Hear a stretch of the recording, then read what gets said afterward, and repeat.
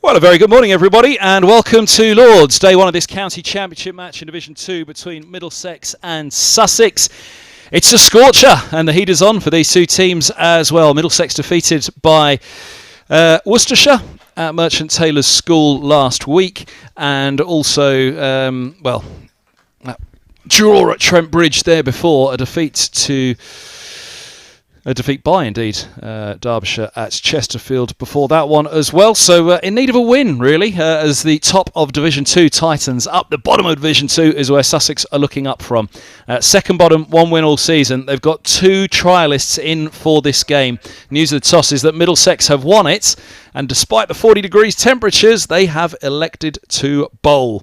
The reasons for that will become pretty apparent in a moment. Well, might be even more apparent by lunch. Middlesex will hope so when we have a wide look out at the pitch in a few moments. But first of all, let's follow the umpires who are walking along the side.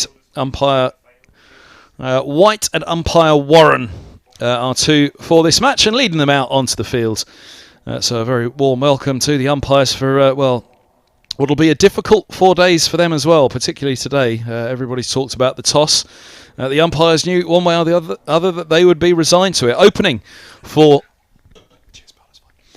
for Sussex will be Ali Orr, and with him Tom Clark, and there come the fielders. Let's take you through that Middlesex side then. The hosts have Sam Robson, Mark Stoneman, Stephen Eskenazi. Peter Milan is in for his Middlesex debut. The visa issues have been resolved back home for him. Max Holden is at 5, John Simpson the wicket-keeper at 6, Luke Holman, Toby Rowland-Jones, Tom Helm, Yadav and Mercer complete the 10 and 11. As for Sussex, it is a very much changed up side, but a couple of familiar faces. One in particular, Stephen Finn, in for the visitors. They are Orr and Clark, Allsop at 3, Pajara at 4, Carter at 5, Rawlins at 6, Ibrahim at 7, Lenham, and then come, Stephen Finn, but then let's take you through the two trialists. Aristides Carvelis is a 28-year-old South African who has played 14 first-class games, 42 wickets at 24. Curry in with him as well. That is because injuries to Harry Crocombe. Finn Hudson-Prince as well has a back problem at shoulder for Crocombe. Coles is rotated out, and the reason that Clark's up at the top of the order with Orr is because Tom Haynes is injured as well. So problems for Sussex in the fitness room. For Middlesex, it's pretty much full strength. Blake Cullen is that long-term absentee. But the club captain, Tim Murtagh, leading the charge again. And from the nursery end, he's going to get us underway this morning with Orr on strike. There are 3 slips in place: a gully, a point, a mid-off, a mid-on, a mid-wicket and a long leg. And that little clue on the toss, there was a little whisper about it this morning, win the toss and bat for sure. And, hold on a minute. Let's just see how much grass there is on this surface. Bats find out. Nice pace, nice carry through to Simpson. It's the track that they played Derbyshire on, first game of the season. A draw first up. Indeed, that man, Tim Murtagh, went down injured on the final morning of that game. A hamstring injury, which fortunately for him and for Middlesex, he shrugged off in Tim Murtagh time. He doesn't really do injuries. The old skipper, over his career, I can only really think of one period where he had half a season out, and that was the worst of it in his Middlesex time. This one, a few games missed at the start of the season. Back and firing, though. And right on the spot, as ever, with his first 2 deliveries of the morning. So, Mercer with a big decision to make at the toss. Big decision to make on the teams as well. Ethan Bamble, once more, is overlooked for this one. So, it is a case of, as you were, for Middlesex, for the game at Merchant Taylor's School. Plenty of work for Mercer and for Yadav, Rowland-Jones and Helm to get through. Right up there, full of ball from Mercer. Quick singles taken, it's just straight of mid-off, and they are through to get off the mark. 1 without loss. Mercer will I've had to think over long and hard the toss on that one.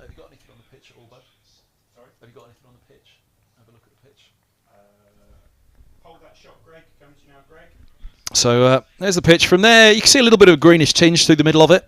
So they've left a little bit of grass on. A couple of reasons for that. Again, it's a used track, this one. This was the Derbyshire game. We'll have a look back through that scorecard, but a pretty light draw at the end, that one was. First game of the season. It's up towards the top end of the square, so end of the square that you would assume, science would hopefully tell you, it'd be the drier end of the square rather than the lower end.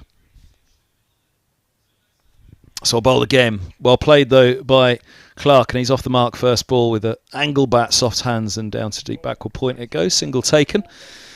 But yeah, they've left a little bit of grass on, and again, I don't think either side would have particularly wanted to turn up this morning, worried about that toss at 10:30 and thinking this is an absolute bat first day, overhead and underfoot.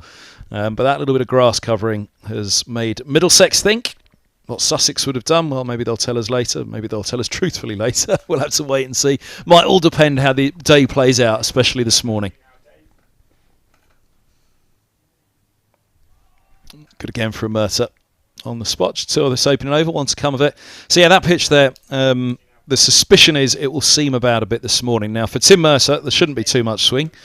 Not necessarily go that you need cloud cover for swing, but it is as expected it was going to be today. It's already 36 degrees, heading up towards 40. Middlesex will very much hope they can back up this decision to field first by a couple of early wickets, get in amongst them, and try and have a good couple of sessions in the field, and perhaps even be up with their feet up in the dressing room just after tea.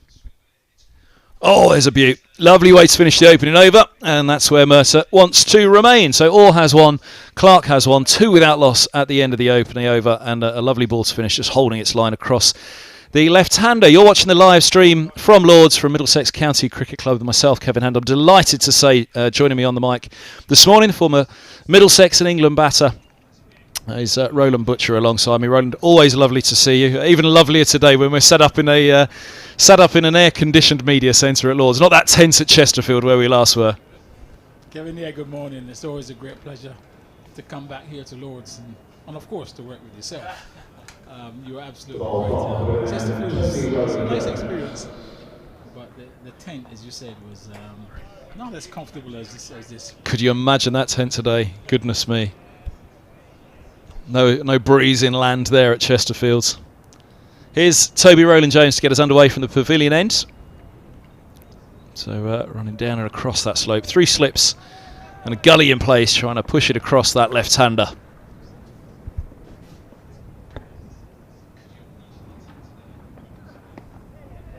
Starts up on the hip, gets away with it.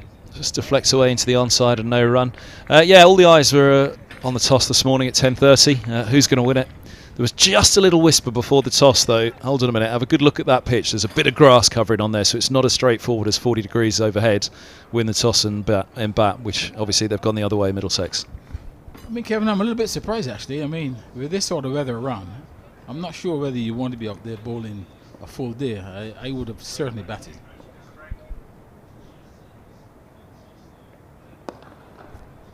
That's a lovely shot down the ground. Put right up there by Rowland-Jones, looking to bring the batter forward, looking to bring that outside edge into play. But that's really nicely leaned into by Clark. And they've taken very well run 3, 5 without loss. Yeah, they've got to back it up this morning, haven't they? Yeah, they certainly have. I mean, once you put the opposition in, then really you're saying that, you know, you believe that you can bowl them out. As I said, with this sort of heat and the way the pitches have been generally playing this season, I find it quite strange that Middlesex have actually decided to put the opposition in. Green or not, I think it's a good opportunity to bat.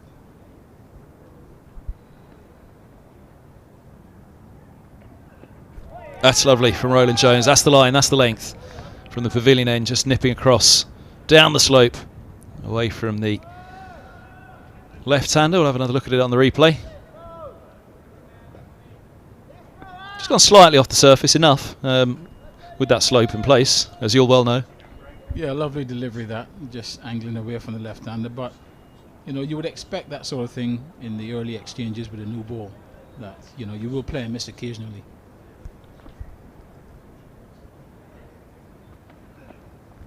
Leg side again. Just working out that decision and the conversations that would have been had up to the toss. This is a very young Sussex side. I've just run the viewers through the side. They've got 2 17-year-olds in Archie Lennon and Ibrahim as well. they've got a 20-year-old in Carter, a 21-year-old in Clark, 21-year-old in Orr. And that's before you even get to the 2 trialists who are into this side, in Curry and Carvelas, who are part of a 4-seam attack.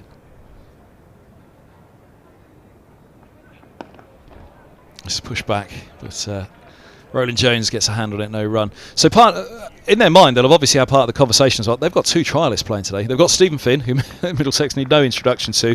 Ibrahim as well is 17 years of age. That's your 4-seam attack on a 40-degree day. If you get out and have a good start with the bat, that's going to be a long day and a half at least for that quartet. Absolutely. I mean, as I said, with all those youngsters in the side, I would have put them into the field. Let them field the whole day, and something that they would not be accustomed to. End of the second over, 5 without loss. Middlesex winning the toss, selecting to field. But clearly that conversation is going to be right up at the top of the pile this morning. That will have been the counter. There'll have been a debate about it. I'm sure it wouldn't have been this is a 100% field first day. There's no 2 ways about it. It would be. So that's up at the top of the pile. The counter argument just has to be the greenness of that surface this morning, and they're feeling that if they're going to get anything out of it, get ahead in this match, then they'll get ahead with the ball quicker than they will with the bat, I assume. Where likewise they're thinking, well, if you're 3 down this morning on that green surface, day 2 is probably going to be the best day to bat once that bit of grass is quite likely burned off by the end of the day. Good start from Mercer again. Yeah, that would have been uppermost in their mind in terms of why they should field. The greenness of the pitch. And obviously they would hope that they can roll Sussex over. But at the same time, I believe that it's the sort of pitch that if you get over the new ball, even with a weakened squad, it could be a difficult day in the field.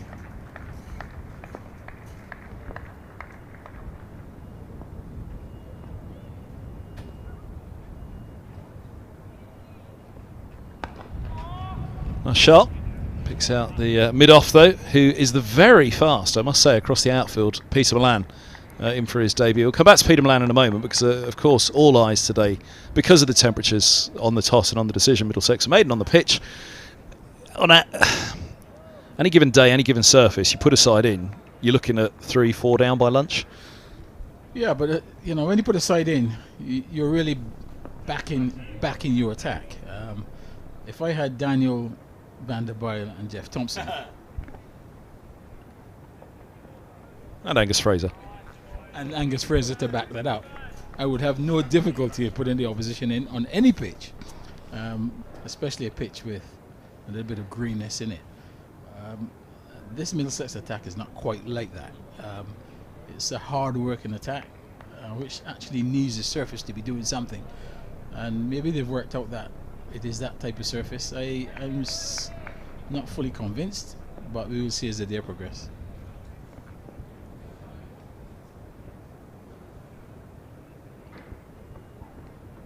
Yeah, that's what I was going to come to with 3-4 down at lunch when you put a side in. See how the day progresses. If we get to lunch, they're 1 or 2 down. All of a sudden, there's a lot of pressure on Middlesex because you are looking potentially at a day and a half in the field yourselves, especially with Pajara coming in at 4. So there's even more pressure, it feels like, on this morning. But again, we can only go back to that little bit of grass that they've just fancied. If we're going to get something in this surface, it's going to be this morning. Yes, that's absolutely true. But sometimes you need to try and lead from the front, really back yourself to put a total on the board. That's nicely done. Wide of Milan. There he goes, scampering. He is fast. Very noticeable. Oh! Too fast for that one. He arrived just the other day, and Milan has to pick himself up, grab the ball from the rope, throw it back to the skipper and apologise. Let's have a quick look. There must have just been a little trip or a stumble there. His foot just caught as he was sliding. Stunted the slide, and a boundary it is, the first one, 9 without loss. Yeah, he did really well there, actually. I mean, he was great, quick over the ground, got into a good position to stop it, but just unfortunately, momentum took the ball into the boundary.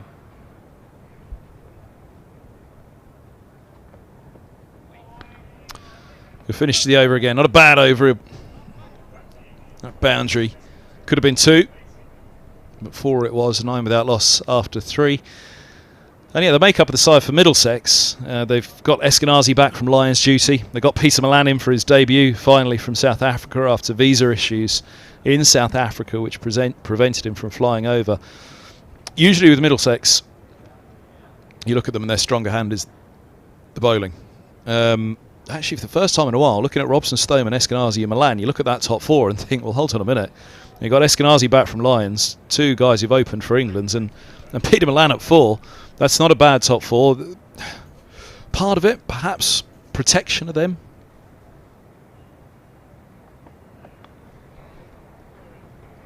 Now, it's gone fine, a long leg. That'll be 4 more. Just straightened a couple of occasions here onto the hip. Roland Jones first up. Again, he's looking for a straight line this morning. Obviously looking to see what the pitch does as well. If it does nip across the left-hander, they're thinking seam movement. Nothing at all there. Yeah, badly lined delivery. You know, just really food and drink for an opening batsman. That's what he would like. Ball outside of his legs. And just deflected it nicely. I think Roland Jones, he will know that he needs to adjust his line a little bit better than that.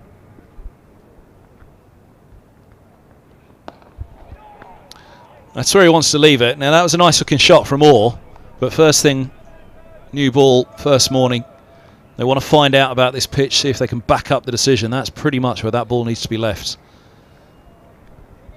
Yeah, nice shot again, over pitch delivery. Early signs are that the batsman will be able to go through the line of the ball. And he's played a couple of good shots so far.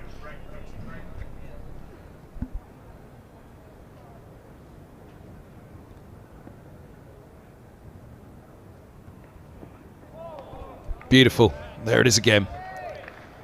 That natural line and length at Lords. Yeah, much better delivery, just running the ball down the slope. And the only worrying thing there, Kevin, is that the height of the carry to the keeper. It was probably about knee height. I would like to see, certainly when the ball goes past the bat in these early overs, that it's going through it a little higher. Goes full, nearly finds the edge. All goes after it, goes chasing. Early in the morning, he's got back-to-back centuries. Ali Orr, in his last 2 games, not bad for the 21-year-old. A lot of responsibility at the top, missing his opening partner Haynes. There's a shot of those in the grandstand. Everybody in the ground today is in the shade at the moment. Well, actually, I tell a lie. There's 3 brave souls in the pavilion, and not only that, they're all wearing their ties as well.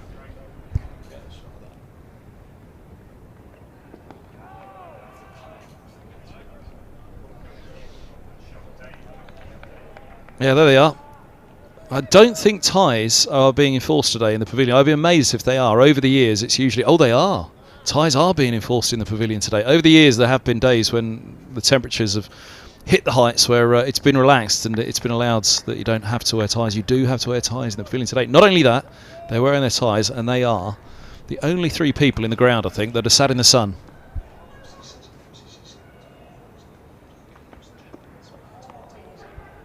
Oh, drawn into it again. Now that's the game that Roland Jones and Orr would like to play. End of the 4th, 13 without loss.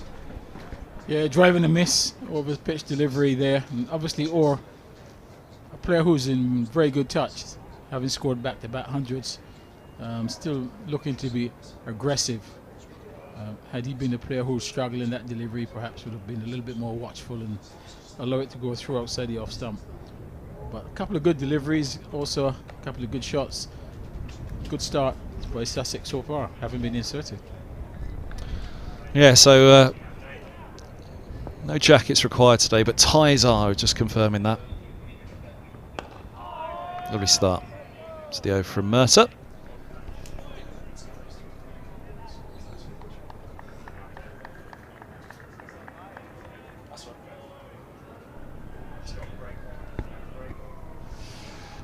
Well, could be the warmest day that fella's seen. It's going to be record breaking today, we understand. Yeah, he's already got his head down.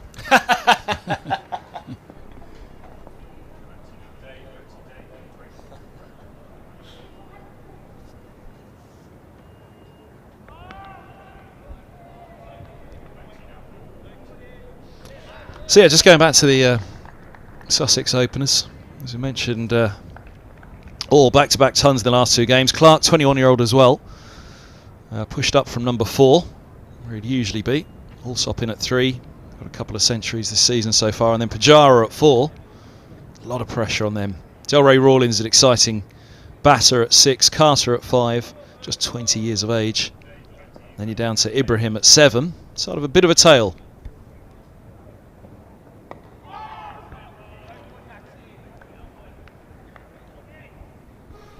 Yeah, and just taking a little step down the wicket there, trying to get a little bit closer to the length of the deliveries from Murtagh. Played and missed a couple of times from the crease. On this occasion, just decided to take a couple of steps out. Not a bad ploy. Fair bit of lip sync on there for Max Holden. Wider rimmed hat. Shirt collar up as well. He's prepared. The long sleeves on as well, protect those arms.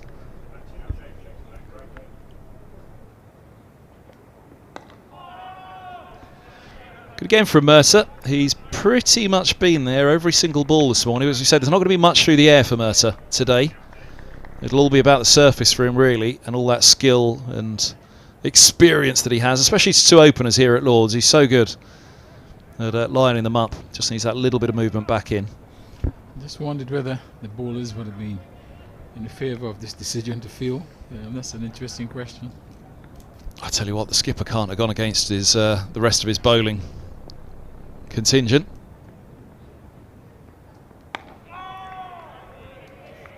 Again, I mean, the reason we laboured it for a good 3 or 4 overs there, didn't we? It must have been pulled apart at length for them to settle on the decision. Yep, and you know, a skipper's not going to upset the majority of the side. Not going to want to upset half of them. You know, there are obviously times, the famous one that we always go back to here at Lord's was Middlesex against Essex in the first year of the title defence in 2017. And the Essex were following on at tea on day 3, a fair way behind, and there was a split dressing room, 5-5, with the skipper in the middle of whether the follow-on was enforced. That's clipped away. It'll be a couple. Long legs got a long chase on a long boundary down to the Tavern. End of the 5th. It's 15 without loss. Clark's into double figures. Yeah, the start of the title defence that year, Middlesex then had to wait a long time. Essex secured the draw. Middlesex didn't enforce the follow-on, went out and batted, thrashed it about a bit, ran out of time on the final day. And the final day, the forecast was horrific. They actually got more playing on the final day than the forecast suggested they would. So, you know, obviously, with time, the stories eventually come out, don't they? And it was five bowlers, I think, versus 5 batters in terms of whether the follow-on's enforced or not. And the skipper at the time, James Franklin, was left in the position of, well, I don't want to lose my bowlers. It's the start of the season. The last thing as a captain you want to do is lose your bowlers. Middlesex had to wait a long while for their first win that season. Were eventually relegated in their title defence, and Essex, of course, went on and won the title that year.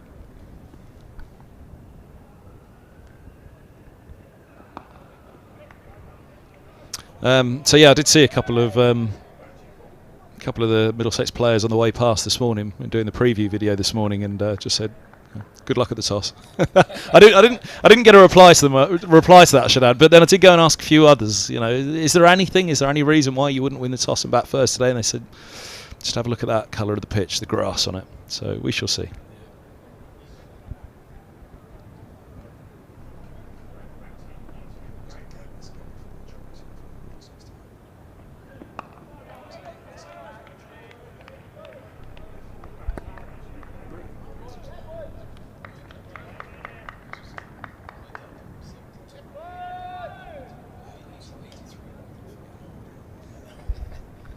Just trying to remember whether it was Brearley or Gatting. It was the majority of the time. It was Brearley, of course, as your skipper, and well, he was never a man for upsetting a dressing room.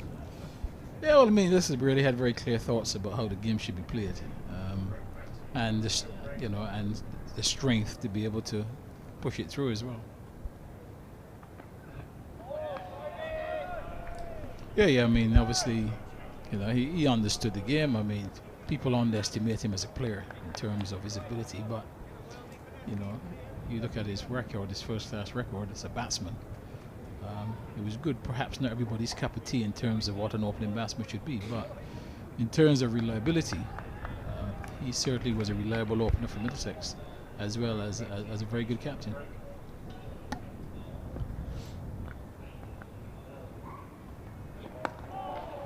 That's the spot again. It's there or thereabouts for Roland Jones. Just that line. There's nothing really to play with in terms of the line at the moment. It's just the length, isn't it? Slightly forward, slightly back, wait for a mistake. Yeah, I mean, just, you know, it's a length that you're just really hoping that something will happen. Will you be able to do that for the entire day? The ball is new now. It should be certainly helpful for Roland Jones and Murtagh. We'll have to see how the others perform.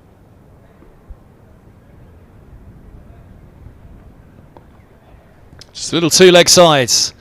Long leg running out of room fast, but Yadav gets around and they've taken 2.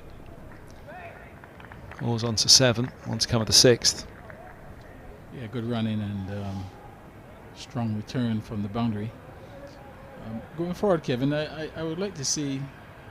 I'm thinking forward now to a new season. Really, I think Middlesex need to start looking, certainly in the bowling department, to find somebody with that little bit of X factor, not just a good medium pacer, somebody with real pace.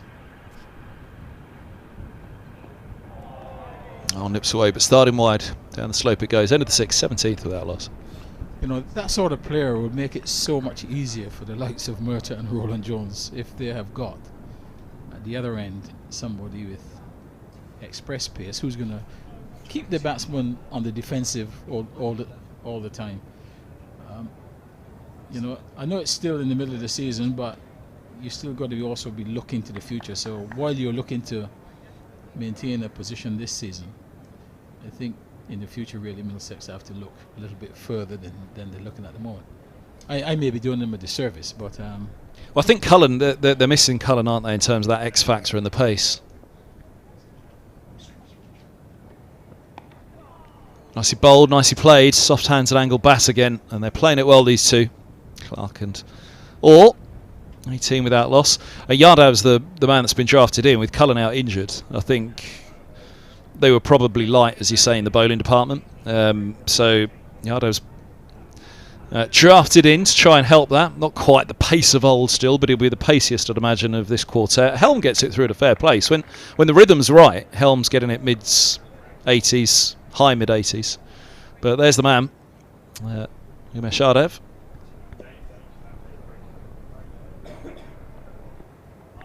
And it does already feel, actually, into the 7th over, as all eyes on the change bowlers here. These two have bowled well. They haven't done a lot wrong, as you're allowed to. The odd ball strayed slightly, but overall the areas have been good from both bowlers so far. Mercer's getting nothing through the air. We didn't expect him to, so he's just got to rely on experience and wily old bowling. But that man, when he comes on, I'd imagine from the pavilion end that he'll try and nip it across the left-handers from the pavilion end. When he comes on, I think it's all eyes on he and Helm already to see what they can back up Mercer and Roland Jones with. Good leave. It's a little bit of shape on that. yeah, it started to shape in. First look, it appeared as if the batsman had misjudged the line, and I think he was quite happy to see the ball go through to the keeper. But you know, sometimes, you know, it's not a bad thing sometimes bowling from the nursery in to the left-hander, because while the batsman may be looking for the ball to shake back in, you know, sometimes it just goes straight across, and that's a good delivery. It's well played by Orr. It's in behind that one. That was the one that Mercer would look to go across immediately after the one coming in. 18 without loss after 6. So yeah, the other option with the ball, Luke Holman in this game for Middlesex, a little bit of swing. Interesting that Archie Lenham's been brought in for Sussex as well. They'll obviously have Delray Rawlins who bowls, but Ibrahim, Carvelis, Finn and Curry will be the four-pronged seam attack.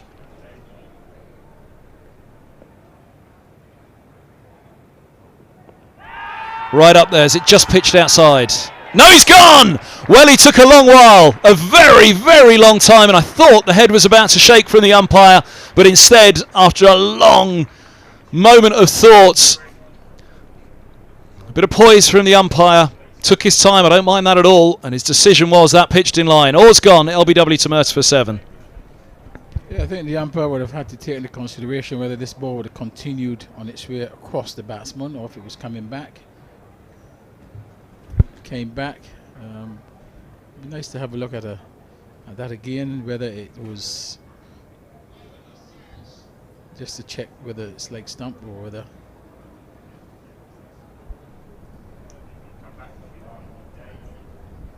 I reckon it's they call it a DRS nowadays, don't they? I reckon the umpire is imagining that as just pitched in line, first and foremost. Because I reckon that's the first element of doubt, isn't it? Yeah, it's just a question of how much it's doing.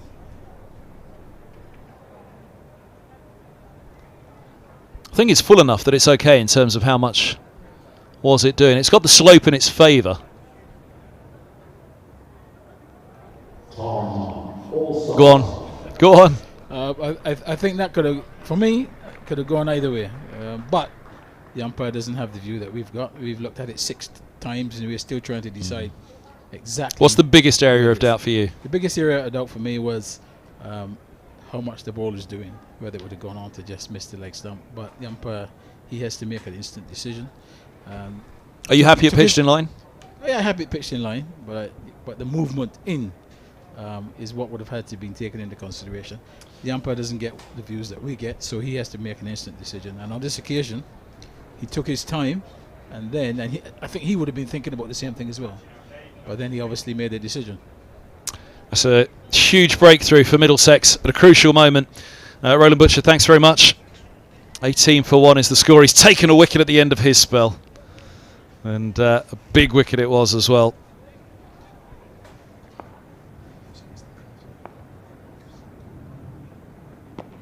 Oh, now that's up there again. And I think that's an early shake of the head. Tim Murder's put it right up there and asked the question, which he has every right to do. 18 for 1. Let's have another look at this one.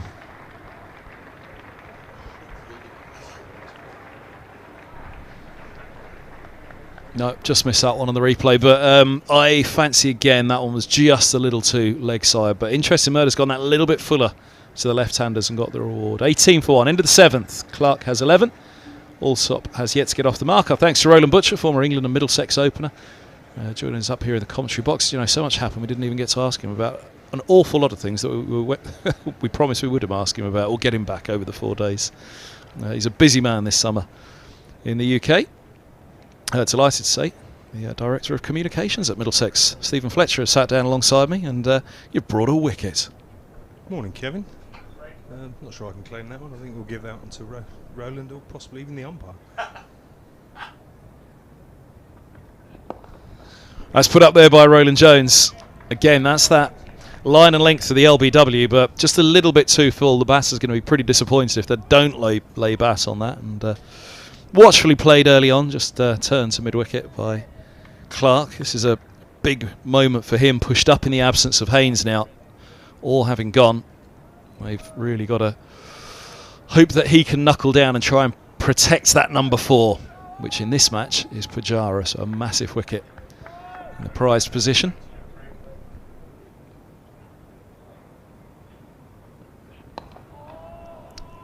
Nice looking shot, just a single, just an offering of the bat, but Roland Jones there or thereabout, first 2 balls. First one asking a question for an LBW, and the second one just looking to see if that ball will go away down the slope, drawing him into ill-judged drive, but a gentle push. What was your take on that all dismissal then, Kevin? I don't want to jump in the chair with both feet and get controversial on you, but I share Roland's view that was probably just drifting down. I think it's one that the bowling side will be very happy with. I think we'll leave it there.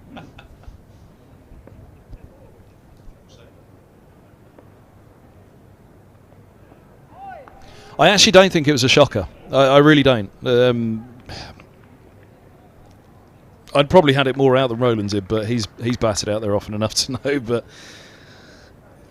my first thought was it's pitched outside the line of leg, but it seems everybody's pretty content that it was just in line. So then from that point, pitching in line, I think it was going down the slope, possibly, and keeping going. But look, those close calls you can see why the umpires give them.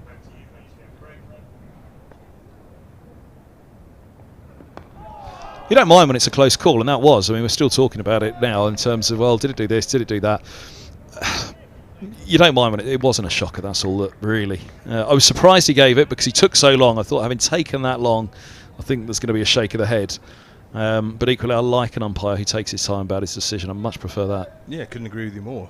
I think you'd prefer the umpire to give it due consideration, weigh it up. But I think you're right. 9 times out of 10, when the umpire's not popping his finger up quicker than that, you normally follow that up with the inevitable shake of the head.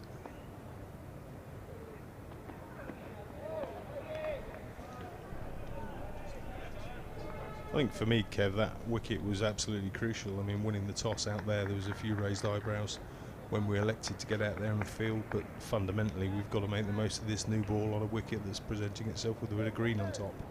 So getting in amongst Sussex early, getting that all wicket was absolutely crucial. We've got to build from that now and get a couple more in the bag and see ourselves snaffle the morning session.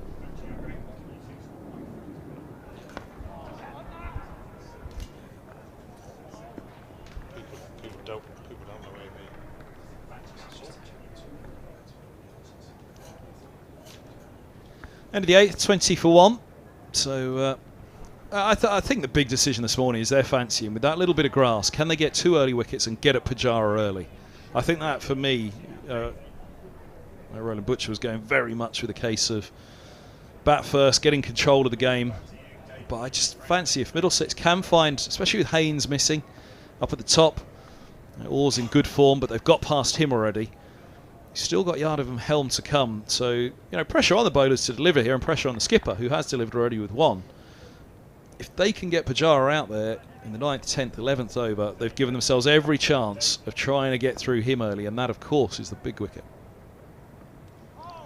It's going to be interesting to see, Kevin, how this wicket evolves over the course of the days to follow. I mean, it's in baking under this sun. They've obviously left a little bit of grass on it. I was speaking to the groundsman this morning, and a degree of logic for leaving that grass on there is to protect the wicket, make it last the duration. In these kind of extreme conditions, it's very easy for a wicket to break up, yeah, so it'll be interesting to see how this one develops.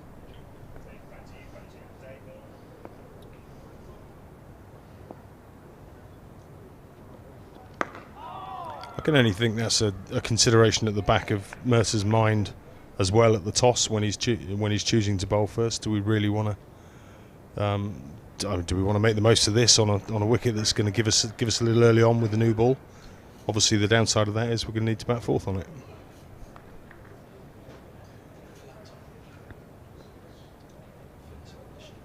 George, assistant SNC.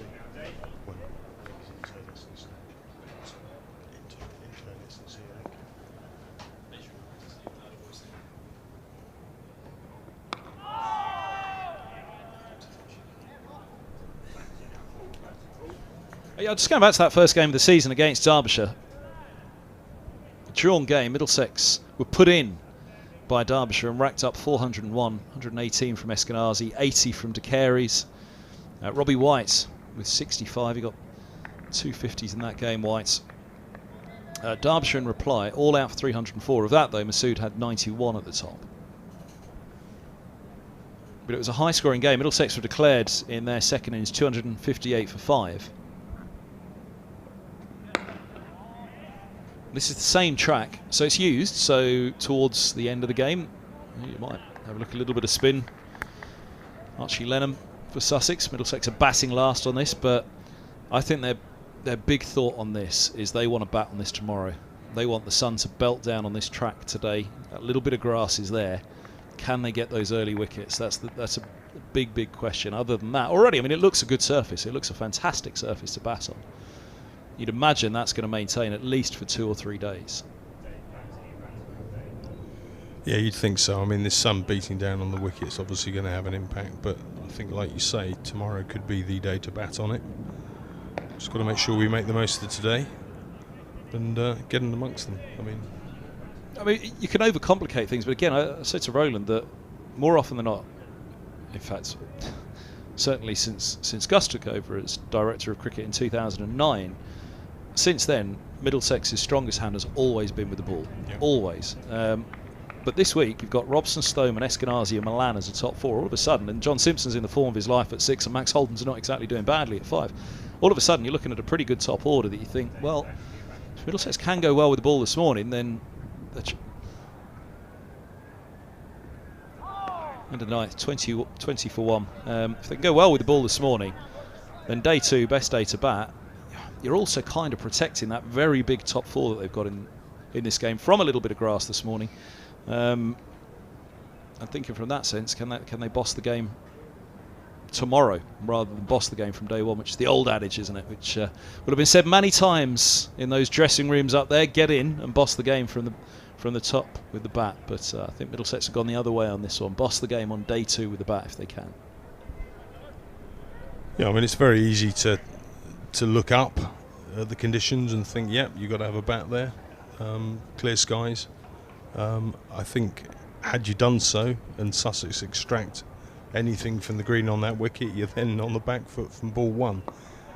Oh, leading edge, back past Roland Jones, threw out the hand, but it went quickly, that leading edge back past him. He wasn't far away, and it went past at catchable height, but just out of reach of Toby Roland Jones. Wow, so close. Allsop on to strike. Clark breathes a sigh of relief, has a little look at the leading edge of that bat. Very nearly wicket number 2, and at 21 or 20 for 2 as it would have been if that was held, then Middlesex were already starting to justify the decision. Bumped back this time and straight of mid-off. Couple here, Milan giving chase. Quick as we've already identified across the outfield, Milan. 23 for 1 in the 10th. Obviously we'll have to wait until later in the piece, Kevin, but I'm very much looking forward to watching Milan bat. Interviewed him yesterday. Really nice bloke. Settled in really well.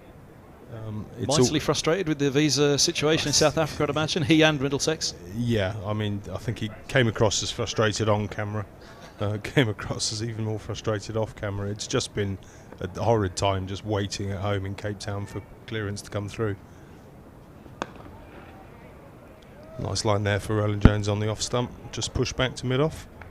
Yeah, it's world over at the moment for sports people in particular, who are quite transient, aren't they, in their lifestyle. World over at the moment. There's well, it was described last week actually, the game at Merchant Taylor's School as the visa issue derby, wasn't it? Because Worcestershire had their own.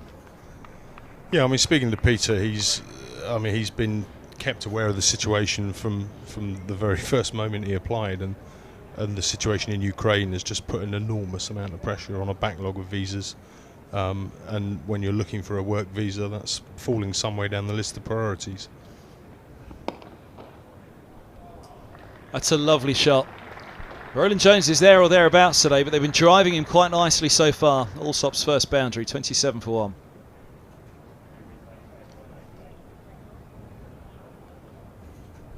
Just slightly over pitch, but again, it's that time of the day, it's that time of the match. It's an area that Roland Jones will want to probe to see if the feet are moving. Any little error against a new ball with a slope, a hopefully pronounced seam, which has been a big talking point as well this year. I think I'd rather see Roge and Mertz putting the ball up there, giving it a chance to do something off the track. I mean, anything too short, you're not going to give it every chance to make the most of the track, are you? And there's the example. Well, yeah, very much so. Just punched it away happily off the back foot. Plenty of time on the back foot there just to lean into that one and push it through the offside. But get it up there. It wasn't the paciest of surfaces this track, first game of the season. So that'll be on their mind as well with that grass this morning. But if there is something which they can get off a slightly shorter length like that, then it's this morning that they'll find it. Yeah, I heard you talking to Roland earlier about the difference in pace between Mertz, Rojo, Helmi and Yadav, and I think of the 4 of them, Yadav will probably have that extra yard in him. Goes full again, and this one's edged. That's the length that they're looking to explore this morning. It can be costly. You can get driven or clipped, but you can find an edge as well. Allsop survives. He moves to 13. Wouldn't have carried to a 4th. It was short. It wouldn't have carried, and that is something to watch again as well in this surface, because I remember that in the Derbyshire game. There were a few that dropped short. The pace just wasn't quite there, which again, leaving the grass on, that can just keep that little bit of pace in a pitch on day one. You're right there, Kevin. That's the length you need to put it. You need to get them on the front foot, pushing forward, driving at the ball. That's where your edges are coming from. Where would you be sat today, Fletch, if you were here as a punter? You can sit around the ground. My favourite spot, top of the pavilion, up there So in the there. sunshine. Yeah, pretty much there. I'd probably be, despite being ginger and bald, I'd probably be 8 rows forward in the sun. Plenty of factor 50 on. Don't get much of this kind of weather. Get out there and enjoy it, I say. Plenty of water. Here's the man. Umesh Yadav replaces Tim Mercer, who's had 5 overs and picked up that wicket. Usually a 7-over bowler to begin with, an 8 if it's going very well, Mercer, but also you have to remember those temperatures today. Shorter, sharper spells, perhaps. What's this man got?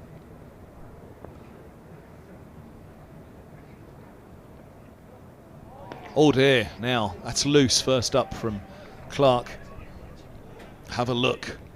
Have a look early on. Got away with one there. Definite waft at that one. Plenty of width offered up from Yadav. Alsop was tentatively prodding away at a length at his end. He didn't come halfway down and find a bit of dirt and just say settle. But Clark will know he walked away himself to square leg. I need to have a very cautious and careful look at this man. Goes away up the slope, bit of pace on that one, bit of movement as well. Saw that last week at Merchant Taylor School for Yadav, and he actually came into the attack, and all of a sudden he was finding more movement than the others, including Mercer. Slightly more watchful there from Clark. Lesson learned from that first delivery. Very nice moment just after the toss, Kevin, when Yadav and Pajara got together for a photo for us. 2 great BCCI legends posing in front of the pavilion at the home of cricket. Both seem very pleased to see each other. Now locking horns on opposing sides. Has that gone all over social media with a link to the stream as well? Hashtag India. Mardan. Well, if we can pick up a wicket here, it'll be Yadav against Pajara early on, and that's been part of the wonderful attraction this year. The return to 2 overseas stars has been one of the things in my years covering county cricket that I've lamented. Always when you hear about the stories of old, and Roland Butcher sat there. Yep.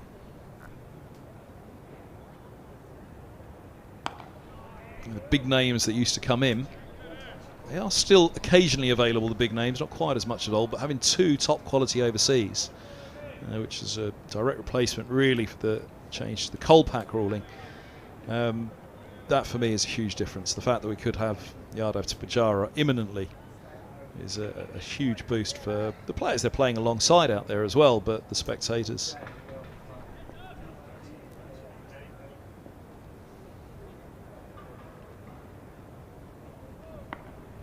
Short, no ball is called, just hits on the hip.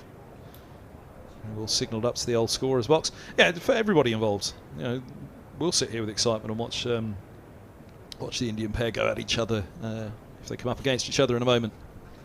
It's interesting drawing reference back to yesteryear, Kevin, and the 2 overseas players, and the pressures, I guess, on international schedules back then was so different. And the days of signing an overseas player and getting them in April and saying goodbye to them in September are long gone, I think, in the majority of cases. You've just got to fit a bit of a jigsaw puzzle together, get players in for shorter periods of time. I think the stress that Alan Coleman's gone through this year, sorting visas out and trying to get players in and out, and players leaving and players coming and going, and then jetting off for an international series here, an international series there. It's been tough work, but obviously we're not alone in facing those problems. But nice to have 2 overseas internationals on show today.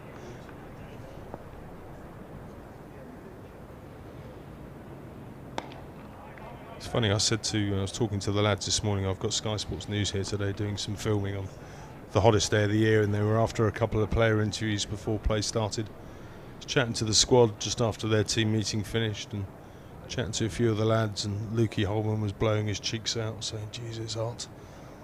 Talking to Ethan Bamber, he was sweating, and went up to Umesh Yadav and said, "Warm enough for you?" He said, "No, this is all right." I guess he's kind of used to it. Yeah, perhaps Bamber's not too disappointed that he's missed out on this one. The temperatures are going to soar. Just check that Twitter feed and see the picture of the pair.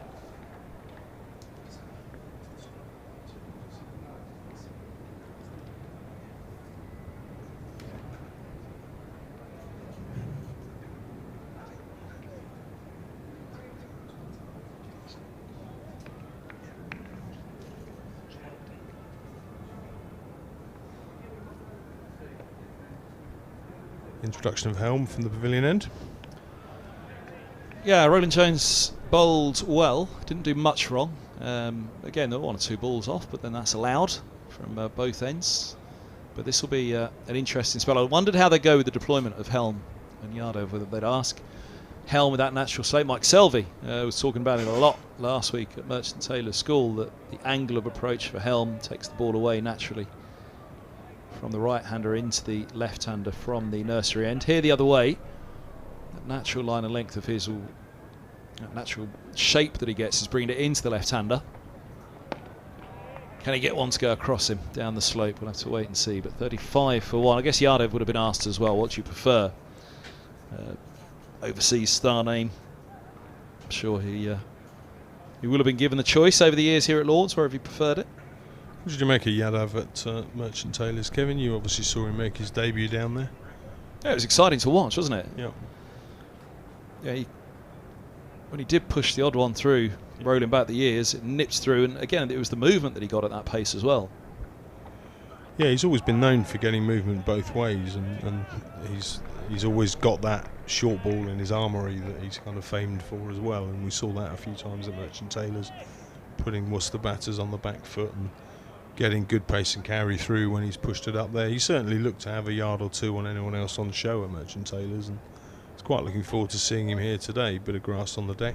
I think he'll get what there is to get out of this.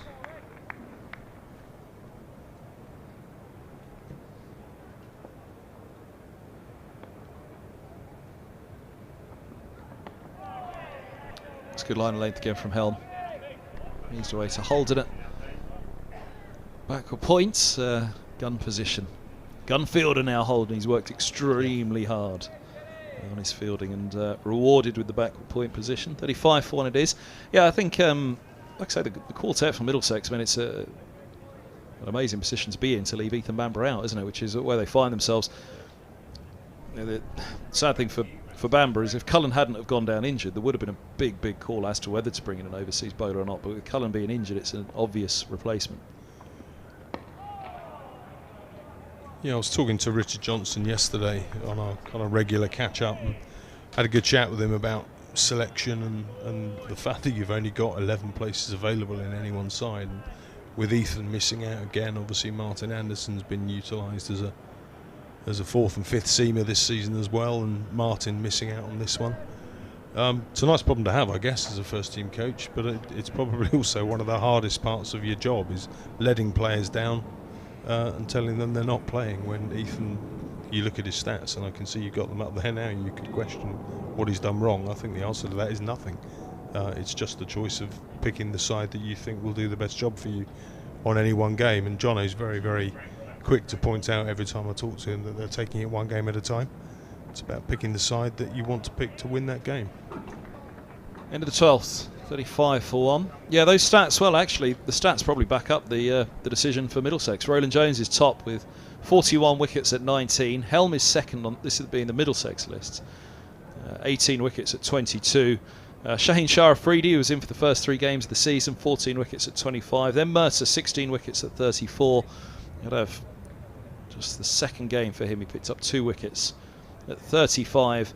And then comes Ethan Bamber with 17 wickets at 40. Now, obviously you have to look at the tracks that bowlers bowled on. The track down at Cardiff, which was particularly bowler friendly, but yeah, if you go just by the stats, the first 4 that are available are the top 4, or 4 of the top 5 with Afridi in there as well, so that'll have played a part.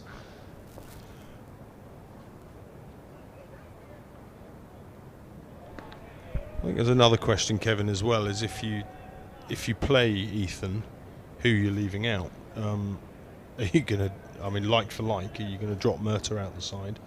Murta gives you that control always. I mean, that's the one thing. Mertz hasn't been as in the wickets this year as he would normally be. I think perhaps wickets, some of them have been flatter.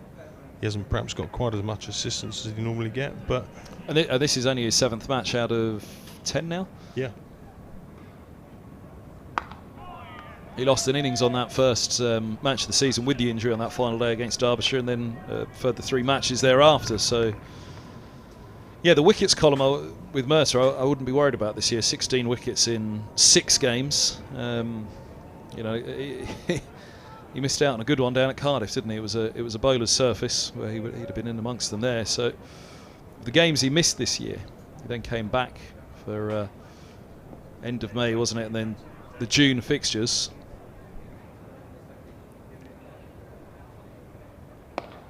So bowled. Yardev's on the spot again here, and they all have been for me this morning. Nobody's been particularly far off. There haven't been easy, cheap runs. No. There have been balls to ask questions, which can be overpitched or a little straight as a result. But Middlesex are there or thereabout. There isn't as much, perhaps, off the surface so far as they might have just hoped for first thing. So I think crucially, just seeing that ball again there, crucially, when a chance comes, Middlesex will know they'll have to keep on to it, because I think already, just 13th over, we've seen that ball's not going past the edge anywhere near as much as they'd have hoped this morning. There again on the spot. I know it's an area that Richard Johnson and the coaching team are looking at quite closely, is the amount of catches that have gone down in the field. Excuse me, you look at that game against Derbyshire that we lost in Chesterfield, I think we put Masood down 3 times. Happened a lot in the T20 as well, didn't it? Yeah. I know that was big frustration in the T20. Yeah, very much so. And Pollock last week at Merchant Taylor's put him down on 60. I mean, you could argue most of the damage had been done by that point anyway. A nice looking shot straight to Milan at mid-off. Well, arguably not. I mean, the fact that he got so far in the end, he chanced his arm a lot and it came off for him. On another day, it doesn't come off. For him, that day it did. And huge credit to him. And Worcestershire, I assume they backed both he and Libby to go out and go for it, as they did. Which none of us watching expected them to do, to go about the chase that way, but they did. They went Bazball from the off. No, you're right. Mertz's reaction at the end when I interviewed him was one of shell-shocked, really, and I think that was genuinely the feeling of most people at the ground. There was a feeling that the job had been done with the bat. I think if there were any disappointment, yeah, you're right, hats off to Ed Pollock, who just had the knock of his life, but I think if there was any disappointment, it would come from the fact that we perhaps weren't on it with the ball, and combine that with the fact that Pollock was clearly seeing it like a hot air balloon. Their net result was a 67 ball 100.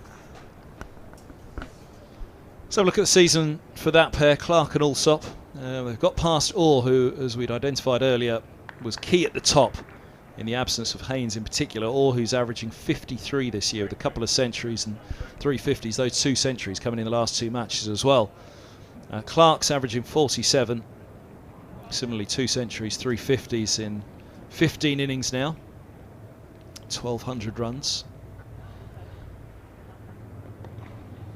Helm changed the line of attack. Just strays, 2 straight. And that's nicely tucked away to the shorter boundary by Allsop. He's on to 17. Allsop's averaging 42 this year. 2 centuries and 4 50s. There's a replay of the boundary, just having gone around the wicket, angling onto the legs. So yeah, Allsop's going okay, in at 3. And then Pajara, top of the pile. He's in next, averaging 109. 4 centuries in 9 innings. Look through those stats, Kevin. It's hard to see how Sussex have really struggled so much this year, and they've only won the 1 game. I think looking on the other side of the coin, looking at their bowling stats, is where the answer comes. I mean, you've got Pajara averaging 109. Carter 61. He's in at 5 in this game, yeah. Yeah, Orr 53, Garton 53, Clark 47, Haynes 43, Allsop 42. That doesn't look like a set of statistics of a side that have only won 1 game. But flip side of that, as I say, you look at the bowling stats and nobody's really stepped up like Roland Jones has and got in amongst the wickets. So about a line and length from Helm. I mean, it's great to see Finney back here this week playing 4-day cricket and with a smile on his face, but 7 wickets from 5 games to this point isn't the kind of return you expect from someone of Stephen Finn's class and experience. And that's been the story of the season really for them. When you actually look through the stats, Ollie Robinson's only played the 2 games. One of those was against us. He's got 8 wickets. He probably took most of those against us. But there's no one really stepping up and taking the poles for them like Roland Jones has for us. He's been the standout with the ball. But for them, I think our leading wicket taker is Crocombe, isn't it, with 15? Yep. Yeah, it was a very flat one last up for them against Leicestershire down at Hove. Sussex didn't particularly enjoy that one. I don't think anybody that was involved. A few of the batters might have done. Might have enjoyed it, but yeah, it was a particularly flat one last up at Hove for the Leicestershire game. Kevin, I'm going to see the end of this over out. I've filled a half-hour void between the quality and expertise of Roland Butcher and the quality and expertise of Angus Fraser, so I'll step away after this next delivery and let Gus jump in for the last hour of the morning session. It's been good to hear from you. The most pertinent question I haven't got to yet, though. You had Richard Johnson previewing yesterday. You actually previewed it up here in the media centre with him. Yeah, we did. Did he get a nosebleed? I don't think I've ever seen him up here in all the years at Middlesex. Do you know, he's not one of those coaches that likes mid-game to come up and have a chat. I've offered him on numerous occasions and he looks at me grumpily and politely declines each time. It's a good job we've got someone like Mr. Fraser behind me here who's prepared to jump in and offer his expertise on the mic. So it's a little straight to finish the over. Chase on here for Yardev, which he will just about win. That's a great effort down there, flicking that one back in. Stoneman returns the throw. Stephen Fletcher, thanks very much, Director of Communications at Middlesex. Just went a little straight again on that one. Oh, that was tight for Yardev there, diving forward. 43 for 1. This is the last ball of the over. No ball, so Helm goes again. Oh, nice one to finish the over. That's what he's looking for around the wicket from Helm. 43 for 1 after 14. And that one, let's have a look at the line. Yeah, just goes away off the surface slightly. Morning, Angus Fraser. Good to have you with us. Morning, Kevin. Morning, everyone. It's nice up here. I've just walked around the ground and got a good sweat on. I don't know why. I've got it wrong. Sort of because I came through the pavilion, I thought I'd better wear a jacket. And of course jackets have been relented today, so I walk around the ground with a jacket on. But it's nice up here in this air-conditioned room. First time I've ever wanted to be up here, isn't it? Well, no, I'd spent 7 years here as a journalist, didn't I? But actually some of those days, some of those days maybe you're keener to be up here than others. There's Yardev into his third over now.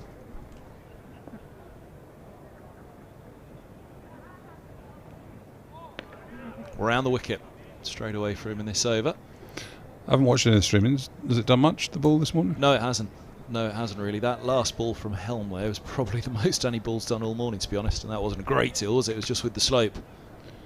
Yeah, I've been sort of sat in the tavern stand with Middlesex Premier members, a couple of gentlemen there just having a chat for half an hour or so, 40 minutes. So not in a position to see whether it's been nibbling. There's been a few playing and missing, but the big drives really by Clark, weren't they, to Roland Jones in the first couple of overs. It's nicely bowled again, well played by Clark, goes sharply square of the wicket to points. So he jabs the bat down on it.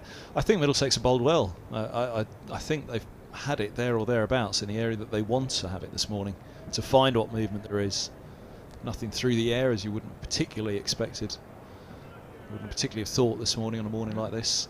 But off the surface, there's that little greenish tinge. Have you been out there at all to see it? Were you out there first thing this morning? No, I haven't. I mean, the covers were on it all yesterday, so almost expecting torrential rain, but it's the groundsman trying to protect the surface, stop it from baking. Yeah, and that was the early chat this morning around the ground, wasn't it? That there's a little bit of grass still on it. With this heat that's expected, just try and leave something on it so it doesn't all of a sudden bake today. It's also the second time we've used this surface. It was used, I can't remember which game it would have been. Derbyshire first game. Derbyshire game. And the pitch has always come back greener. the second time round use them in the summer. So there's going to be a bit of a green tinge there, but I think it's the biggest influence is this is how Middlesex won games earlier this year.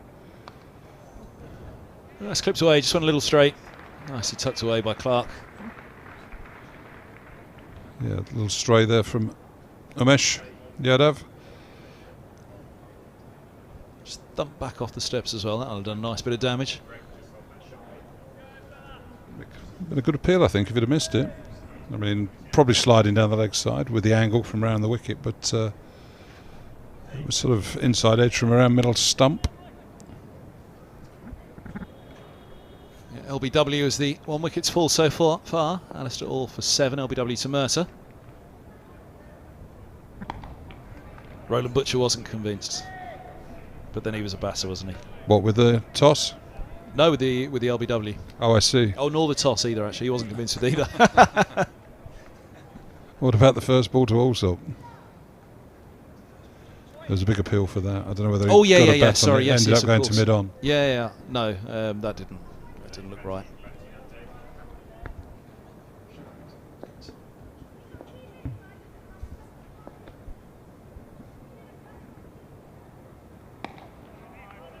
There again. Line of length's been good. I mean, that over's a pretty good example. The majority of the balls were there or thereabouts from around the wicket, top of off. I guess they're not doing so. Yeah, there's nothing noticeable particularly, is there? In the 15th, 47 for 1 and a drink break being taken. Most welcome drinks breaks of the year, I'd imagine. But that over there, you'll have seen it. There wasn't much movement, nothing much deviated. So I guess coming around the wicket, I think that was the first of his 3 overs that he came around the wicket there, Yardo. Obviously wanted to test that one, but if there isn't much, then perhaps over the wickets the left-hander he might have more to explore, just seeing if he can get one, send it back in with the slope, because the majority of them are just going to hold their line across, aren't they? Yeah, I suppose you come round the wicket because you can see the stumps. Over the wicket you have got to swing the ball back in. I suppose you have got the natural angle going across the stumps, which can challenge the outside edge, but you're maybe unlikely to get a bowled in LBW around the wicket. I suppose you're still doing that, but the outside edge becomes less threatened. But Middlesex, I say Mertz, you can't say as a captain he sort of made a selfish decision there. He sort of decided to bowl on, historical weather day. So you hear on the radio all the scaremongering, red alerts and all this sort of stuff, but young fit men, yes, it will be challenging out there in the heat undoubtedly, but this is why you spend hours and hours training in gyms and sprinting around in pre-season to be fit enough to come through days like today. But certainly the second hour Middlesex will be hoping for another wicket or two to sort of support Tim Murtaugh's decision to invite Sussex to bat. Here's the one that did go. I'll have a look at the 1 wicket to fall this morning, which was Alistair Orr to Tim Murtagh. Roland Butcher's suspicion was it was going to go down, it was doing too much. From a batsman to a bowler, I agree with you. My only area, said the middle and leg. Yeah, my only thought was, did it drop outside leg? If it was in line, then it's out. I was pretty happy with it, but yeah, I just kept going back to whether it pitched in line or not, and it's a fair decision. Yeah, it wasn't a shocker, far from that.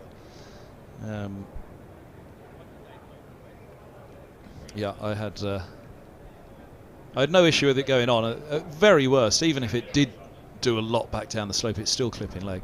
It was my thought on it. There was no way that was going upstairs, and a DRS was. Umpire's call. We're all experts now. Well, exactly. If in doubt, it's umpire's call. That tends to be the language. It's an out it's a great out for everybody, isn't it? That one now. But I have to tell Butch, you don't have to knock a stump out of the ground to be bowled. He was a batter. It just has to clip to remove the bails. Oh, now. That one looks like it's straightened a little bit from Helm around the wicket. He was looking to ride it into the onside. Change of field here by Middlesex. They put a deep square leg out. Was he there in the previous over? I'm not sure whether he was. So I don't know whether that's just out a little bit more protection to bowl a bit straighter at Allsop, having the fielder out on the leg side boundary, or whether they might test him out with a short ball to see whether he wants to take it on and go for a maximum into the grandstand or leave it alone. Who is it out there? It's Luke Holman, who's loitering out there at deep square. He just picked up the hose pipe. Those yellow hoses that are attached to the edge of the hover cover, I think, as they come out, they just dragged out, or one of the sprinkler ones. He was just tapping it away, I think, to see if there was any last bit of water in there, only to wet his hands or perhaps wet his face slightly. There it is, just down to his side. He was hanging it out a few moments ago just to try and drip any little bit of water out there. I'm sure he wasn't going to drink it. It had just been a drinks break. I wouldn't have thought so, no.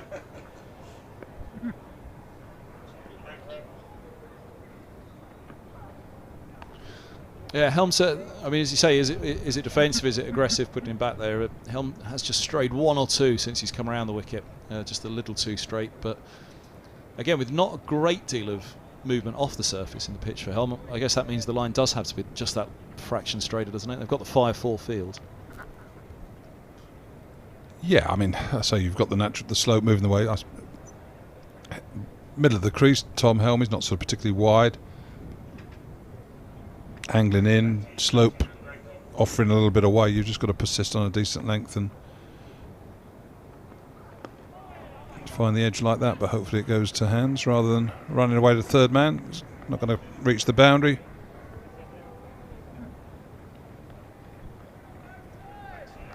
Three runs. Foot race, Max Holden's always going to beat Sam Robson. Sam pretended he was running hard, but I was about to say, is that in mind or in spirit or in physicality? All three, probably.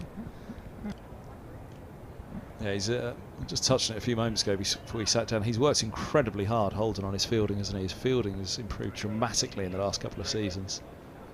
yeah, and I think his role is to sort of almost lead the fielding side, isn't there? Sort of set the energy, set the commitment. That's what Richard Johnson will be looking for Max to carry on doing as he's done so far this year. Oh, Simpson nearly gets a glove to it. That races away and leg buys. Here's the signal. 54 for one. The 50 brought up with that 3. Apologies, I missed that one. 54 for 1 it is then. Yeah, just getting a bit straight there, Tom Helm. A couple of balls, well, that was off the thigh guard for 4 leg buys, but earlier in the over there was one that John Simpson dived for to his right, so needs to tighten that line up to challenge off stump. Finally got the freeze frame wanted on the Alistair Orr one. That's pitching in line. No problem at all with your dismissal. It's out. And there's where Helm wants to try and get to it. End of the 16th, 54 for 1. I'll show you the next one as well. The next, or the appeal that followed against Allsop. Very next ball from Mercer.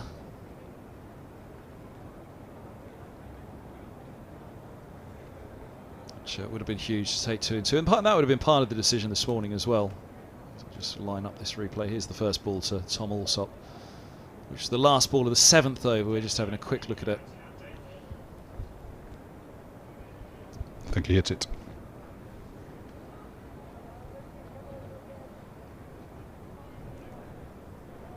Yeah, the lines are all there for that one as well, weren't they? Well, it looks like Umesh Yadav's taken your advice, Kevin, coming over the wicket, but again, changing the field, deep square leg or behind square on the leg side, so suggests that if he's not going to bowl a bouncer, it's certainly put him out there to make the batsman feel that one might come along, but only 2 slips at this moment in time, so slightly more defensive feel from Middlesex here. It's a good start. Very good start indeed.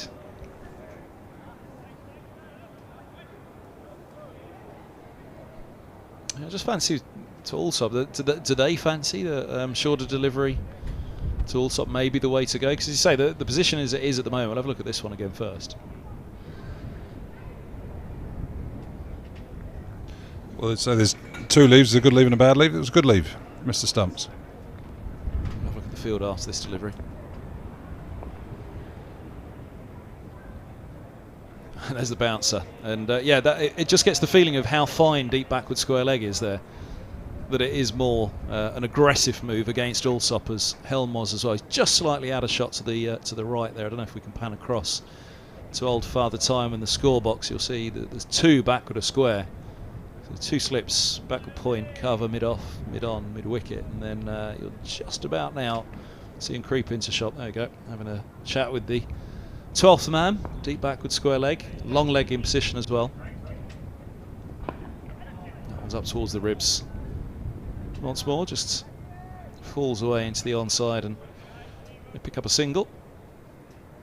Scoreboard's immediately given it to Allsop. They'll have to change that. Umpire raises his leg quite late on, but again, you can forgive the umpires being slow about their work today. There you go. Back down to 23 goes Allsop. Back down to 22, sorry.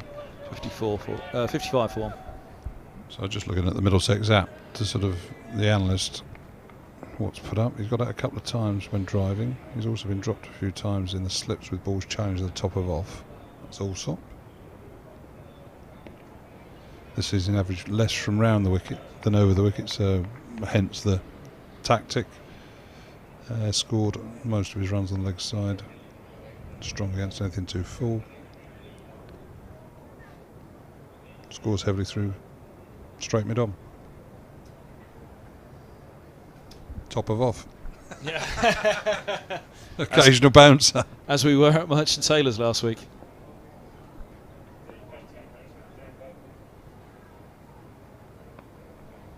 Oof. Falls away down to long leg. It's an identical field, by the way, for Clark. I was wondering whether the that fine deep backward square leg as it was a particular one for Allsop, but it's exactly the same field for Clark. So it's more Yardov, this field, what he likes to bowl with, I assume. It's a long way back, actually, that deep backward square leg for anything to carry. Yeah, I think he's there just because he wants to have a chat or a drink. But he could do with coming in 10 yards. Into the 17th, 55 for 1. Glad you weren't on the mic final day at MTS. Well, that chaser was extraordinary innings by Pollock, wasn't it? I haven't watched it. You sort of tend to watch the highlights when you want to see them rather than watching someone flogging you. You probably don't need to watch it to know what he did. It was just it's how many times out of 100 does that come off? It was a drop catch, but there were a few edges that landed safe. Was that who dropped him? Roland Jones running in from... Was that quite early on? No, I think he was on about 60 at the time. But even still, his innings was the difference in the game, wasn't it? Well, yeah, I mean, it's the only 100 of the match, wasn't it? So there was still a long... that 50 runs more that he got from the drop, there was still enough time, I think. Middlesex had grabbed 1 or 2, then the game perhaps would have gone back to how it had played out the rest.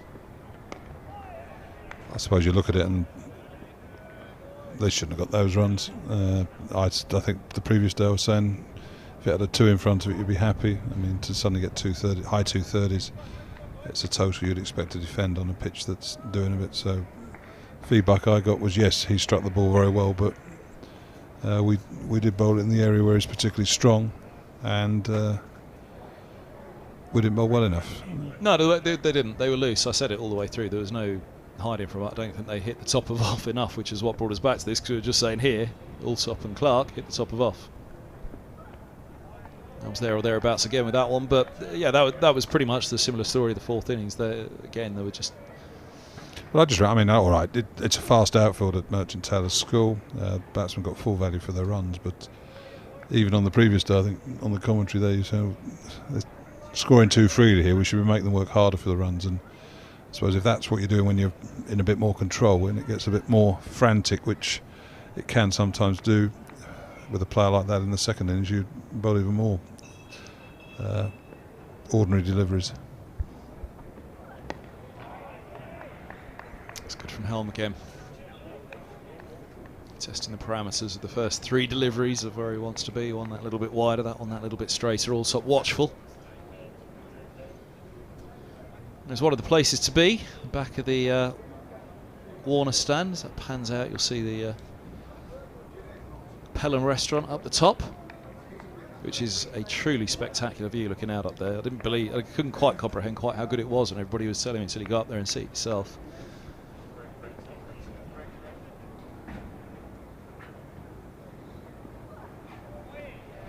I mean, the weather is right. You'd much rather be in this than freezing cold and pouring down with rain. But it's just a shame it's not maybe 10 degrees cooler, just because I think we'd have had a good crowd today. This is a popular fixture. Sussex supporters love coming up from the south coast. Always been a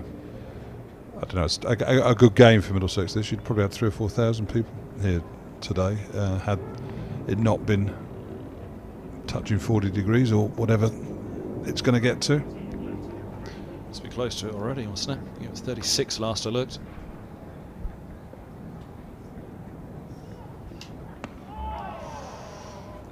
Again, not quite getting through there, but there's a much better over this from Tom Helm. Challenging the stumps, challenging the top of Allsop's off stump. A second inside edge that's just sort of wrapped into the pad and not rolled back onto the stumps, but keep persevering, something will happen. Yeah, just saying that he's probing the right spot in this over, isn't he? He's closer to it, where he wants to be.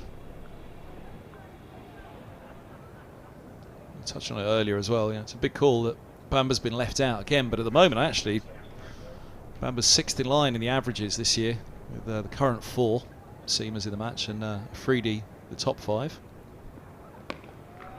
Good from Helm to end the over again. 18 gone, 55 for 1. But just going back to the toss, Roland Butcher and I obviously chewed it over a little bit. What would have been the arguments on either side? What do you reckon the overriding call would have been that had the bowlers settling with Murtagh? Yeah, let's go out there in 40 degrees and do it. They obviously haven't made it lightly. There's been a key conversation that's been had. Well, all right, we're sat here sort of in unprecedented weather, but should you let the weather dictate what you do? If you're looking at the surface, I know people say, well, always look up at times rather than looking down, and again, if you look up, I suppose there's no question that you bat first, but it's the way Middlesex have won games this summer, the way that they've played their cricket, certainly here at Lord's, and it's going to be challenging for your bowlers, but as I said before, that's why you do your fitness training, that's why you work hard, and you're going to be physically challenged every now and then. They had an extra day off at the end of the Merchant Taylors game, an extended weekend, just because of the 2020 finals. So it's not a question of them just having 3 days and straight back into another game. They've had the thick end of 5 days off, which is plenty of time to recharge and get yourself together. Yeah, I fancied as well that, just look at the position now, 19th over. One more now and you've got Pajara in. That first morning, as you say, if there is a little bit, as they were hoping in this surface, that it'll be today and it'll be this morning, if they could get to Pajara early in a side that are missing a few, mainly with the ball, more so with the ball than the bat, but Haynes obviously a big absentee at the top.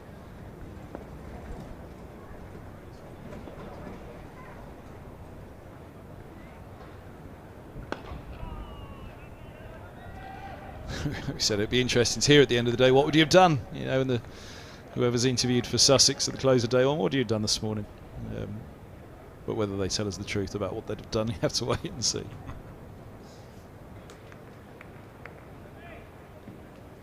Yeah, still just around 36, 37 at the moment, so pushing up towards 40. This afternoon, not much of a breeze on that Middlesex flag above the home dressing room there. The pennant above the grandstand, though, is fluttering. Trees behind the pavilion are disturbed, so it suggests there's a little bit of wind about. I was sat on the balcony in the tavern stand for the first 40 minutes, and it was lovely there. I mean, once you cool down, nice little bit of a breeze, beautiful temperature.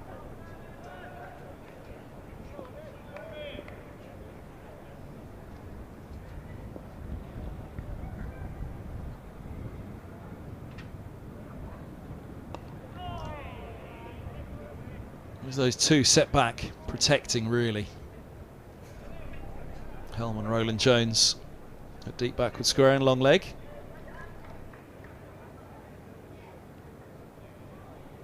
back around the wicket. He's had a look over the wicket, back around the wicket to Allsop as well, as we're discussing.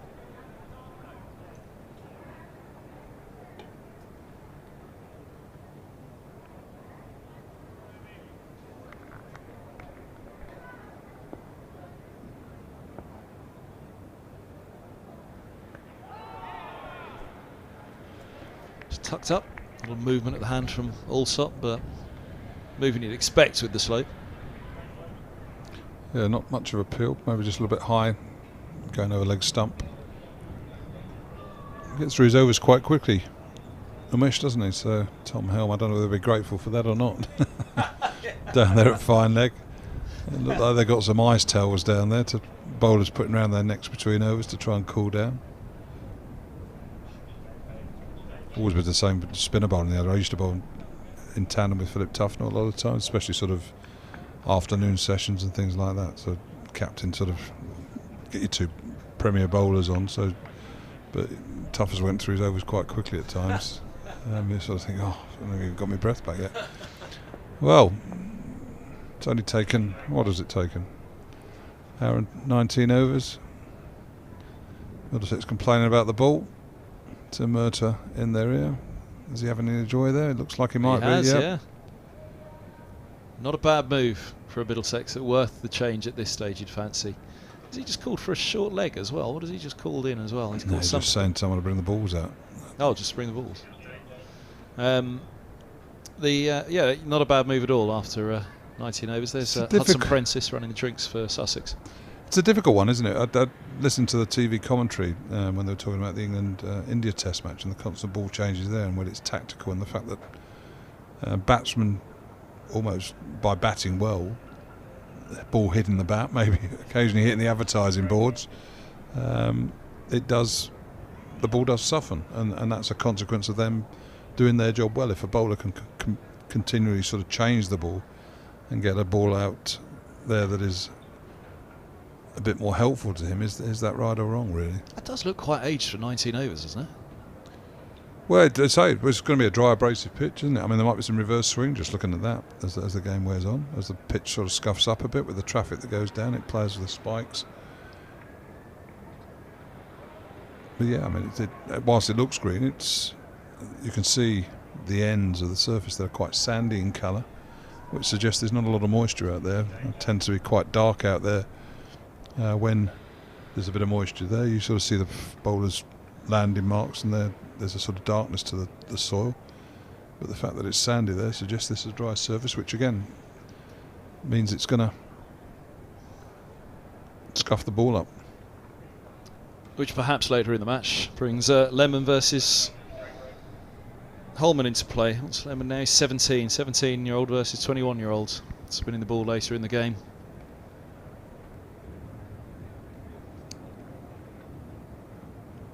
To gives the ball a polish. See whether it brings Toby Rowland-Jones once again on the act. And it feels like for Middlesex there's nothing to lose with this ball change at the moment. They haven't got anything out of the ball so far, so they're not particularly gambling losing anything, are they? If the ball had been doing a little bit, you think, well, hold on, wait a minute, because you get one that does nothing at all. But yeah, they've not got much of a response so far. They've bowled well, I fancy, in this 19 overs. I don't think they'll be disappointed in any way. Always be a little bit better at something, can't you? But overall, I think they've. Yeah, there are days when we were together at Merchant Taylor School, you just felt they haven't quite hit that right area to target top of off. I mean, again, you get greedy and you accept that batsmen can play well, and sometimes the pitches are not offering a huge amount for the bowlers, and the outfields are quick, or there's a short boundary, but it's often quite nice to keep the run rate down to below 3 and over. 2.7, I'm sort of comfortable with that. You suddenly start going for 3.2 and over. 30 over session, that's over 100 runs you concede in a session, and I wouldn't say the game gets away from you. Bowled. Fielded by Max Holden there, backward point, gully line. But as a bowler, you sort of don't want the game going anywhere. So, all right, you might have bowled a 6 over spell, you've gone for 9 runs. You might not have taken a wicket, but the game's not gone forward. Maybe build a bit of pressure up. Batsmen do feel the need that they want to score some runs, especially modern batsmen. Like to be more attacking. You suddenly get a couple of wickets and bang, you're right back in it.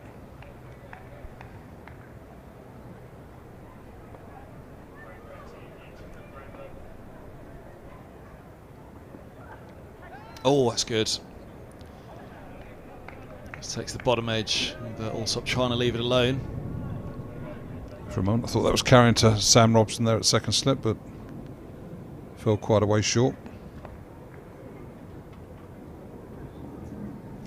Yeah, Jack Davies felt like that at MTS, didn't he, last week?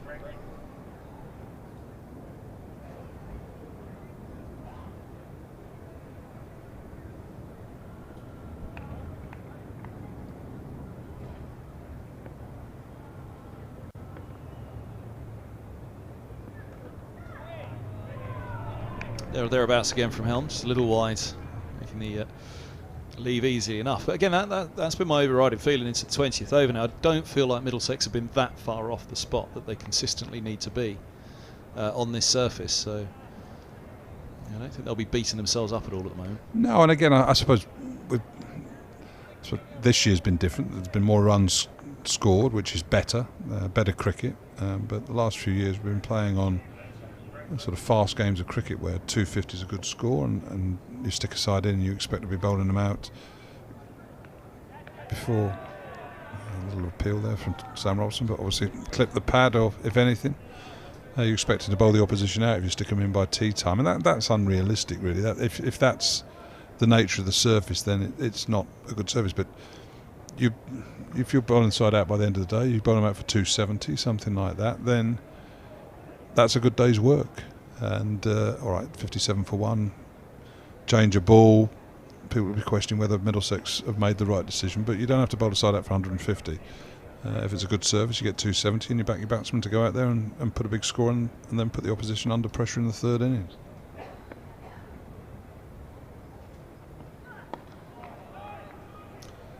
Yeah, and part of that grass to begin with this morning, which you'd imagine is going to burn through pretty quickly across day one, part of that is, it adds to the old adage as well, that day two is the best day to bat. Yeah, I know. I mean, the one area that you could be a little bit vulnerable is fourth innings, fourth day, hot sun. Does the pitch get a little bit uneven as the game goes on? So it is important that you don't let the first innings slip in any shape or form, and the side doesn't get 350 plus, because you're then in a good position to control the match for substantial periods. But these are all things that Middlesex will be weighing up. A little bit of early morning movement. The pitch has got a bit of a green touch to it. Again, sometimes psychologically a batting side on a hot day, like, oh, thank goodness we're batting, and you almost switch off. I get the feeling Middlesex have done that on a couple of occasions. Matters back, 1 for 9 from 5. His first spell, they've all gone in 5s this morning, so whether Helm's done as well, and Roland Jones will be back on. He's number 12 from 5 at the moment.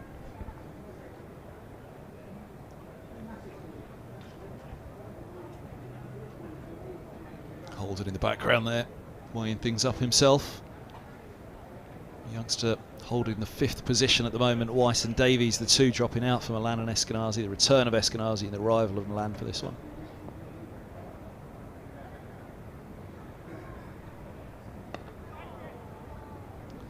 Put up there again, 5-4 fields, a short mid wicket in for Mercer. There's a change to what he had for his first spell. Deep square set back as well, protecting. And look at Middlesex's other bowlers and coming round the wickets. Not something that Tim Merter's done very often in his career. He's always sort of backed himself to bowl that immaculate line, to get the odd ball, nipping back down the slope here at Lord's, threatening the front pad and LBWs.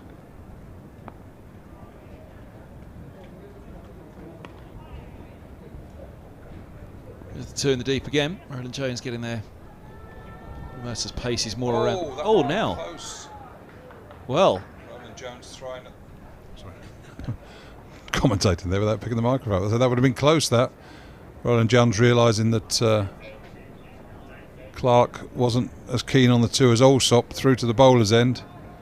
And I think if it would have hit the stumps, which it wasn't far away from, it could have been out. Got a strong throwing arm, Toby Roland Jones. Always has done, one of the best arms in the Middlesex team.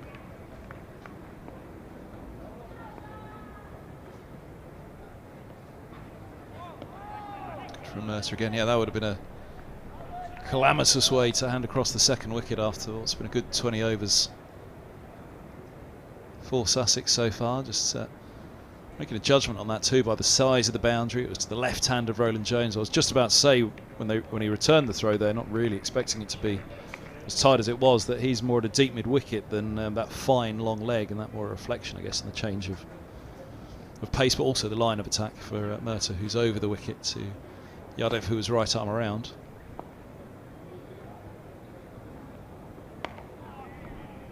Good from Mercer once more. But yeah, it feels as though they've all hit the spot often enough to have at least seen if there's anything out there that they'd have found it by now. So I couldn't be overly critical at all of the line and length that they've managed to deploy so far this morning. Around 30 minutes on the clock. They dearly love to get one more now and just try and get it. The ever important number 4 position, especially for Sussex in Pajara.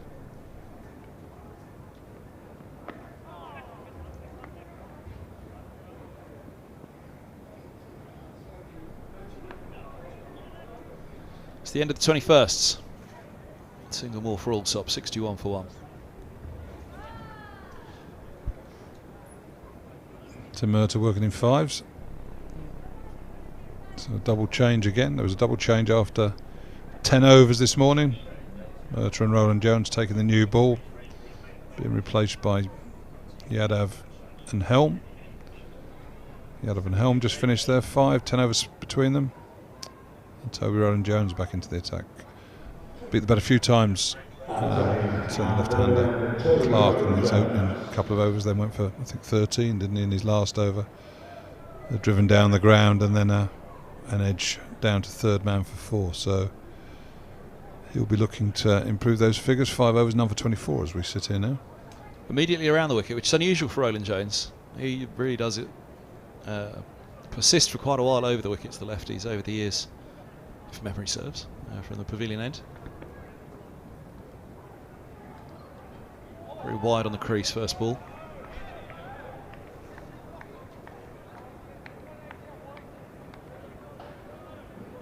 Yeah, number 24, as you say, that first spell.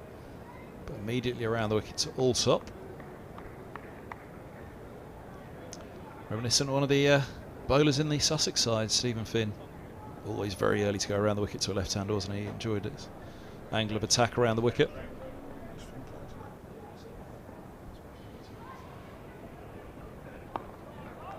Leading a youthful-looking Sussex attack, Stephen Finn, for any of those joining late in this morning session, with no Coles, no Crocombe. So 2 trialists in on debut, Curry and Carvilas. Carvilas, 28-year-old South African, 14 first-class games, 42 wickets at 24. 17-year-old Ibrahim, the 4th bowler in the attack.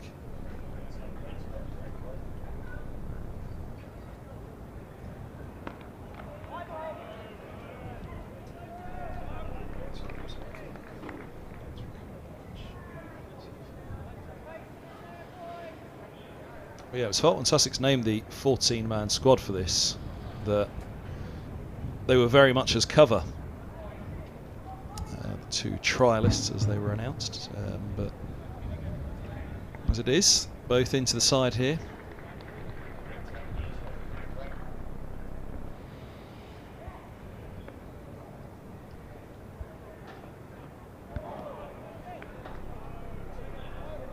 Gone through Carvilas a bit.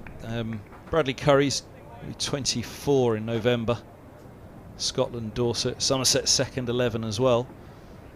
Left armour, so just giving a little bit of difference to Ibrahim Finn and Carvilas.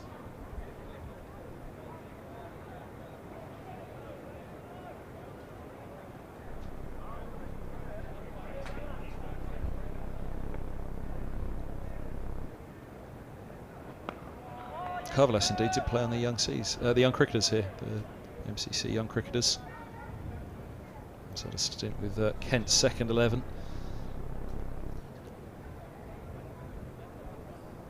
was just thrown for a moment. 1 T20 international, of course he did, for Italy against Greece. That was mentioned earlier. That's played first class for Gauteng.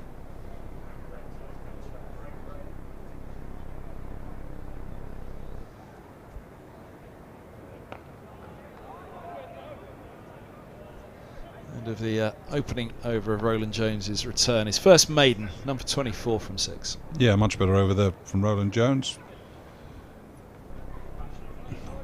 Challenging off stump of Allsop. But at the moment, Sussex looking control. Middlesex bowlers, they're not beating the bat, not threatening the front pad in LBW, so looking quite good batting conditions as we sit here now. And Tim Murtagh and Roland Jones will be hoping to get one of these two. I mean, to get one of these and Pajara out would be the justify the decision, but some way to go before they do that. It's clipped nicely. Roland Jones has just gone a little bit finer there, actually, where he was out to a deep mid wicket in the previous over. In fact, it's a change. It's Helm now at deep mid-wicket because of the change of bowler. Roland Jones has gone down to long leg. Helm is more at a deep square there, whereas Roland Jones was deep mid-wicket. So they've managed 2. Well, yeah, I mean, 3 down at lunch. Especially if it was Pajara, as you say, that would, I think, almost immediately justify.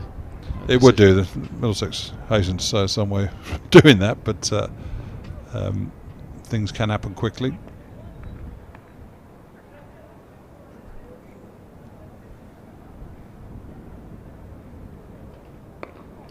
Always remember over the years the chats that we've had, you know, you saying about, look, when you played Test cricket, you always put a side in, and you were thinking, right, 7 down by Stumps, and you come back and knock the last 3 over the next morning.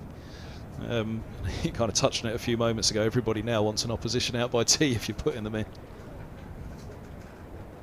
Which again, not a realistic one for this surface. And it's not good cricket. I mean, I'd say, all right, there could be exceptional bowling and pitches. Nothing wrong with the pitch, but we want to be playing on better pitches where bowlers are having to work hard for their wickets. Slick sides. Chase for Helm the other way this time. Just a single, little close to swim. On this occasion, Clark on to 23.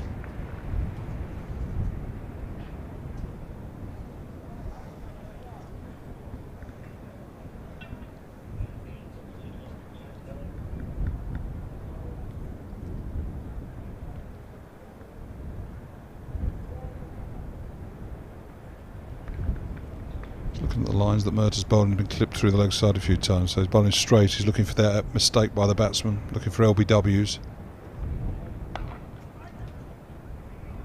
Yeah, I'm guessing he just wants to continually hit that leg stump, doesn't he? Pitch on leg stump. Try and keep that LBW in play. You say a 5-4. They lost that third slip pretty quickly, didn't they, Middlesex?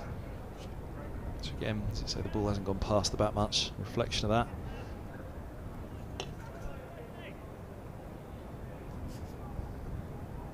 The big thing too will whether the edges carry. Not a huge amount of pace in the surface, so almost needs an attacking shot to carry to slip. Yeah, and they didn't carry the edges in that first match of the season against Derbyshire, did they? We were noting that a good number had dropped short in that game. It was a fraction on the slow side, which we'd marked at the time, that 4-day game against Derbyshire. If both Derbyshire, who'd lost side bottom on the first morning of that game, so a bowler down, and Middlesex lost Mercer on the last morning, if both had had their full contingent with the ball, then you fancy that would have ended in a result, a victory for either side that game. It's good from Mercer again, solidly behind it. Allsop end of the 23rd, 64 for 1.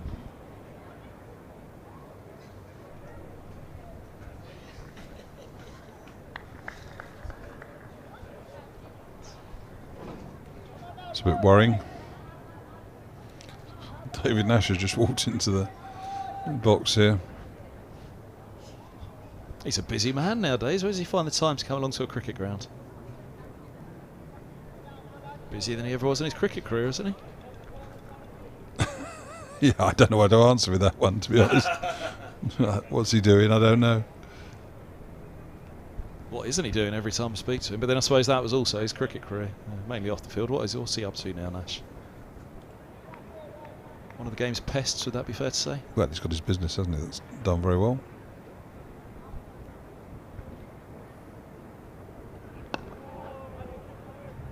So you'd have had the start of his career as a teammate, the end of his career as a pest, as I say. Yes, so he's a unique sort of player, actually, a unique cricketer in many ways. Kept you interested as a captain or as a coach. Always up to something, not always what you want him to do, but a fierce little competitor and a really good cricketer. I mean, I think he averaged mid-30s with the bat, so it's easy just to sort of have a bit of a chuckle because he's a fun fella. There's normally things going on, but he was a good cricketer actually. Well, sounds harsh, but maybe he could have done a bit more. Well, I was going to say that he was England under-19s and very highly regarded at that point, wasn't he? A game changed, and he's never really natural sort of white ball cricketer, not powerful strike of the ball in the way that a lot of clubs now are looking for their batsmen to be, or their wicket keepers to be. He was a Robbie White, wasn't he? Yes.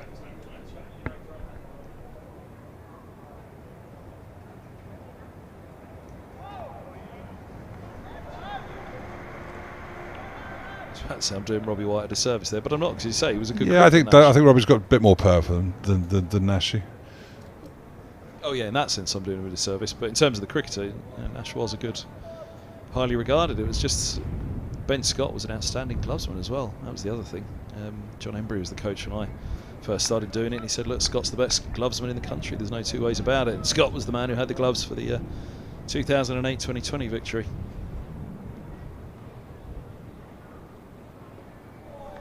But along came that man behind the stumps, a Lancashire lad who ended the debate about who's the best keeper at Middlesex, Scott or Nash. It was John Simpson. Yeah, that was one of the first, I suppose, early decisions that I sort of made when we came back in 2009. And as you said, Scott and Nash, two good cricketers, but I suppose at the wrong end of their careers.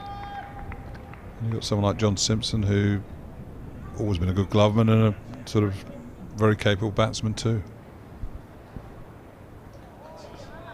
Top of the averages this year, John Simpson. He's having his best year with the bat in that sense, in terms of the averages. 1 century, 3 50s for Simpson. Another 9 for, how many 9 has he got now at the top of Middlesex history books? I think must be about 5 9 he's got in the history of Middlesex. He occupies probably 5 of the top 9 spots, I think, for numbers of dismissals in an innings. Let's get that elusive temper. That's good from Roland Jones again. There's an extra bit of bite in that. Has he? I thought he was wheeling away at the end of the moment. I thought I'd missed something. It was the typical Roland Jones. Where's he got the energy at the end of the over to roll away like that? 24 gone, 64 for 1. Yeah, another good over from Roland Jones. Second major in a row, just starting to create a bit of pressure, which is good. And trying to enjoy the day. I mean, yes, you can sit there and sort of think, oh, it's hot, and what do I do? No, let's have some fun with it and try and keep your energy levels up. They'll be drinking plenty of fluid, they'll be taking on the right substances to keep the energy levels up. So, yeah, get out there, enjoy and have some fun with it rather than let it get down. So, another change now. First over a spin.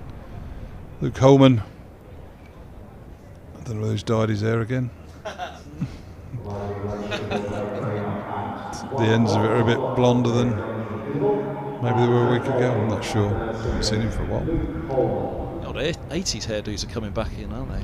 Peroxide blondes. A few mullets have been around the last few years. Oh, the golfer. What was his name? Cameron Smith. Definitely Australian there. But this will be interesting. Earlier than normal. I like that. Quarter of an hour to go, so chance for Luke to get 2 or 3 overs in. See how the batsmen approach it. They'll be sort of thinking, well, hang on, if we can get on top of the spinner here, we can get the seamers coming back, put overs into their legs, tire them out throughout the day. So the spinner in the first innings of a match, if it's not going to turn for you, you've got a job to do in keeping things tight and allowing the seamers to fire away aggressively at one end in short bursts. That's good to see from Mark Stoneman there. We've just seen him really talking quite technically to Holman about what he needs to target against the left-handers here.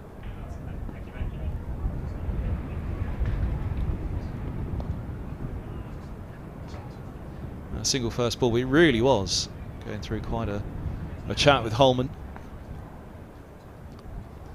If you look at the flags, looks like that. Just it's a bit more wind around. Just seeing the fielder in the deep there lose his cap as he came in, with sun hat. Oh, that'll be yeah. There's the Middlesex flag, which you noticed first, as well as that hat being lost. The MCC flag's been fluttering all morning, but those heavier flags there, or the MCC pennant, has been fluttering. Those Middlesex and Sussex flags haven't quite so. He's bowling into that wind, Holman, which you'd hope would help with the flight for him. Almost directly into it. Of course, Sussex team, he got 10 wickets against last year. Holman, career best figures.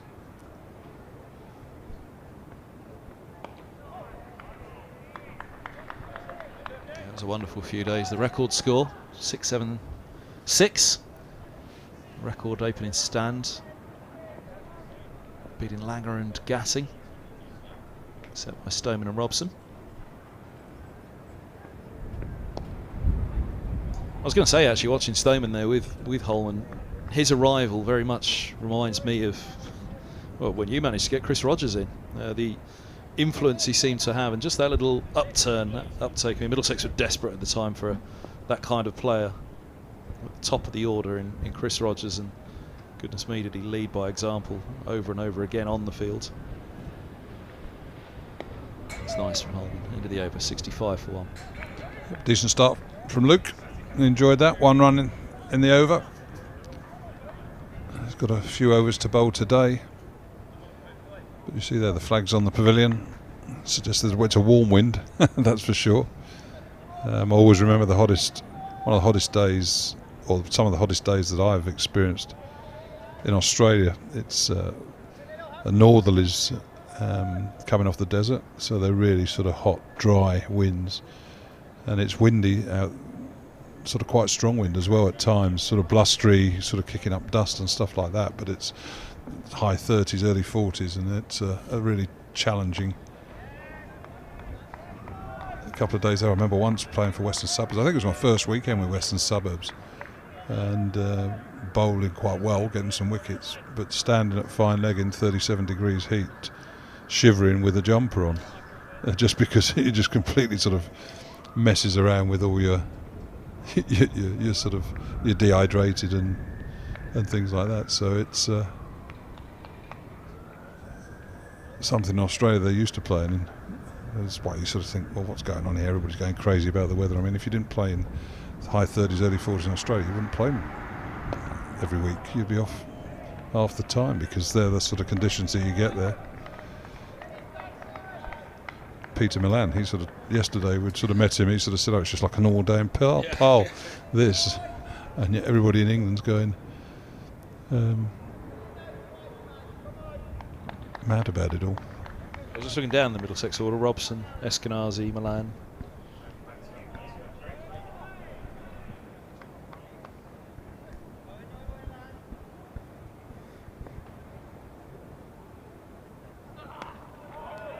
Have as well down the order, although Stoneman and Simpson of that top 6 at the other end of the spectrum. Yeah, it wasn't like this in Durham very much when Stoneman was being raised as a lad.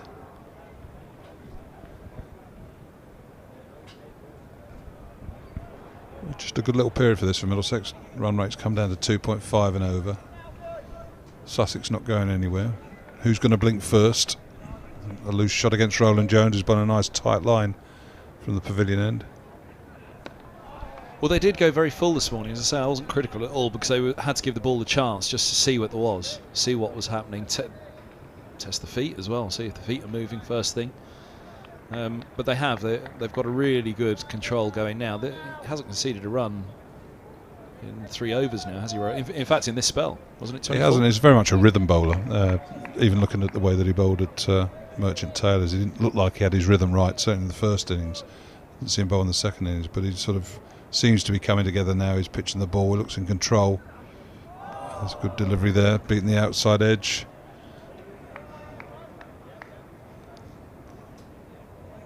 It died on the way through to Simpson as well, which is worth noting, isn't it?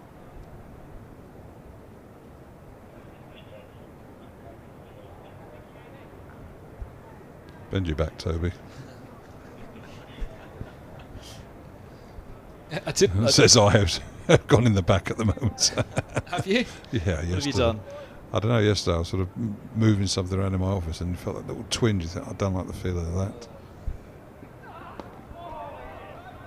Another excellent over, 65 for 1. Yep, very good by Toby Rowland-Jones there, giving the batsman nothing. Might well create something for Luke Holman at the other end. Batsmen getting frustrated, want to get on top, but Sussex used to playing on good pitches. Sussex surfaces in Hove have been excellent. Lots of runs scored there this season. So the mentality of the batsman will be to occupy the crease, knowing that the runs will come, rather than the feeling getting slightly anxious by not scoring as freely as you want to. Yeah, 588 for 9, Sussex at Hove last week. Leicester replied 756 for 4 declared. 150 for Allsop. All got 70. Pajara 46 in that first innings.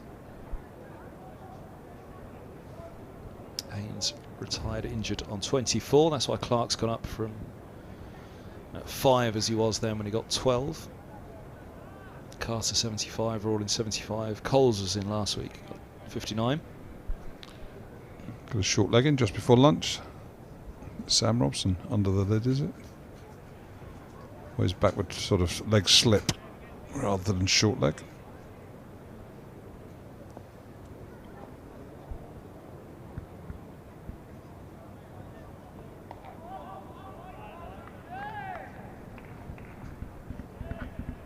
Let's go back to that Leicestershire match. Ackerman 277 not out.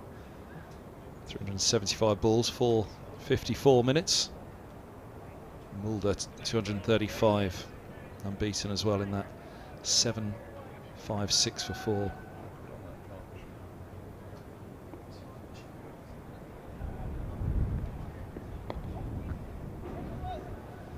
Just had a look, that partnership 279 for 4. The declaration came just shy of 500. The partnership 756 for 4 declared. Well, it's 21. Takes you up to what? 300. 421. 470 odd.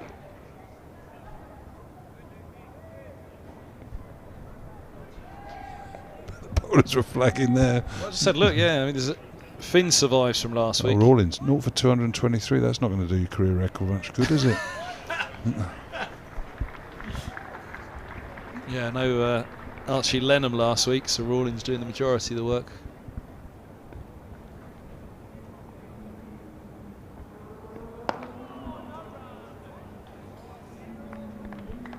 Such a dangerous batter as well, Rawlins, being at 6 on this lineup. Jason Gillespie, the old Sussex coach, was a huge fan of his.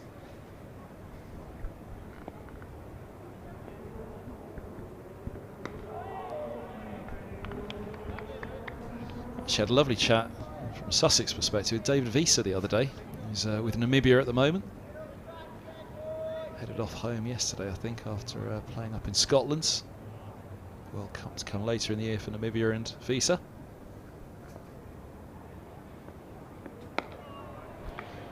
The 27th, 68 for 1. We've got just over 5 minutes to lunch here. Very much enjoying a revival in the second half of his career, Visa, which he puts down a lot to an enjoyable time that he had with Sussex, and in particular, actually, the man who I just mentioned, Jason Gillespie, said that he really revived his career.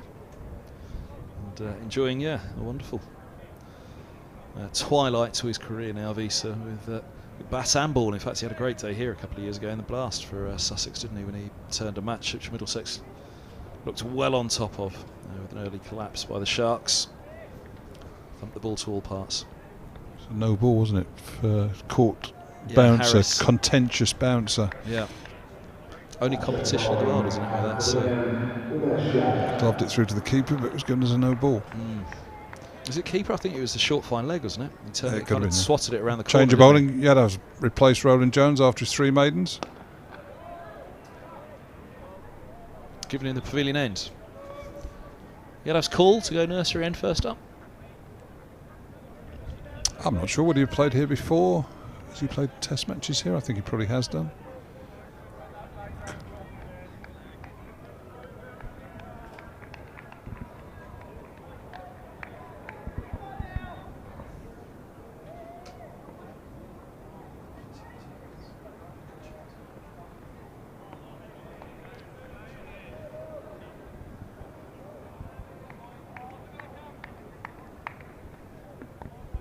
Just debut for Yadav was in Delhi in 2011, last test in Cape Town earlier this year. It would have been an anomaly for him to have missed 52 tests in that time, for him to have missed Lords on what would have been a couple of tours in that time for India. I'm sure it would have only been through injury, would it, that he'd have missed 2 Lords tests that India would have had in that time frame. 10 years, 11 years, at least 2, wouldn't it? At least 2 tours.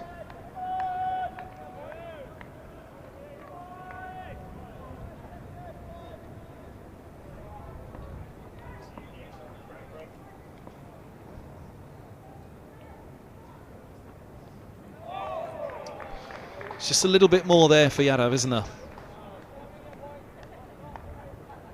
Was noticeable at Merchant Taylor School. He seemed to be getting more out of it than any other of the Middlesex bowlers on a pitch that again wasn't swinging much. There was plenty of seam movement last week in the game against Worcestershire. Yadav just managing to get a little bit more through the air last week than any of the others.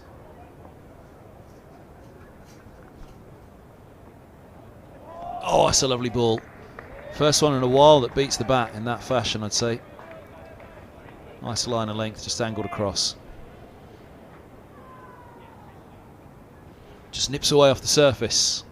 Will have enjoyed that from the pavilion end, Yadav. I think he's perhaps found his end here at Lord's for after lunch.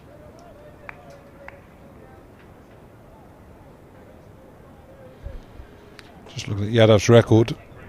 I don't think he's played a test here. I think he's played a one. Well, he has played a one-day international here. So it's not his first appearance at the home of cricket. Those 2 player misses encouraged Tim Murtagh to bring a 3rd slip in.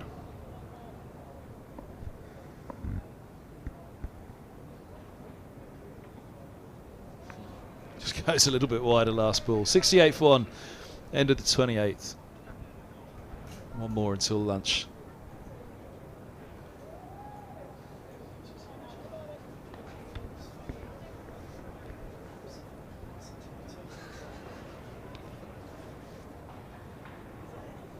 Oh, hold on a minute.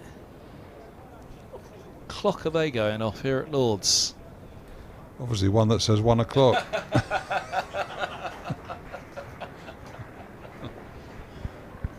Oh, Father Time been kicking that clock along down below him there. I think the umpires think, well, let's get in there. About 1 hour 59 minutes. If they're slightly wrong, but allow the players to go for a much deserved rest. Good morning for Sussex. 68 for 1. Early loss of a wicket, but the wickets look pretty true. You'd have playing and miss a couple of times there. Toby Roland Jones with a good second spell, 3 overs, 3 maidens, but it's not been flashing past the bat. There's not been lots of appeals, so it's been a good morning for Sussex. They'll be pretty chuffed to be going in there 1 down, having been put in. And a couple of eyes in the Middlesex dressing room will probably be looking at Tim Murtagh as if to say, Mertz, have you got this quite right? But it's still early doors. A lot can change in the next couple of hours, and Middlesex will be hoping that they can slowly ease their way through this Sussex batting lineup. I think probably that Yardov saw, that was the 4th consecutive maiden from the pavilion end there with Roland Jones's 3. But Yardov's spell just after, or that over from Yardov. I think Helm from the nursery and Yardov from the pavilion, and that's got to be an option to explore after lunch quite quickly, I'd suggest. Yes, and Helm, I think historically has bowled more of his overs from this end, so it probably was almost his decision to bowl first change here. But having had a decent over there, he may well bowl a few more overs from the pavilion this afternoon, with Luke Holman having quite a bit of work to do from this end. Well, bowling performance-wise, as I said, that first hour, I was quite happy with how they bowled. Yes, it was a little bit more expensive than the second hour, but that was because they were being exploratory in their line and length at the beginning and on fuller length.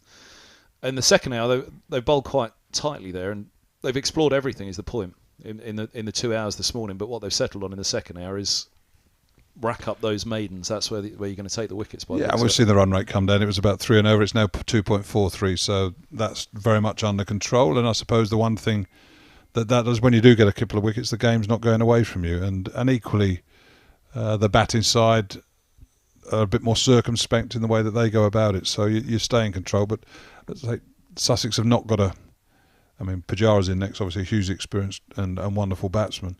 But it's not the most experienced batting lineup, so they'll be wanting to make sure that they make the most of the conditions that they're finding themselves with today, and maybe it's done a bit less than everybody expected, and that they start moving towards putting a competitive score on the board. But as I said, things can suddenly move quickly. A couple of quick wickets after the interval and 70 for 3. It looks a lot different than 68 for 1. Thanks, Fraser. Thanks very much. That's lunch on day 1 here at Lords. You can see there, Alistair Orr, the 1 wicket's full for 7.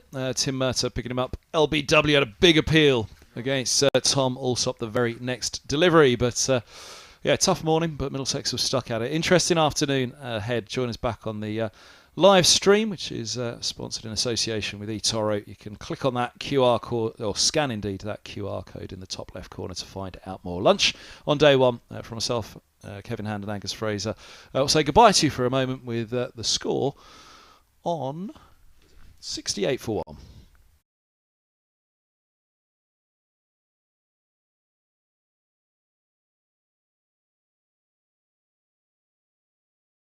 Make a trade? I make the same trade automatically. Join over 20 million users and start investing now with eToro.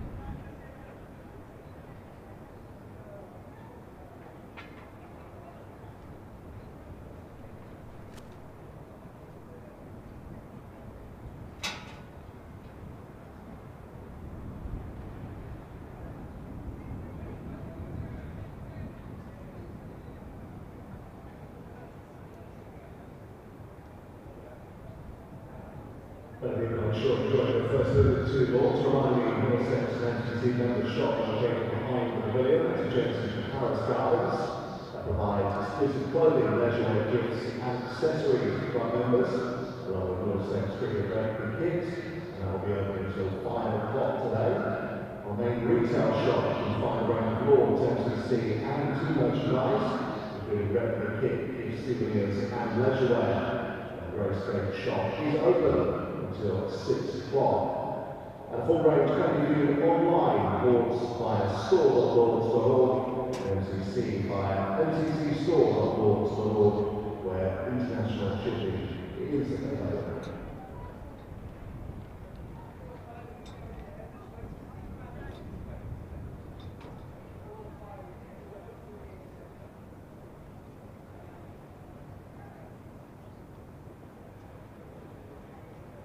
Another reminder, MCC is delighted the museum and library open today until 5 o'clock. Museum entry free to members, otherwise entry £5 to adults and £3 for concessions. Library entry is free, restricted to MCC and Middlesex members and their guests. A reminder to visit the Lord's part-time wall to stunning new installation behind the main ground and content stands. And this wall showcases the 100 greatest milestones that have taken place here at the home of cricket. You have time well worth a visit here throughout the day.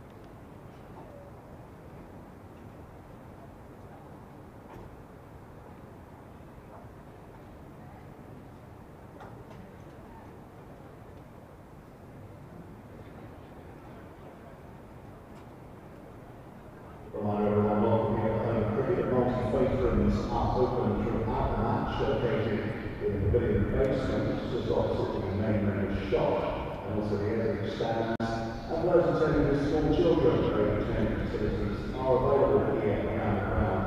Please ask a member of staff for further details. A reminder those looking for Wi-Fi today is available, simply go to the cloud, create an account for yourself and then connect. Whilst you're on the cloud, make sure you take a look at Lords' main website here, featuring all the latest news from MCC and Lords. And the site fully optimised for mobile devices, so you can browse while at the cricket today.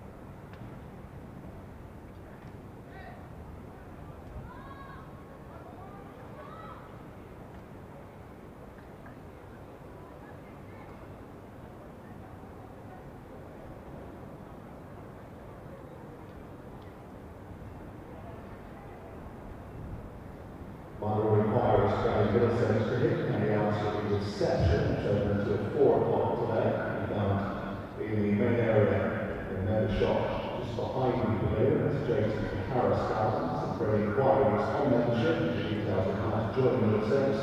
So we go to the reception today, visit middlesexccc.com.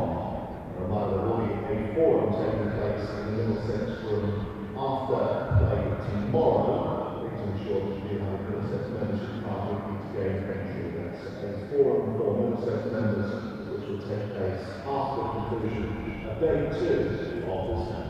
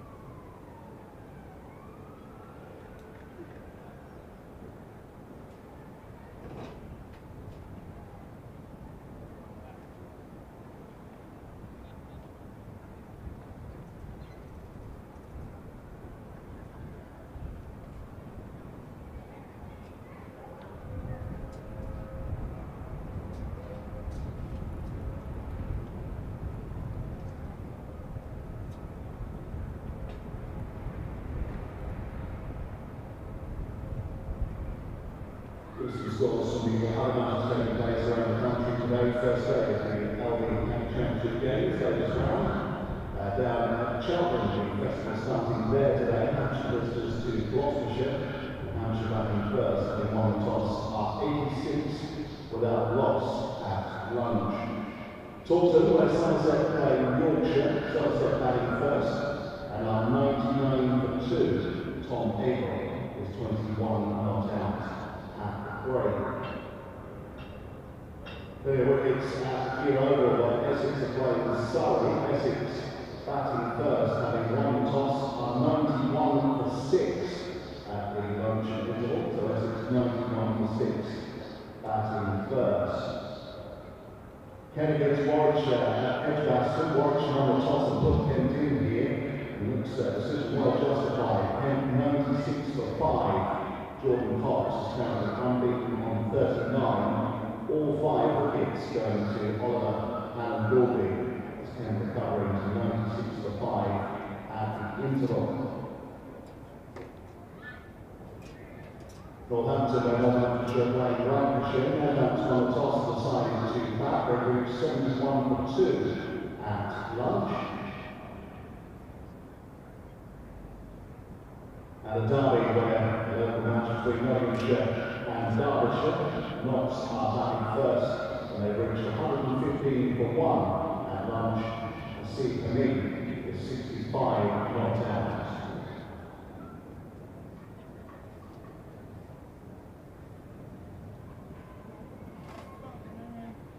I mentioned the opening match of the Royal Island Series between England and South Africa. That's taking place at Chester Street.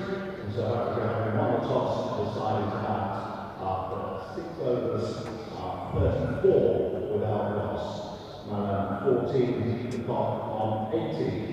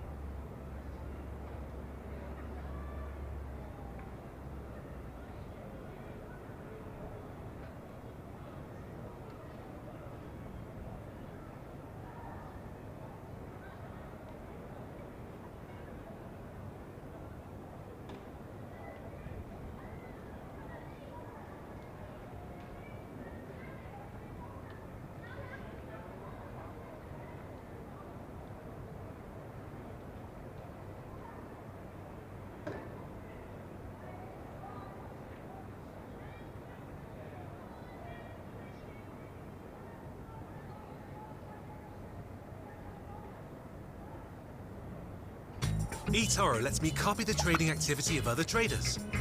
From now on, whenever I make a trade, I make the same trade automatically. Join over 20 million users and start investing now with eToro. On the training for the afternoon session, Mark Ewell and Rob Barnes.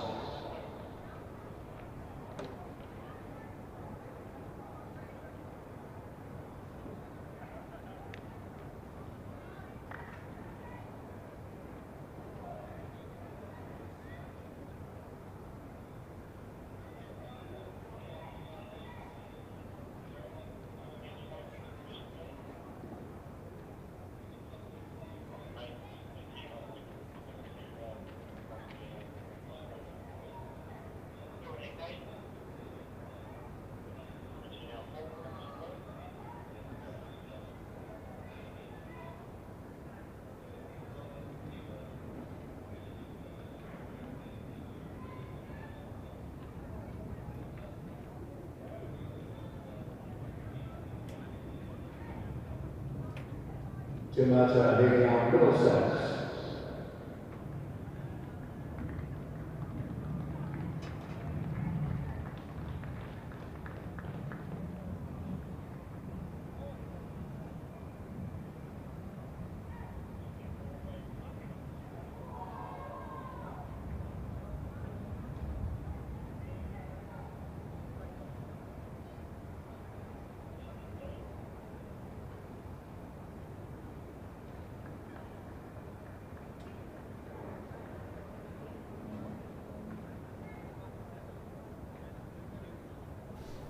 Well, good afternoon, everybody, and welcome back to Lords. Umpires are out, fielders are on the way, and there you can see the two not-out batters heading out to the middle. Good morning for the visitors here at Lords. Just the one down in 28 overs. Middlesex and that man, Tim Mercer, winning the toss, selecting to field first. He's got the only wicket to go. Out of Ali Orr, trapped LBW, a 50 partnership for the second wicket. And a good partnership it's been as well. Middlesex have toiled hard and a pretty good line in length. Haven't got as much out of this surface this morning as I fancy they were expecting. Just that little bit of grass not offering the return that they were hoping for so far. But it's been a tight enough morning. A prompt start with the bat from Sussex against those fuller lengths. Middlesex just wrestling back a bit of control in the second hour. And Tom Helm, as we fancied, is going to come in from the nursery end after lunch. But that means it'll be straight to Yardo after lunch. Bowled a maiden before the interval at the pavilion end. But here's Helm, who bowled his first 5 overs and number 12 from the pavilion.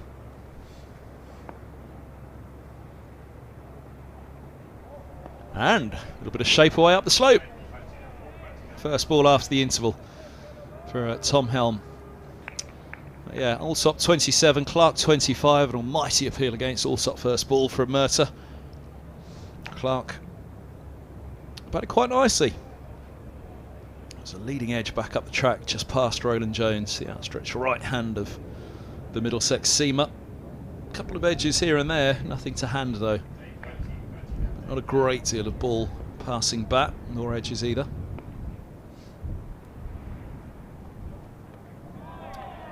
Now, where did that one go? Towards points. Lift from Helm around the wicket.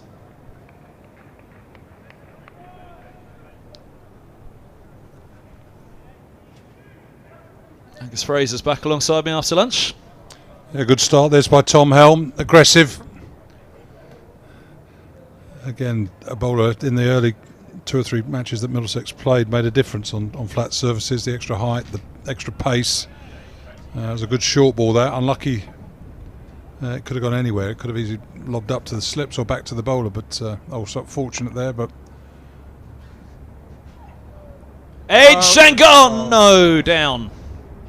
Robson at second slip. Think it did carry. And the reaction suggests it certainly did.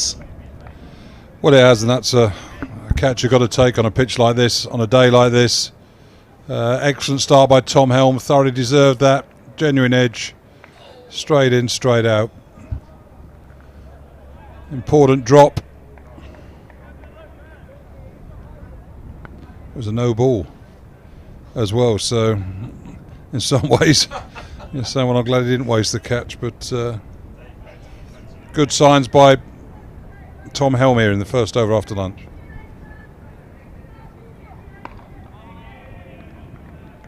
How did you spot the no ball? I've missed that one. Did you just see the arm out at the very end? No, I was looking at Steve Eskenazi at slip, and he sort of put his arm out as if to say it's a no ball. It was a no ball, so it wouldn't have counted. I don't know what's more infuriating. I don't know where If to it had start. caught it and it had been no ball, I think that would have been even more infuriating.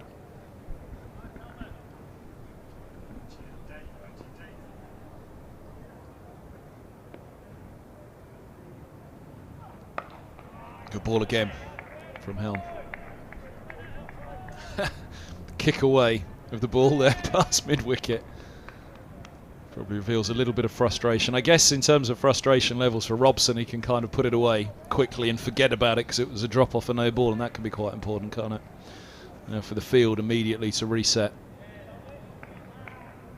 Does it sharpen the focus of Helm?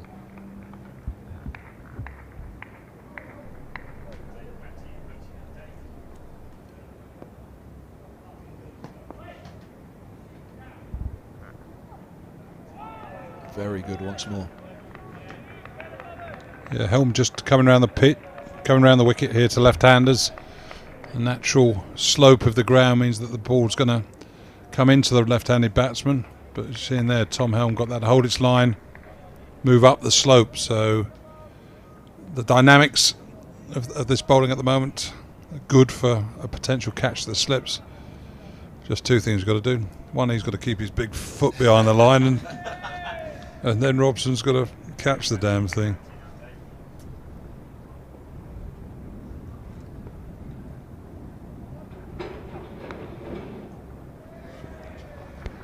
Down to the vacant third. Looking to punch off the back foot. Allsop. Pick outside part of the bat to end the over. 29 gone, 74 for 1.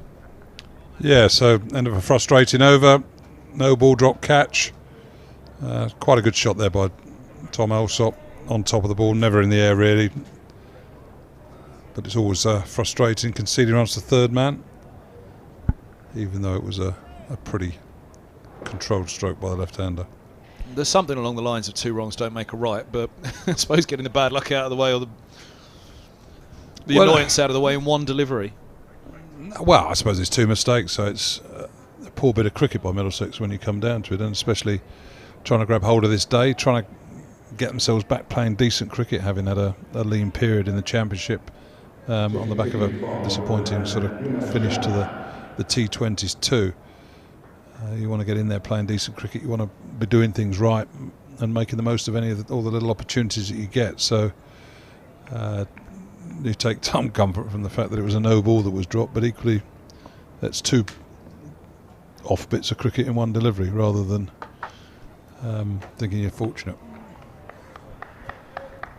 It's Yardev once more from the pavilion end. A maiden he had from the pavilion end before lunch. I think in 2 overs between Yardev's before lunch and Helm's just after, there's been more movement for that ball than in all of the other overs put together, which they will hope is a good sign that they've just settled on something here in terms of the ends for those two.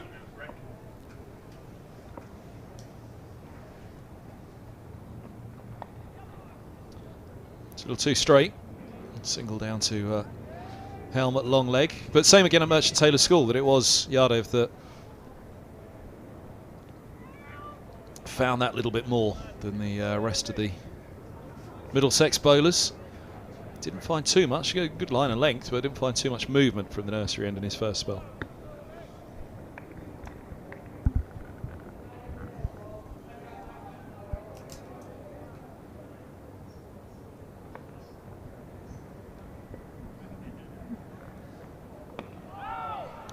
To the spot. Tentative from Allsop.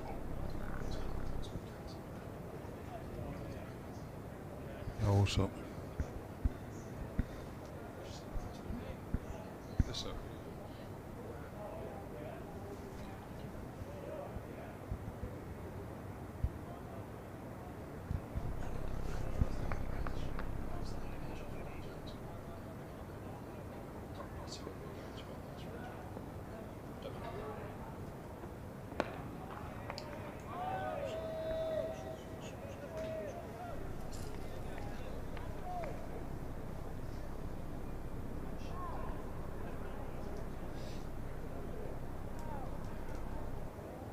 The shade just creeping around to the lower tier of the grandstand, which was bathed in sunshine earlier, I think, at the front certainly anyway.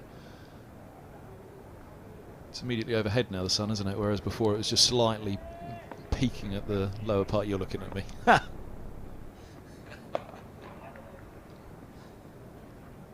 Single there by Allsop. I'm just... Well, where does the sun rise?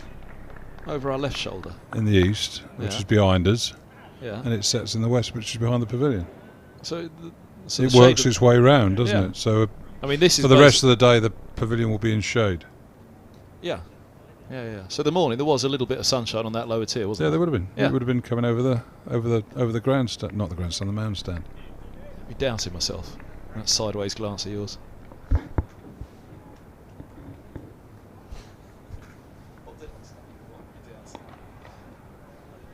Single to end the over, 77 for 1 after 30. What did I say? What were you doubting about that? Well, no, it's just that I don't think the sun's changed in its sort of pathway in the last 2 hours. Millions of years, has it? It's sort of always started up over there, and always ended up over there. And it's as though you were coming out with something sort of groundbreakingly new. My doubt was to how much what areas of the shade of the pavilion were in shade this morning and where they were hiding. I was checking myself as to whether there was anybody in that lower tier, and there wasn't, was there, this morning? They were under the cover. It was quite sort of congested. There was 3 gentlemen in a tie who were sat in the sun this morning. Now I think that's where only 3 in the entire ground that were sat in the sun that we could spot, and they were at the front of the lower tier of the pavilion. Here's Helm from the nursery end. All wearing ties as they have to today as well. Yep. Not sure what to make of that, to be honest. They'll have to take their jackets off. That's very generous. In the past, when the temperatures were sorted, there has been the memo's gone round. Members may remove their ties today, but not today. Not on this particular occasion. What to do with putting a tie? I had a disaster at Oh lunchtime. no! What happened? Well, what you don't do is drop your bread into a bowl of carrot soup, or what is it? What's the soup? Yeah, whatever. Actually, it was orange in colour. Orange, splashed everywhere. Mainly over my white shirt, so I probably need a bit of a tie to cover the marks. It's alright, there's no commentator's camera today. I know, I was quite relieved of that, actually. I keep finding little bits where it's gone on my trousers and everywhere. Absolute shocker. I was questioning whether to go for it as well. I thought, well, go on, I'll try it. The soup's up quite nicely sometimes. Drop your bit of bread in, splash. Sometimes. Actually, sometimes.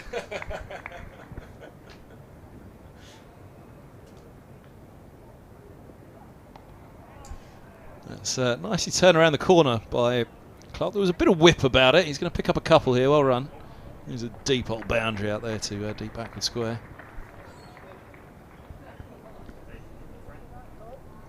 Somewhere between a wristy whip and a steer from Clark. He's done extremely well with his elevation to opener in the absence of Haynes.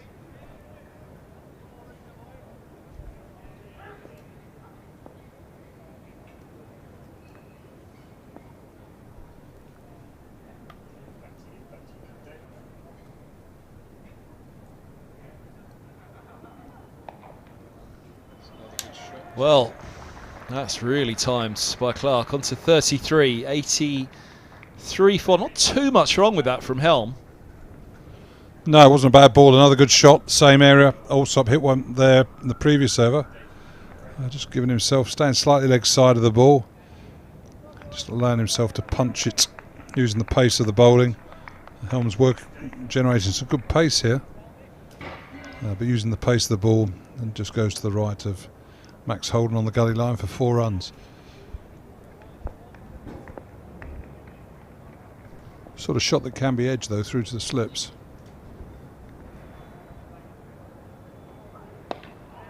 Good response. Hits the splice hard with the follow-up. Helm. Was it the end of the last over that he had the one that was more edgily down to that region? I think, to be fair to both batsmen, they're 2 good shots, really controlled. Just using the pace of the ball. fractionally short, and yeah, nice crunching back foot drives through backward point.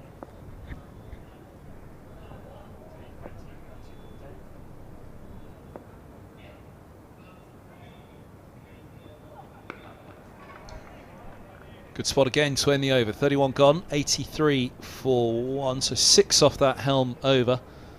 Last ball of his previous over went for 4 as well, so his economy at the moment looks number 24 off 7. It's not bad, but Middlesex are obviously working hard in that morning session to bring that run rate down again. Yeah, but again, they look at the way that he's bowling and they think he's creating something there. And all right, 2 good shots by the Sussex left-handed batsman, Alsop and Clark. But he's just getting the ball to hold up that slope, and you play that stroke, just nibbles away a little bit, you're bringing the slips into action. So that's an important little spell, this. England, Middlesex's 2 most aggressive bowlers, 2 paciest bowlers in Yadav and Helm. Would like to pick up this elusive second wicket. Oh, now look at that go. Really settled on something quite nice in that opening over that he had from the pavilion end before lunch. He started up at the nursery. Straight away again here against the left-handers. So Yada's really got an opportunity. Yeah, you think the Sussex bowling so just get through this spell. Bowlers come back out fresh, been in an air-conditioned dressing room, had a bit of food, change of clothing, maybe a shower. Coming, trying to hit the pitch hard, trying to make something happen.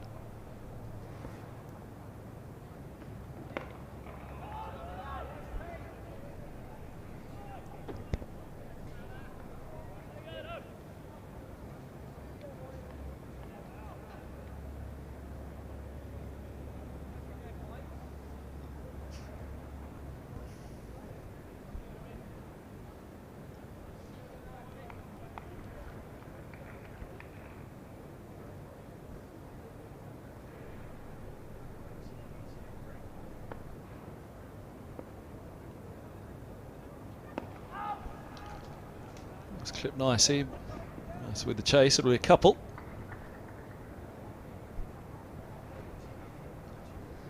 Warm the old fella up for his next spell. Of the quartet of Middlesex bowlers, you talk about getting that run rate down around that 2.5 there or thereabouts for the innings, which means it's just kept at a good level of control from a fielding side's perspective.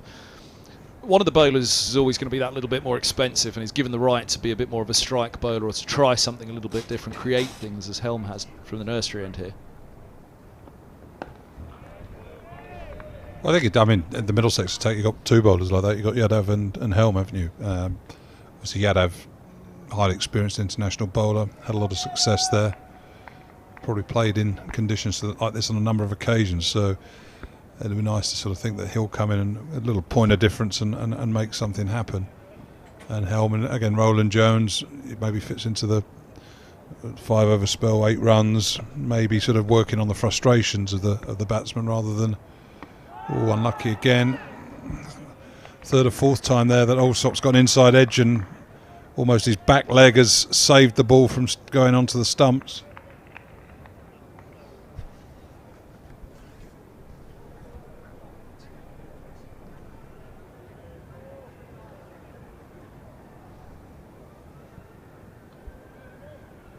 Important here, Middlesex are on the toe, so if the chance does come along, they take it. Created 1 for no ball, and it was shelled.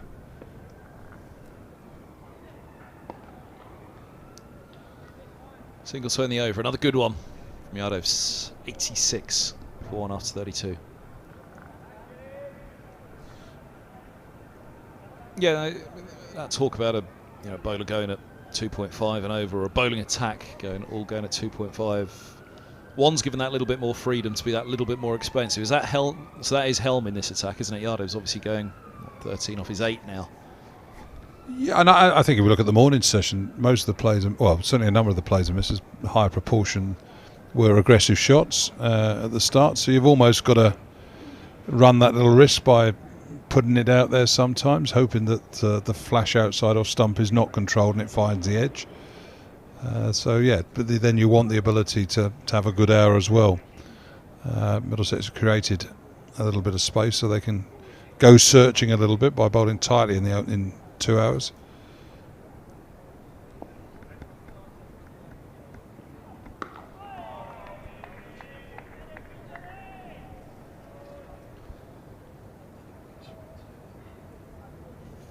So having a quick look at the scores elsewhere around the country, there aren't many wickets around today, apart from at the Oval, where Essex won the toss, decided to bat.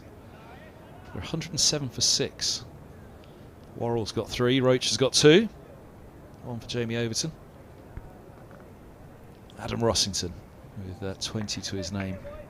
Well, 14 balls, so he's played a few shots. I hadn't seen that yet, I hadn't got to that column.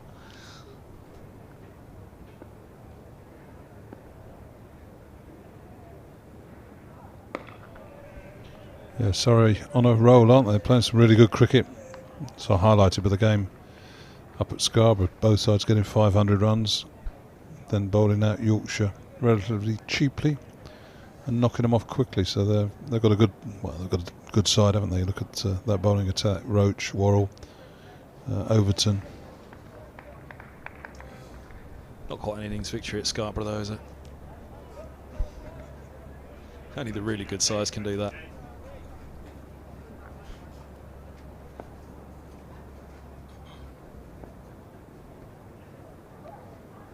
It's the first time in their 150-year history that Yorkshire had lost by an innings at Scarborough. Middlesex did it in 2016. Is it Marine Parade? Yeah, Marine. Is that the road? It's something like that. Yeah. There'd have been some moaning along there. Marine Road, is that it? Yeah, that's it. Could be it. There'd been some grumbling as they were leaving the ground on that evening.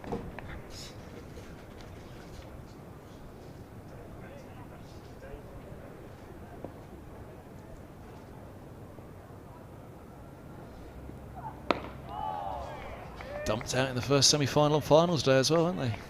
By Lancashire. Rose's Derby to start up. Did well to get there. That was a fantastic game of cricket they pulled back against Surrey, wasn't it? Thompson. Was it Thompson? It was Thompson, wasn't it? Who bowled a fantastic last over. I actually didn't see the final at the weekend and just got a load of messages going, wow, what a finish. Did you see that? I didn't see it either. I missed it.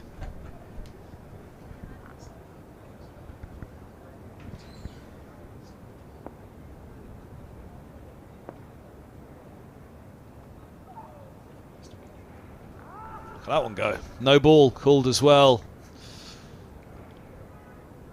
Simpson got fingertips to it. That one really flew off the surface from Helm. Yeah, banged it in very short. Is it no ball because it's gone over? Is it front foot? Could well be front foot, or just because it's too high. I think square leg umpire may well have said that was well over head height, which it was.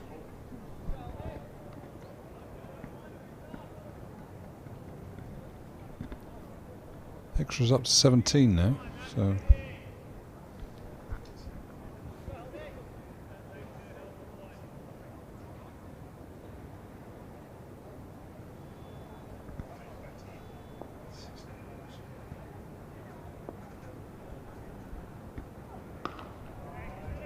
onto the spot again. Yeah, so that's the 7th no ball.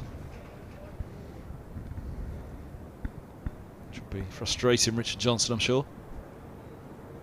no. I'm picking you up again here now. It's the 7th no ball run. It's not the 7th. That would have been 6 no balls. So it's 3rd no ball. Is it a 2nd no ball? Yeah, you're right. So it was 3 no balls prior to that one. That was the 4th no ball, plus another 4 for.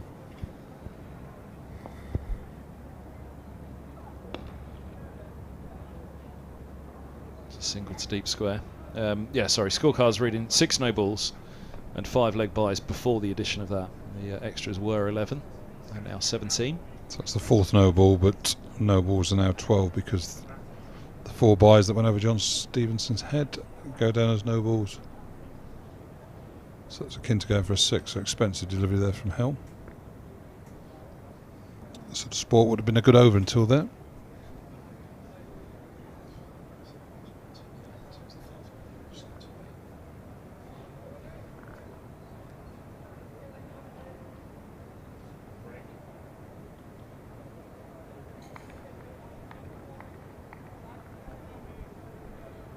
Yeah, so that extra columns reads 17, where there have been 4 no balls counting for 8, plus, although they put it down as 4 byes on this scorecard, it will go down as no balls because it was the addition to, so as Gus says, that ball counts as 6, so actually it's 12 in total, the cost of the no balls.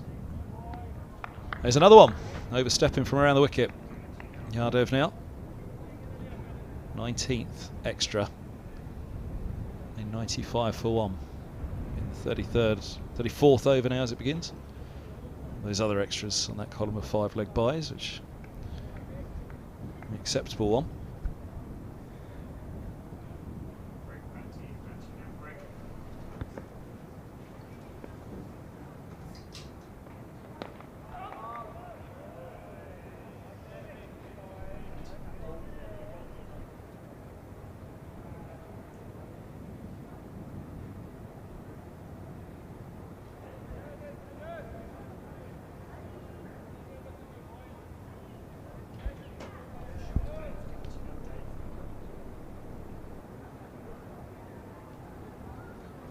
Will be a pretty happy balcony so far. Next man in, Pajara, the skipper.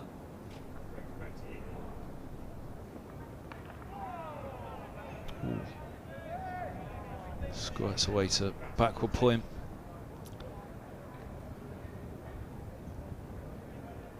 On his feet and ready to go.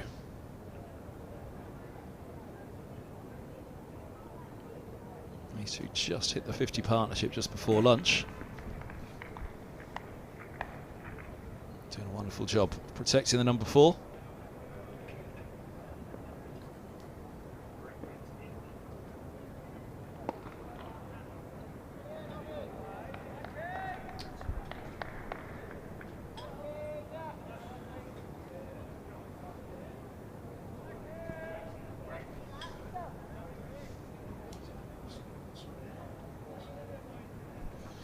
The other match where the wickets had tumbled today, actually another one's gone at Northampton now, but in Division 1 as well, Edgbaston, 115 for 5 Kent, where Warwickshire won the toss and elected to field.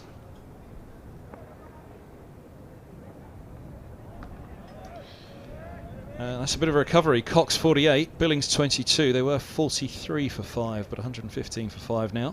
All 5 for Hannon Dalby so far.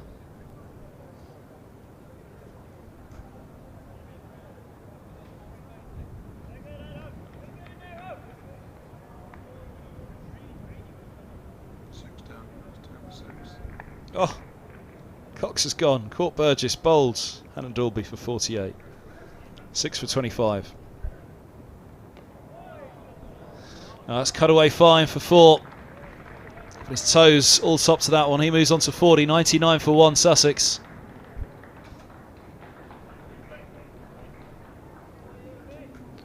Sussex got in freely here.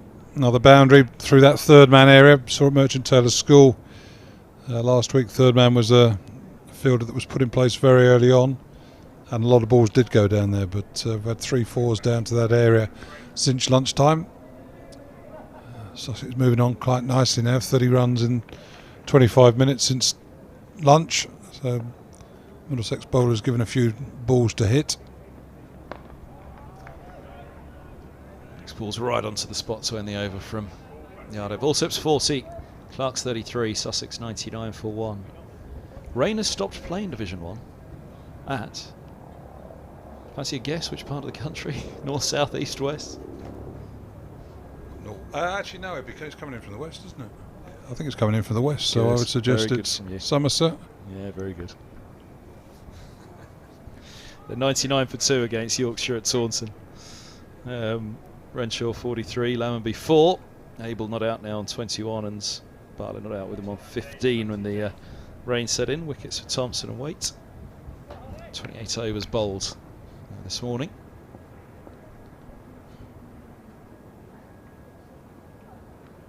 Oh, now warned that on the elbow, or somewhere close to. Now he's not showing anything at the moment, but it looks as though he's still gripping that bat pretty hard. Clark. First look, it looked as though it climbed to the elbow. It did. I think it's on the forearm, so that's going to be a painful blow there. He's not showing any discomfort. Ouch. Yep, I suppose the next ball will be the one first time he ball hits the bat, and we'll see whether there's a grimace there.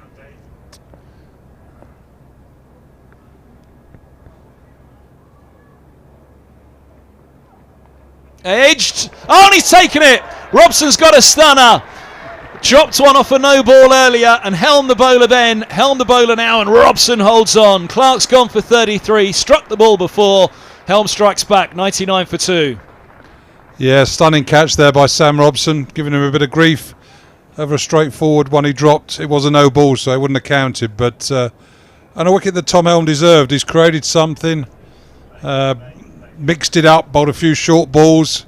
Yes, got one wrong that went over the keeper's head for 6 no balls. But he's got a bit of pace and bounce. Just hit Clark on the elbow, trying to cut a ball there. Too close to him. And a wonderful catch by Sam Robson, diving to his left. That really was an incredible catch. He's gone a long way there, hasn't he? He's almost got a telescopic arm there, hasn't he? He couldn't get it with both arms and hands, and his left arm has just gone a little bit further, and he's managed to cling onto it into his fingertips. So disappointed batsman there, he'd just been hit on the elbow. Whether that sort of affected the stroke, the following delivery, only he will know. But a big wicket for Middlesex. Sussex 99 for 2. Yeah, huge breakthrough. 28 minutes after lunch. Really useful partnership for Sussex. It was becoming quite the nuisance for Middlesex. But here comes the skipper, and this is the man that they'd have dearly loved to have got out there early this morning. Pajara, who's averaging very handsomely at the top of the order for Sussex this year. 4 centuries to his name. And an average of 109 from the 9 innings, 2 not outs, but 4 centuries in those 9 innings for Pajara. He does enjoy batting, doesn't he? So again, it's important that Middlesex, Tom Helm, Umesh Yadav, put him under pressure straight from the start. Don't give him any easy sighters. Not that he's someone who's likely to go flashing outside off stump. If there's one to hit, he plays within his zone. Looks to just wear the bowlers down, doesn't he? But a big period of play here. If Middlesex can get Pajara out, that will send some tremors through that Sussex dressing room. Opener, relatively inexperienced middle order. Yeah, Carter's in next. He's averaging nicely this year, 60, an average of 60 from his 9 innings, 1 century and 4 50s. Rawlins, Ibrahim, Lenham. It's just a little bit of a tail there. Ibrahim's obviously got a decent record with the bat. Here's Helm to Pajara, 3 slips go down.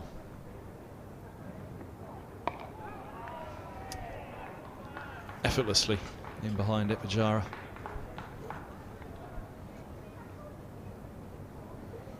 So it's amazing how good players have time, don't they? You watch Helm, been rushing previous 2 batsmen. Pajara, calm as you like. Behind it, just push it straight back down the wicket. It's horrible bowling a batsman like that with so much time. You just feel I'm not getting it right at the crease. He's coming out with no pace. But these batsmen see the ball so early.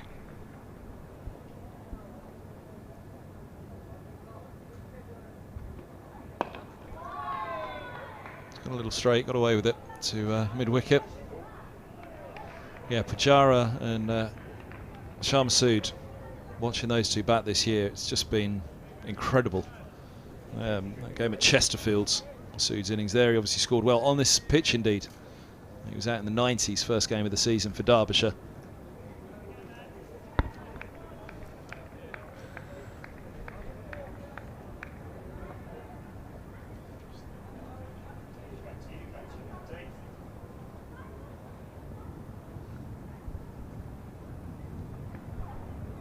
Oh, now that just nips back up the slope. Helm rightly has a little chat with Pajara after that one. He was in no man's land, which is not something you say often of Pajara. Yeah, just looked a little bit uncomfortable there, sparring at the ball almost, or leaving it alone at the last minute. But I suppose seen it quite early, moved out of the way, but could have easily just flicked the bat on the way through there. So not the most convincing of leaves, but got away with it. Little moral victory for Helm. Bold move to have a chat with Pajara at the end of that one. Third ball.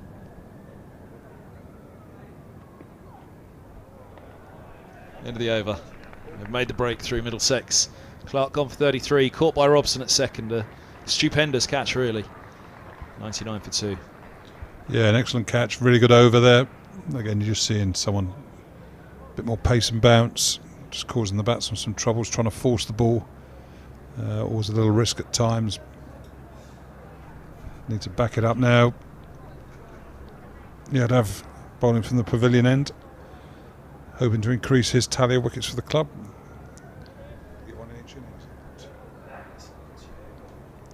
Got a couple of wickets at Merchant Taylor's School. I think he'll be looking forward to running in and seeing whether he can get the better of his Indian teammate Pajara when he's down his end. This is where the stream figures are supposed to go through the roof.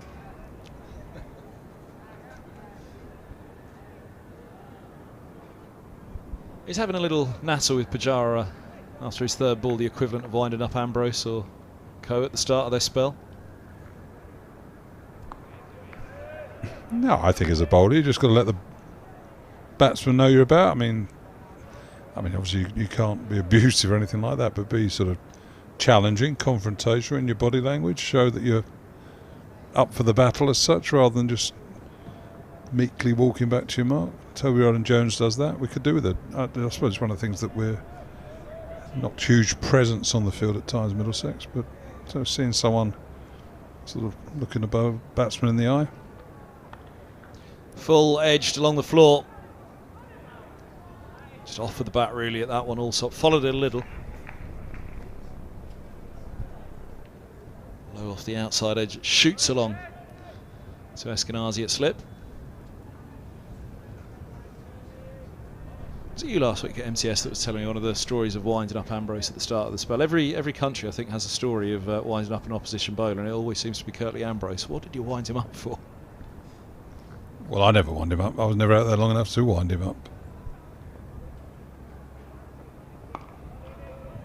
It wasn't yourself. Somebody was on either last week or the week before was telling me a story of somebody early in Ambrose's spell wound him up, and the rest of the dressing room said, "What's wrong?" Was it Dean Jones was the famous one, wasn't it, with the wristband? That was with the wristbands. There was also a confrontation with Steve Waugh, wasn't there, in Antigua, which wasn't a particularly pleasant sight.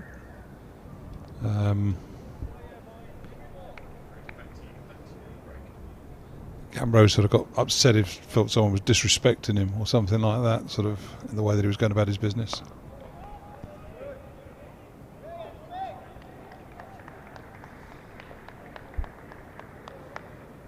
I think he was telling me now. It was something along the lines of it was coming up to an interval. I just said, wait, he's got a long old run up. Just as he gets in, at that point, just pull out, and then we'll make sure it's lunch at the end of that over. And of course, that wound him up for the afternoon session then. I think Dermot Reeve did him as well in a county game years ago. I think he might have given him a flat one. The beam. I think Dermot Reeve could wind people up though.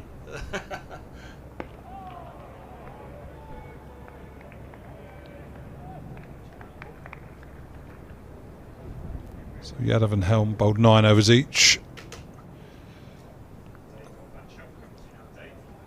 Yadav in his 10th over. How long will they keep going? Maybe got another over or so in each of them. How Middlesex would like, and the Middlesex balcony would like to see one of these two removed in the next 2 or 3 overs. Oh, fished at it. No third slip. Well wide of Robson.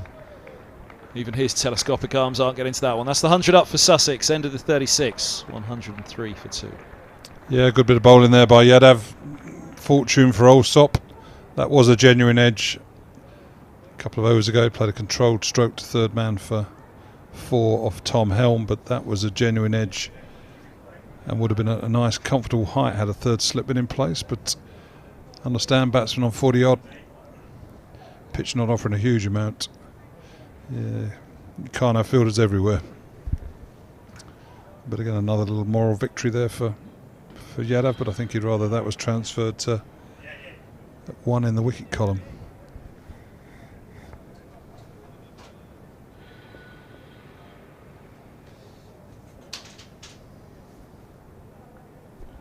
See a third slip in here now for Pajara, still on 0.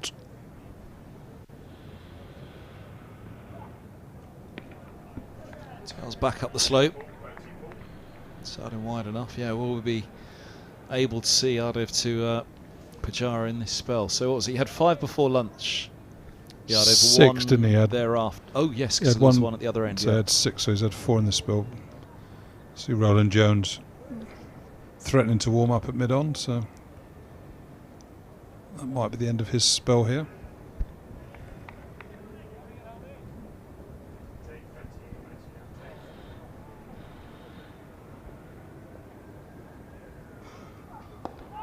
That's well bowled again. Inside part of the bat to get Pajara off the mark. We'll get him off the mark with the boundary now. Good slide and stop by Mark Stoneman. They've taken a couple.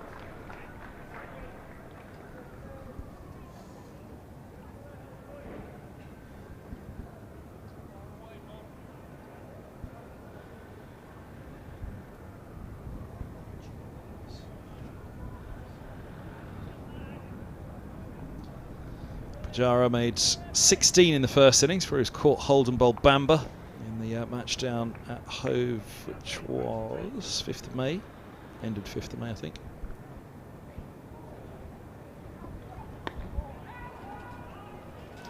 Second innings, 170 unbeaten.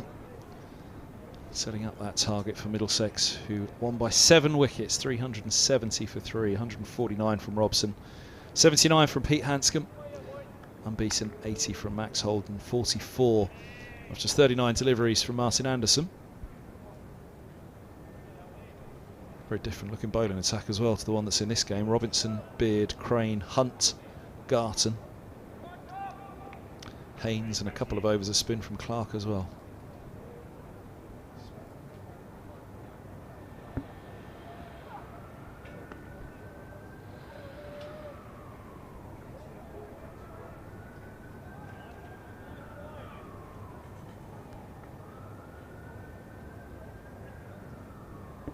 It was an interesting, that's 16 in the first innings from Pajara down there, as I remember now, 16 off 10 balls, 2 4s and a 6. And they were when he came to the middle, 225 for 2. In the 64th, he was out by the 67th.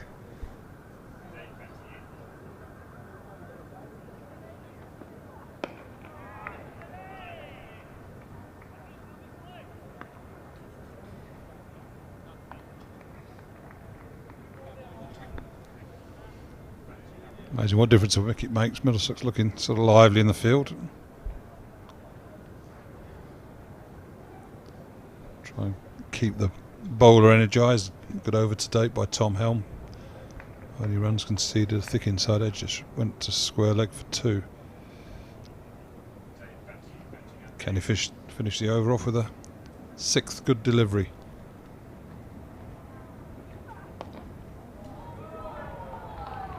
Should just be a single down to long leg. Going to turn it into 2. Well run. That's good running actually from Pajara. Running out room down there, Yadav on the boundary rope. Pajara's on to 4. Also will have the strike on 44, 107 for 2. And it is going to be Toby Rowland-Jones replacing Yadav from the pavilion end. So number 23 from his 10 so far, Yadav, 3 maidens. Rowland-Jones, number 24 from 8. This is a crucial passage here, you fancy. I mean, disrespectful at all to the rest of the Sussex side, but Pajara at any point in any given match in any team, he's a big wicket. Early in his innings now. Jones getting amongst the wickets, and with the big one of all, the biggest one of all in this Sussex side.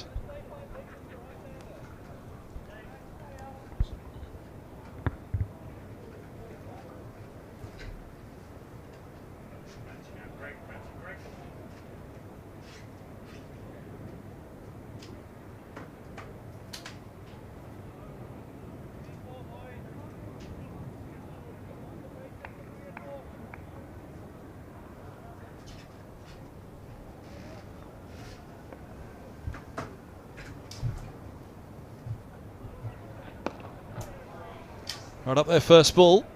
If he was a little expensive in his early spell, it was because he was looking to test that fuller length Roland Jones. Rightly is immediately going back to it at the start of his new spell. It's about there 109 deliveries now for his 44.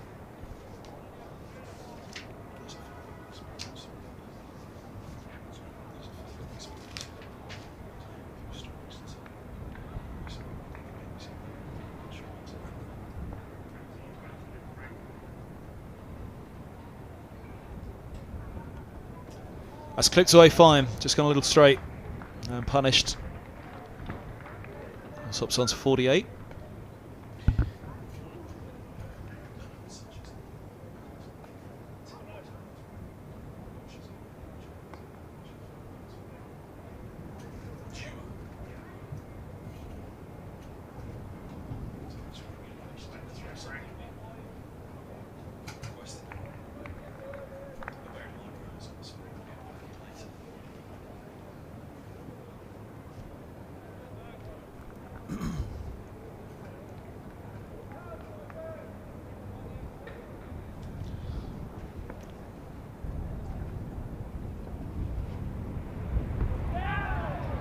Side again, wraps on the pads, falls to mid-wicket.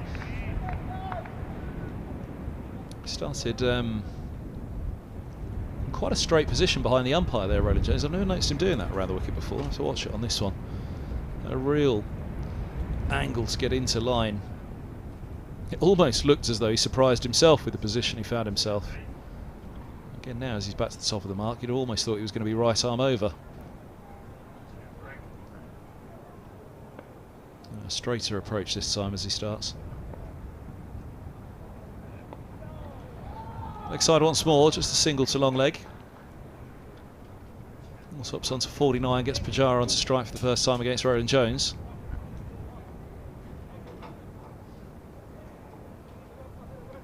Stuttered through those scores from elsewhere with the fall of that wicket a few moments ago. See how Hannon Dalby's going first of all. Oh, there's 7 down. And Brooks has ruined it. He's picked up Billings, caught Burgess for 33. 6 for 40 now. Hannon Dalby has Kent a 142 for 7. Put in by Warwickshire Edgbaston. Rossington's still going. Slowed down a bit though. 24 off 26 now. Essex 117 for 6. Just down the road, the other side of the river, at the Oval.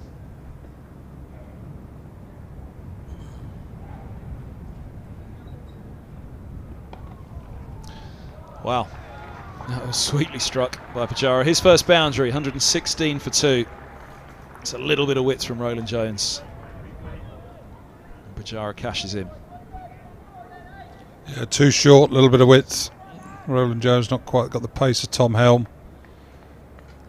A nice crunching back foot drive by Pajaras. And again, looking at the run rate, Sussex going at more than 3 and over. So, whilst Middlesex take an important wicket, they've been conceding a few runs. Tails that one back in nicely from the pavilion ends, but Pajaras, worldly experience of his, able to leave alone. 116 for 2. Those other scores still off at Taunton. Northamptonshire 94 for 4 against Lancashire at Wantage Road.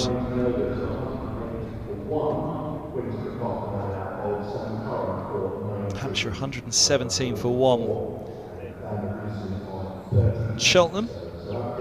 Rain hasn't arrived from the west just yet there. Holland's the 1 wicket to go for 48. LBW to Chapel. Organ 56. And Gubbins with him now on 4. The 2020 champions, Hampshire. One of Middlesex's early victims in the group stage of the Blast this year. Tremendous comeback it was down at the Aegeus. Holden, Davies and Simpson, if memory serves, after the loss of 3 quick wickets. It's Tim Murtagh back on, replacing Tom Helm, who had 45 minutes after lunch. Cut now. Holden at backward point. Was that a chance?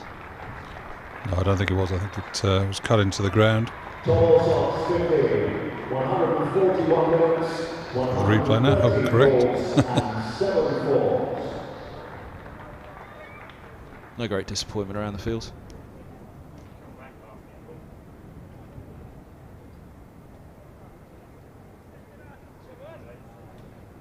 Brings Pajara back onto strike for Murtagh. 8 from 12 so far for Pajara. 1 for 17 in his 8th for Murtagh.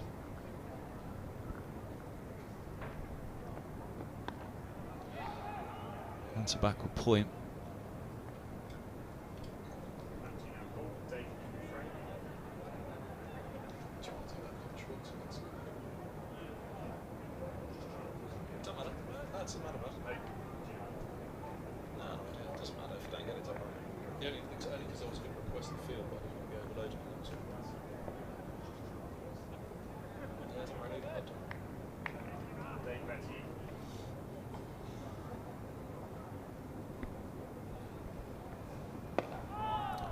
Bowled tentatively forward there, Pajara, which is that first ball where he was nonchalantly, effortlessly onto the back foot to Helm. Just a little bit more tentative on the front foot to Murtagh. Yeah, just looking at the way Pajara's batting, he's looking like he wants to impose himself on the day. He's applied a good back foot shot off Toby Rowland-Jones for 4. A couple of clips through square leg for 2. But it's his presence at the crease. He doesn't look like he wants to be dictated to. He looks like he wants to take charge out there. Good again from Murtagh. Trying to nip it back in up the slope. Pajara happily leaving alone on that line. That finished the Division 1 scores, I think. Yes, it did. Oh, they were well underway in the ODI. South Africa 108 for 1. That was 31 overs. Sorry, after 19 overs. 31 overs remaining against England.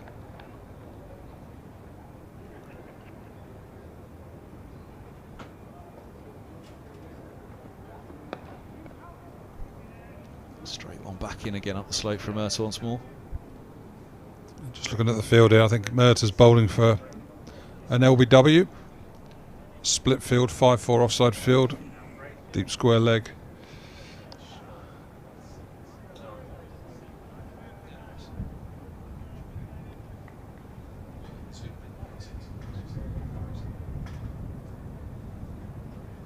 So our viewing spot up there.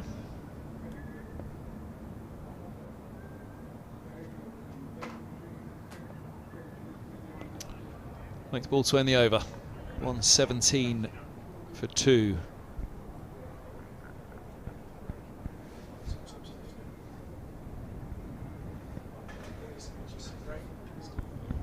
Oh, there we are. There's the soup-stained white shirt of Gus.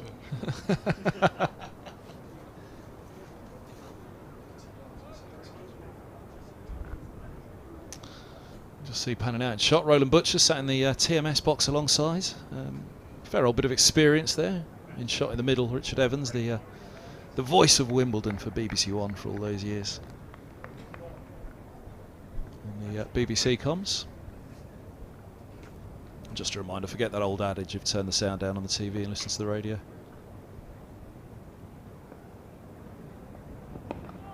Those days are long gone. Do you always used to do it when you were younger? Turn the sound down on the TV and turn the radio up? No. Too much talk. Too much chatter.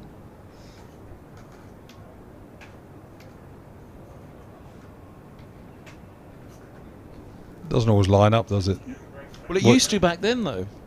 Because of the simplicity of technology back then, they were both at the same time. Nowadays, there's a delay. Slight delay on watching the... I suppose, of course, it's not on terrestrial anymore, is it? But equally, I suppose, TV, what's in front of you dictates what you say largely, doesn't it? Whereas radio... But if you're watching TV, the pictures and the conversations about something completely different, it doesn't sort of marry up, does it? Back then, there was barely 2 cameras, was there, for the TV, though? It was fixed on the middle and...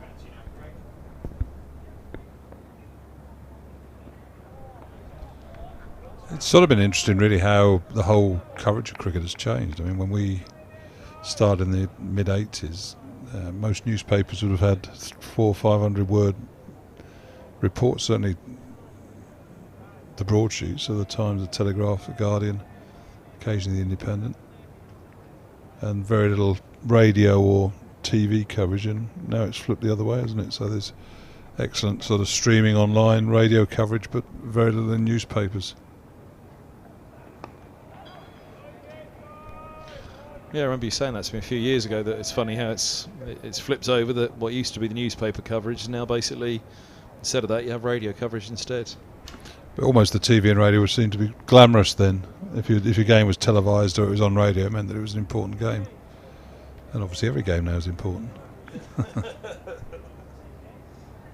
It's true, actually. If you do have the newspaper boys or girls at a game, that's because it is a really particularly important one.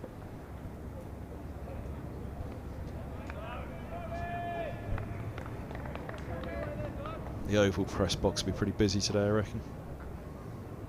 Against their 6 as well. Sorry. Mind you, England playing. Won't be too many column inches available tomorrow. Ben Stokes' final match. Yeah, what do you think? Surprised. I was surprised when I heard it yesterday afternoon when it sort of came through.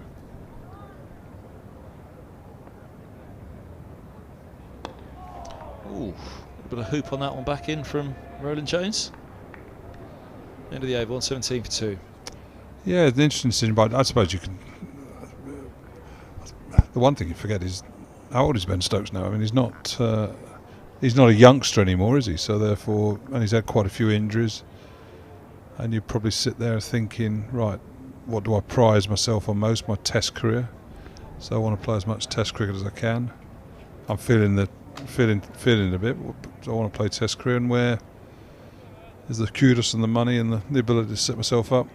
That's in T20. So therefore, 50 over cricket becomes a casualty, and it's sad because in many ways, I mean, 50 over games can be the best day's cricket that you've got. You can watch a batsman come in and play properly and build an innings and play like Rishabh Pant played the other day. You also see bowlers bowl properly rather than just trying to hide the ball, which they tend to do in T20 cricket.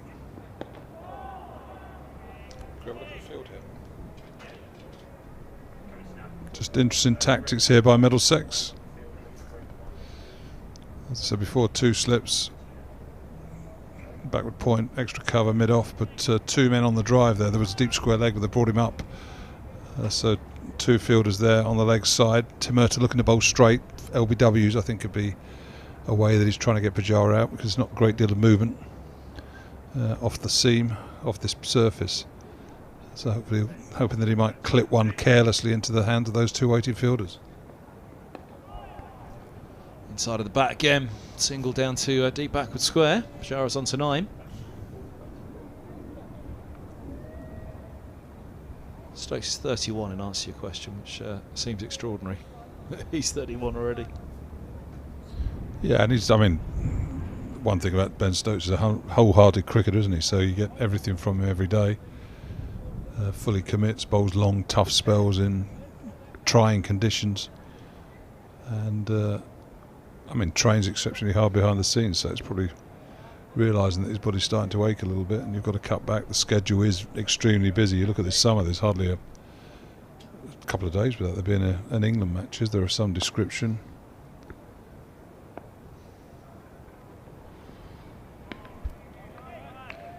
And he's made that decision, which is sad for 50 over cricket, because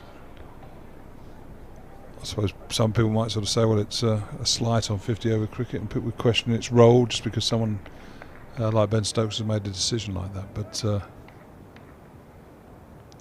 I think England can look forward to watching him play cricket for at least another 3 or 4 years, I would have thought.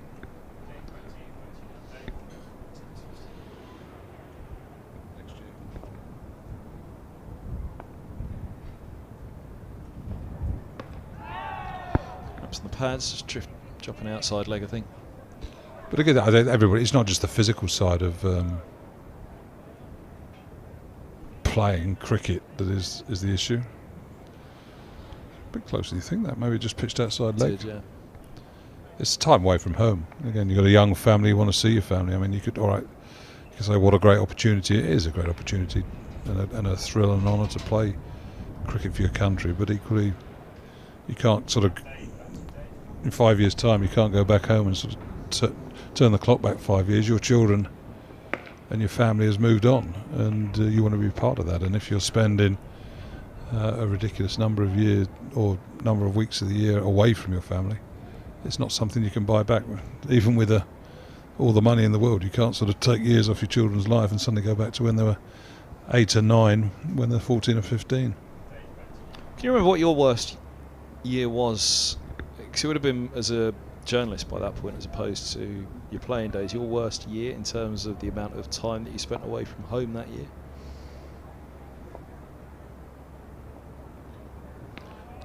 I think sort of you're looking at 30 to 35 weeks a year that you're probably spending in hotel rooms. Because I remember there was one year, Dean Wilson of the Mirror joined us for a game at Southgate, so that's how long ago it was. Middlesex last played Southgate. Played a couple of years early in your tenure as director of cricket, but it would have been somewhere around. Actually, did they? Middlesex play Southgate in your time? I played some T20s there. I don't think we played a 4-day game. Yeah, maybe it was a T20 you joined for. So you were probably away from the journalism by then. But I remember him going through it and saying there's about a month next year that'll be at home. The rest of it, whatever it was a particularly busy 12-month period for England.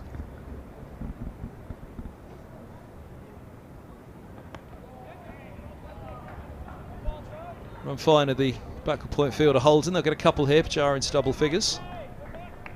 Of course, the journos, unlike some of the players, cover all formats. So, I remember Dean Wilson just looking at it, thinking, I'm not going to see my family for a year. Well, I'd say when I started with the Independent, there was sort of a daily and a Sunday correspondent. So you, as a daily correspondent, Saturday was your day off. But certainly when there were test matches abroad, you were doing the whole, or England tours abroad, rather than have two people out there. The Independent wasn't flush with money. You'd have one person doing the whole shooting match as such, and it was time away from home. That was one of the reasons that I came back. Yes, the opportunity to try and deliver a good game rather than just talk one, which is what you do in the media largely, was created by movements at Middlesex. But equally, suddenly your children are in their early teens, and you think, well, again, you turn up now when they're mid to late 20s, and you've missed a period of time that you want to spend with them. And equally, it's not a pleasant existence for your wife either, sitting at home each evening on her own. About two, but settle on one eventually. Single wide of Yadav. Yeah, one thing I've noticed about Yadav, he's a good fielder. He's lively, isn't he? Got a good arm on him, quick to the ball. Looks like he enjoys fielding. Yeah, I noticed that MCS, and similarly there was that Pajaras 2, I think it was, down to him at long leg when the rope was running out on him pretty quickly around towards the grandstand from the Warner. He's not here just for the paycheck, is he? He's putting it in the field as well as with the ball, and with the bat indeed at Merchant Taylor's, Yadav.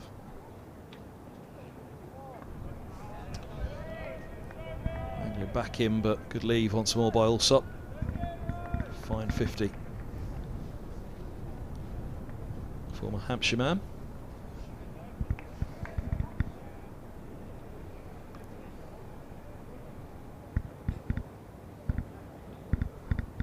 Sun's not come back around the front of the pavilion yet. And I'll tell you what, it won't today.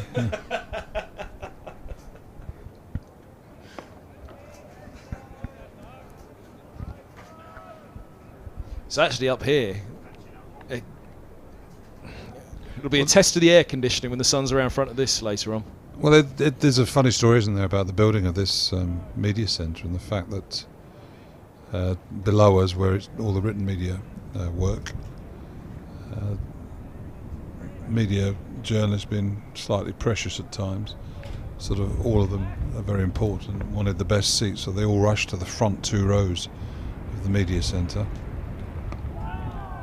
to get those best seats without sort of working out what happens with the sun.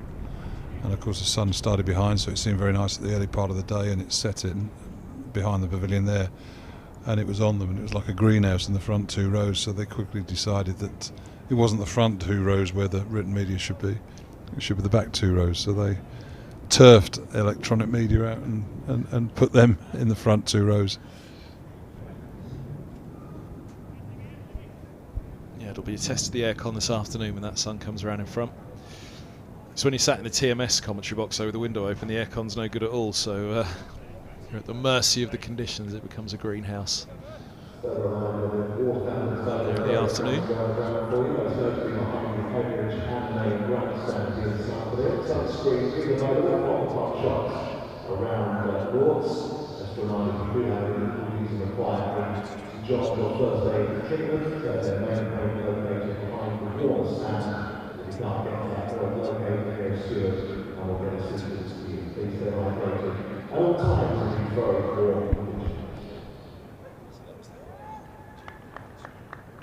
Yeah, but that one will just have it open, not turn it wide open.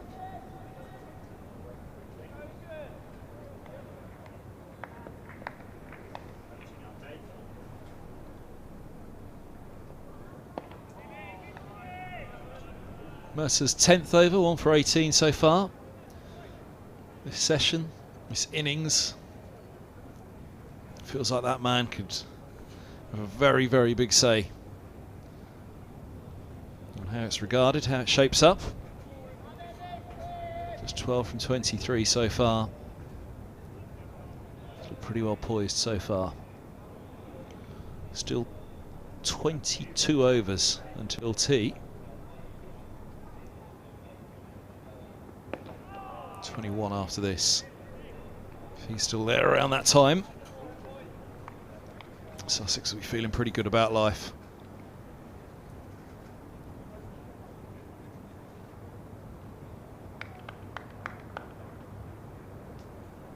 That run rate though from Middlesex still being kept under control, just scratching up again towards 2.9.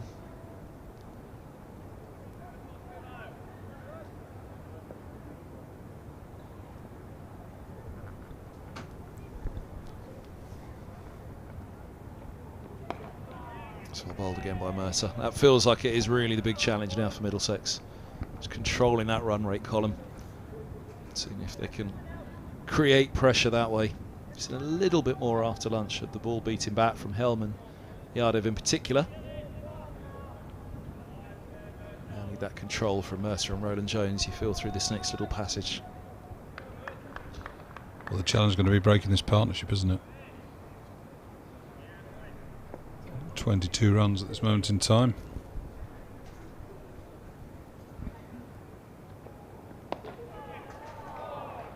Gets that one through. There's 2 short mid wickets in place there. Just fine of the first of them. Luke Holman rolling to his right, couldn't stop it. Nicely turned. Nicely timed.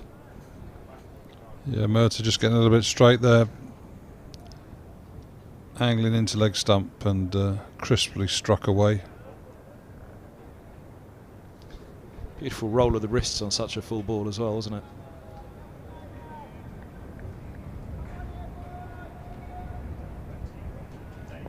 Got over the top of it and smeared it away.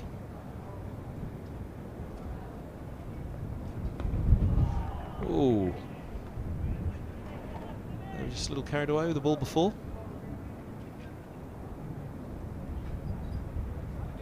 A few little inside edges, isn't there? Sort of old Sop on a number of occasions. Back leg has saved him.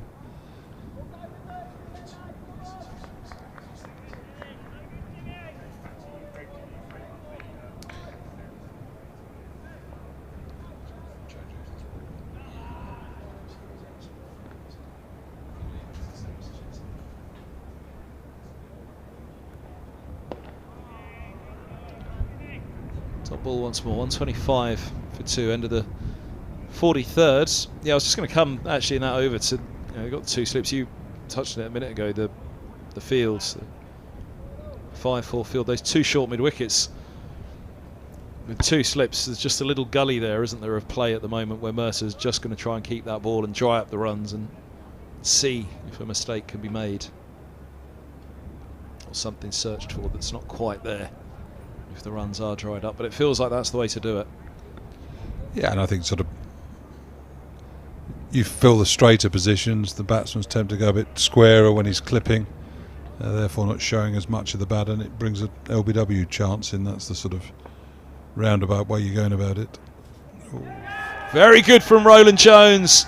He goes up, so do the slips, but the umpire's finger does not. It wasn't the most convincing of appeals. Obviously hit something, but not the bat according to the umpire. Also might have clipped his front pad with his bat, so that would have been a noise. You can never tell by a batsman's reaction. They're good poker players, a lot of them. All look good though from the bowler. And indeed the keeper's perspective, it carried nicely through to the gloves of Simpson, that one. Oh, good leave.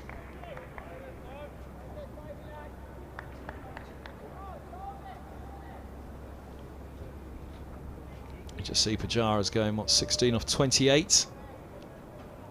All top 50 off 128. Run rate 2.88. Will just be the interesting little columns to keep an eye on at the moment, because that's what Middlesex having to focus on.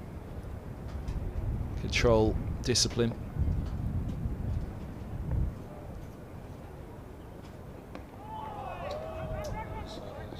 Hope that they can just find a way through with it all. Another single taken.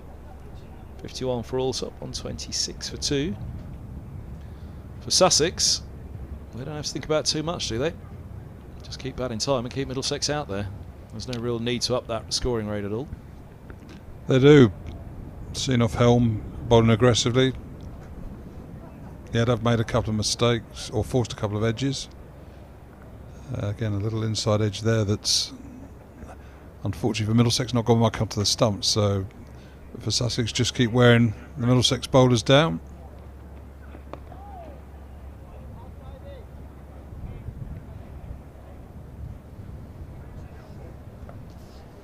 Not sure I'm convinced by that, having a deep square leg out. Toby just giving the single there. No. You want to be able to bowl straightish, so ball naturally going to nib down the slope to the right-hander, therefore just an easy sort of single, which you don't want to be giving a batsman a Pajaras quality. He'll just collect that all day, over after over.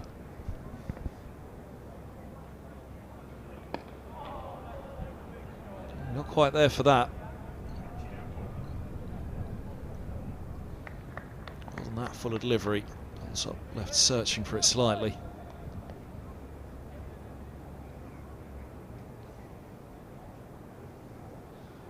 I mean, the large boundary will be on the bowler and the skipper's mind, I guess. To the onside, it's a lot to cover, isn't it? A lot to patrol. Putting the man back, just. But as such, you're protecting the bad ball, aren't you? By putting the fielder back. And if he gets a good ball away through there, then well done.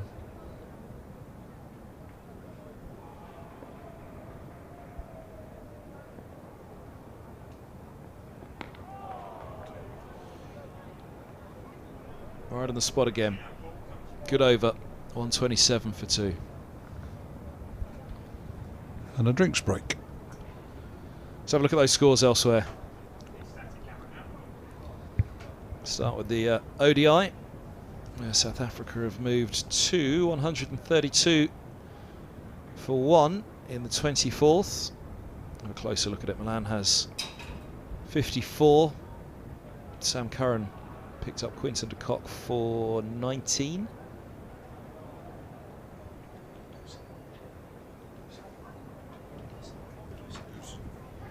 Van der Dusen not out for 51.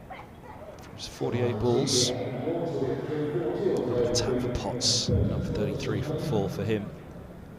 Moeen Ali, 2 overs, went for 13. Stokes, number 19 off 3. Pretty economical.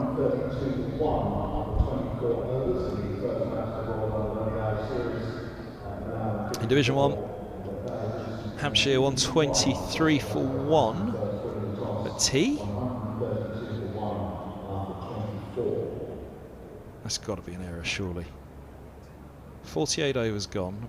Could they possibly have even taken an early tee? It is at Cheltenham, where there was rain, of course, at Somerset. So maybe a little bit of rain's coming in. They've taken an early tee. 123 for 1. Organ 57 not out. Gubbins just 4 to his name. Holland's the batter to fall for 48. And they're still off at Taunton, where there's an inspection at 3:30. Oh no, play due to restart at 3:30. Somerset 99 for 2 against Yorkshire. Essex 143 for 6. Rossington stabilising things with 33. Harmer 25. They were 91 for 6 when Critchley fell. 3 wickets for Worrell, 2 for Roach of the 6 to go. And Kent are 165 all outs. There goes the last one. 3 for Brooks, 1 for Briggs, 6 for 40, Hannon Dalby. Top scorer 48 for Cox, 33 for Billing, 34 for Henry.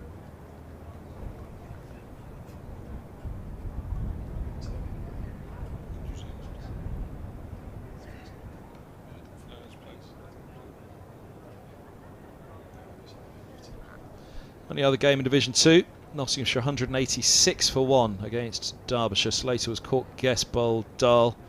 Hamid 89, Duckett 88. And Nottinghamshire winning the toss at Derby.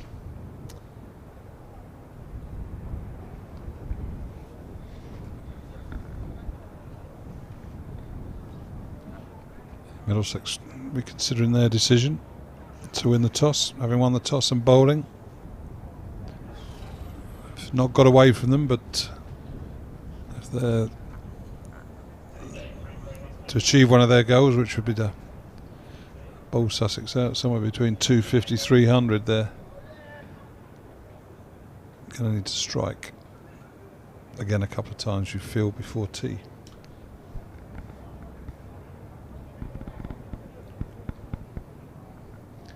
Let's get things going again after the drinks break. Right on the spot once more. Just turn to mid-on. Yeah, the score, the total at the moment is still at a point where you put 2 on that board, and actually Middlesex pretty happy with life, 127 for 4. Easier said than done to put 2 on the board, but that's the point of that run rate that we keep going back to, not letting them get away. The early foundations of this partnership. Just 28 at the moment for the 3rd wicket, but the danger of this partnership is pretty evident.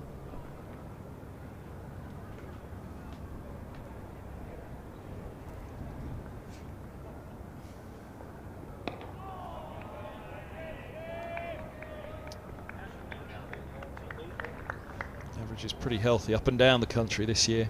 Indeed, Allsop, although averaging 45. Puts him 6th on the list of the regulars for Sussex this year. Carter in next, second only to Pajara, 109. Carter averaging 60. Got to get through these 2 first, or one of these 2.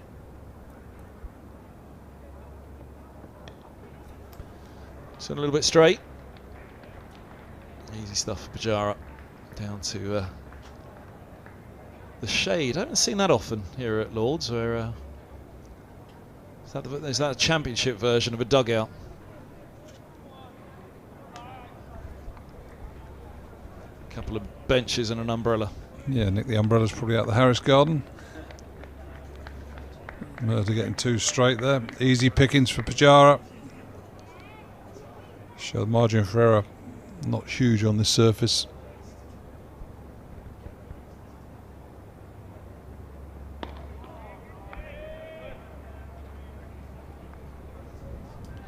When did that come in? The benches around the boundary here at Lord's. It feels as though this season I've seen it for the first time. It had never really been around before that.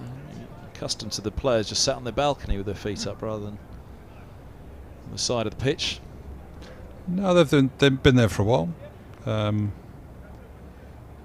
the 12th man to sit on, to save them running up and down those staircases incessantly. Players are quite demanding now, and they wanted something most overs.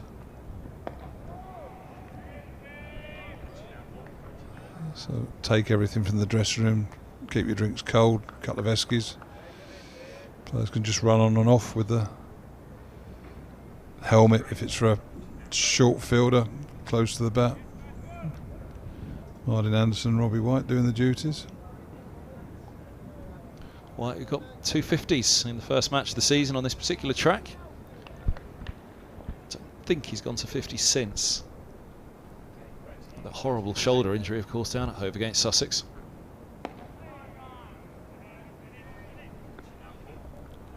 Into the over, 131 for 2. Just going back to the sort of benches and stuff like that, it's almost like they breed during the winter, the benches. Obviously a lovely way of a loved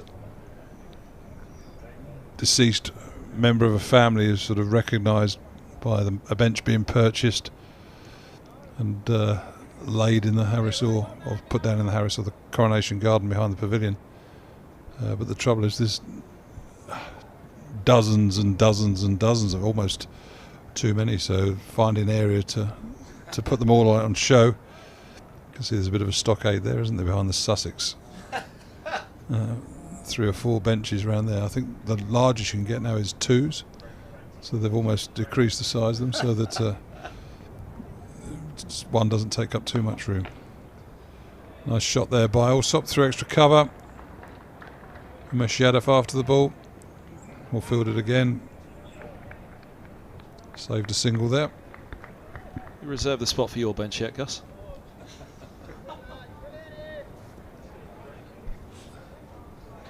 I think my phone would be too tight to buy one. Children, what are we spending a few £100 on that for?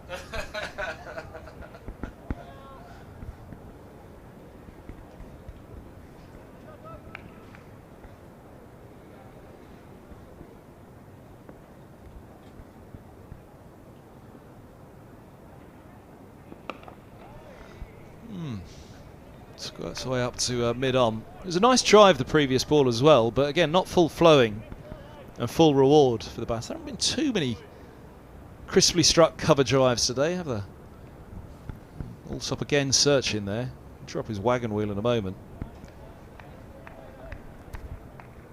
Part of that's how well Middlesex are bowled and keeping that run rate under control, I guess.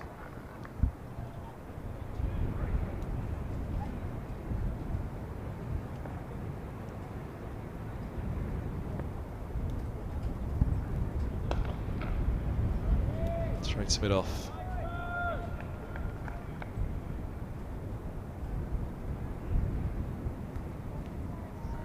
It's partly what we were talking about as well, though, just trying to keep that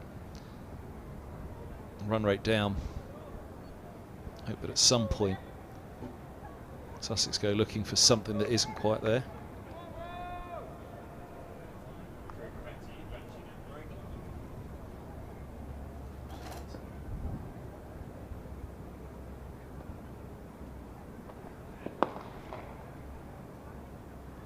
Just a single.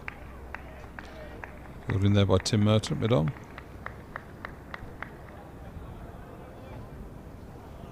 Roland Jones got a bit full in this over. All 4 balls have been driven.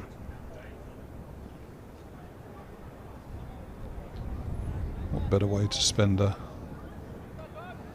Tuesday afternoon? Is that the box you were in over in the tavern? You said you were in one of them. No. Just in there with a couple of Premier members.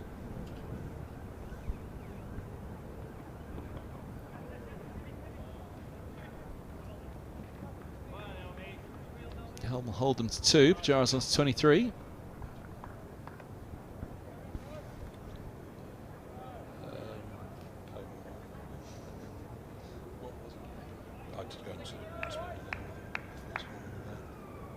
Might be an attraction for someone.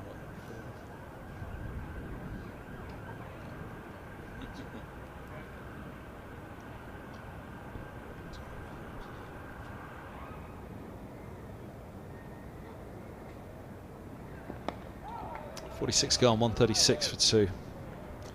Yeah, just looking at that wagon wheel for Allsop. 7 4s. And he's 54 so far.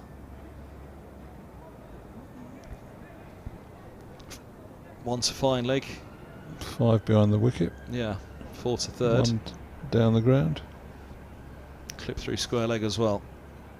Only the 1 down the grounds. It was mentioned in the covers that it's been a rarity, that last 2 that got away through the covers there. Only 5 runs have come into the covers for Alsop.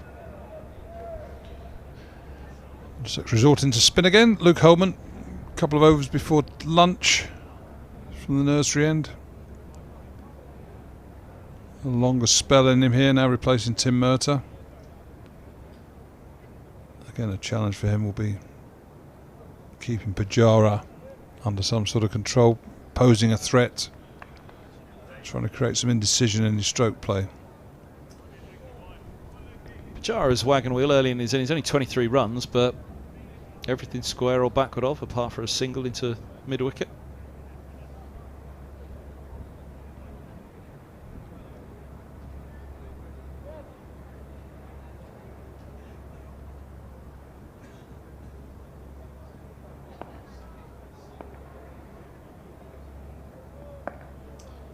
No ball called. Extras into 20s, into the 20s. What's he doing bowling a no ball? I think he's just asked the umpire the same question.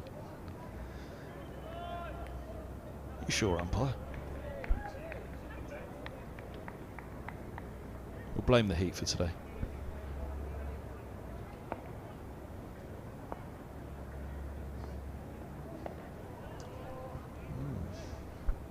Again, just early signs there. Alsop down the wicket at the first ball, looking to cut the second ball. One would have let Holman settle, realising he's got a few overs to bowl this afternoon in this heat.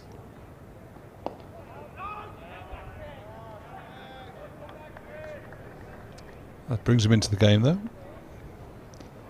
So looking to be positive. The ball might grip. Looks like a pretty dry surface out there now, doesn't it?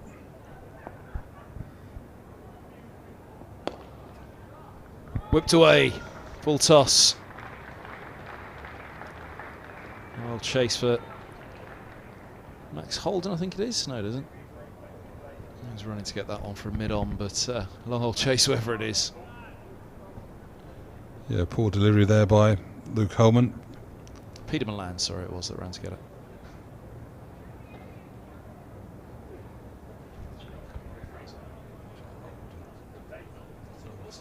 It was, I was right first time. Holden it was. Land's got to mid-wicket.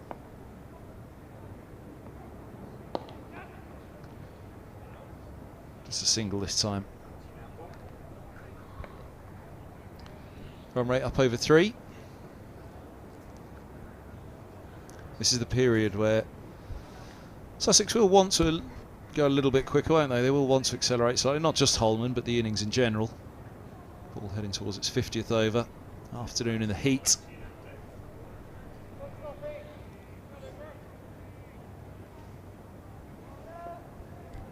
Two well set batters.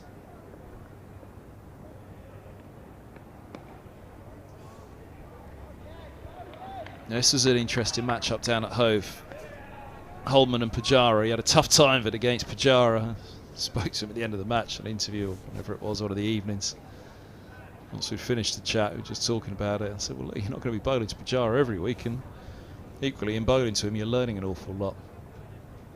So don't worry what he does. Just take the learning curve. But this afternoon, he's got a big responsibility against Pajara here. Stoneman again, though, with a long chat for Holman ahead of bowling to a left-hander, as he had earlier on against Alsop and Clark. Alsop on strike now, 59.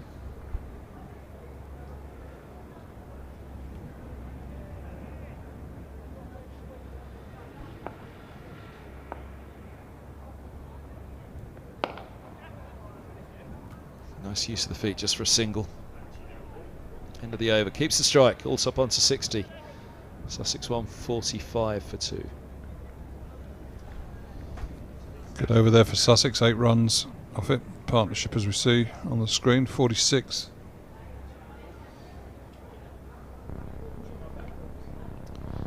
So 17 overs until tea. Again, that'll be slightly on their mind. It shouldn't be overly though, should it, at this stage? It's a long hold, 4 days. Yeah, but just the natural stage of an innings. 2 set batters, 17 overs till tea. Baking heat out under that sun, and the fielders just feeling a little bit of pressure. The team feeling a little bit of pressure to back up their decision to bowl first. How much of an opportunity will these two see it as a chance to try and, well, as you said, get on top of Holman? Well, I took that over for 8 runs, so it's a productive over there for Sussex. No risk at all. 1 full toss put away nicely, collected 3 runs and no ball as well. Change of bowling for Middlesex. Toby Rowland Jones, a short spell. Tom Helm back into the attack, who went for a few runs in his post-lunch spell but created some half chance and deserved the wicket that he took, that of Clark. Brilliantly caught by Sam Robson at second slip.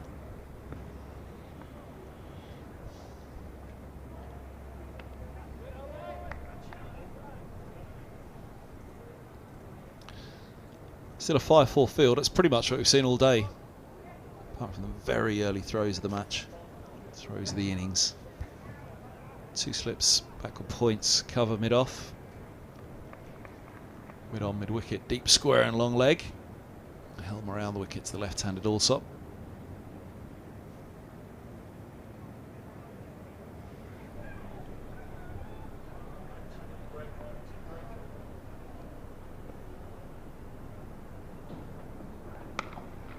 Short and put away. Across the square, down the slope. Yellows doesn't need to chase that one too hard. 149 for 2, Sussex. Just a bit of a loosener.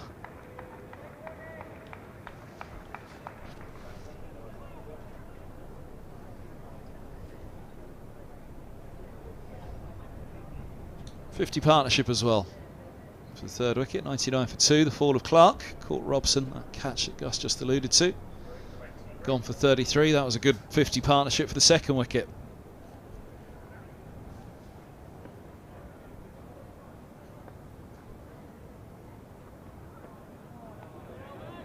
Foundation's being very well laid, which is why this little passage you just feel an hour to tea now. Middlesex needs to be careful to keep that control, get that run rate back down. It's going to be tough for the wrist spinner. Youngster as well, 21 years of age, Holman.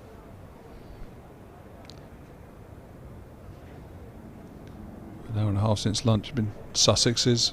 80 runs, 20 overs, 4 and over, so a healthy scoring rate there. They'll be very happy tickling along at this sort of rate. Change of fielder there, another fielder coming to the offside.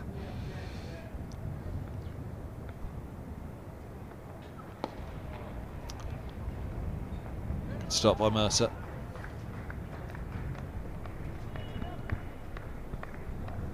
Also watchful of the drive once more. Yeah, we haven't seen much. Just going back to those wagon wheels, not much down the ground or through the covers. Clip through mid-wicket's been a rarity as well. We talk about fatigue for the bowlers, but again, Allsop's been out there best part of 3 hours now. Hot helmet.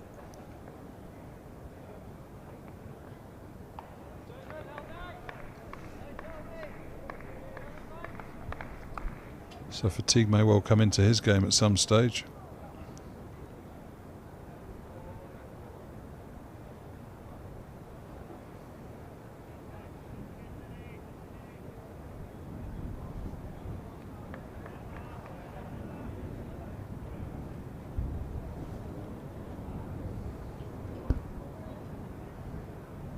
.39 it says at the moment. Not 10 past 3.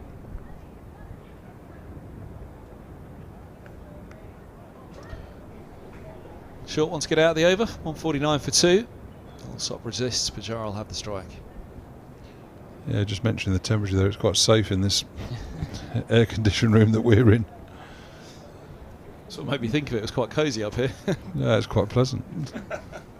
You go and stick your head outside the door on the staircase and it would be like opening an oven. I was in the BBC offices all day yesterday, a new broadcasting house on Portland Place, and it was lovely air conditioning all day. I think I stepped foot outside eventually at about 8 o'clock in the evening. It was actually quite nice by then. I was thinking, what's all the fuss about? Lovely summer's evening. Wouldn't suggest that for a moment for fielders or batters, or indeed umpires out there today. Yeah, an hour to tea, 16 overs. Feels a long old way yet. 3:15 on a day like this. Here's Holman.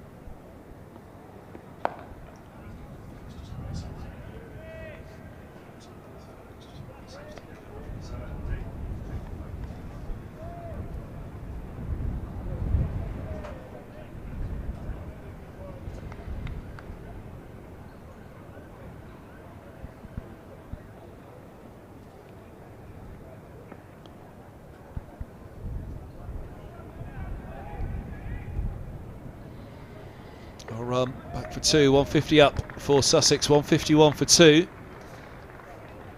This is going to be another little game for us to keep an eye on at the moment. Holman and Pajara, 21-year-old wrist spinner.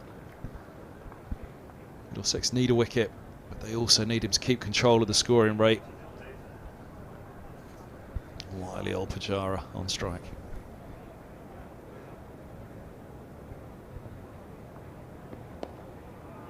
It's well bowled. It is. You get the feeling Pajaras itching to get down the pitch. Drive Holman down the ground if you can. But we'll be quickly onto the back foot should he drag anything down. Bowled again. This is what it's all about, isn't it, county cricket? 21-year-old Holman trying to hold his own here against Pajara. Development of the game in this country, but also a huge interest watching it from a spectator point of view.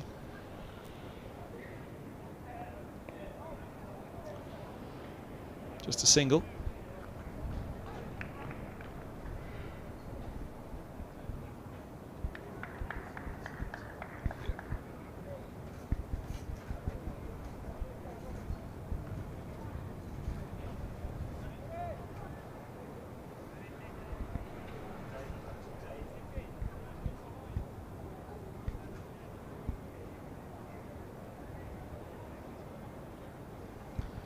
Just 3 off the over so far. He'll orchestrate the field here for the left-handed all-top. This is the kind of over they'd be very happy with from Holman if he goes at 3, especially with Pajara in.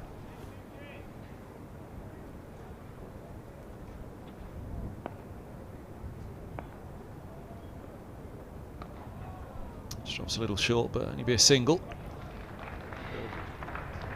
Stoneman in there in the covers, making sure nothing more than that. 153 for 2, none for 17 off his 4 so far, Holman, but there or thereabouts in that over from the youngster. If he can get through a spell like that at this stage.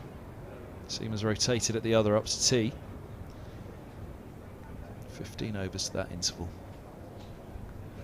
I think that's a challenge. One of the major challenges for young spinners is how do you stay on to have a spell to sort of develop your skills and experience. And it's about bowling maidens, isn't it? And as John Embry always used to say, maidens is the key, because you get another over if you bowl a maiden. If you go for, I say 2 or 3 overs, go for 20 runs or something like that, then you're not going to be on for too long, because the captain won't want the game to drift away from your side. 4 runs off that over. I mean, one of the beauties of watching Pajara about is how quickly they're onto anything, any sort of short, a little bit wide there, cutting. If he's a bit straight, just deflected down to fine leg for 2. Really skillful manoeuvring of the ball.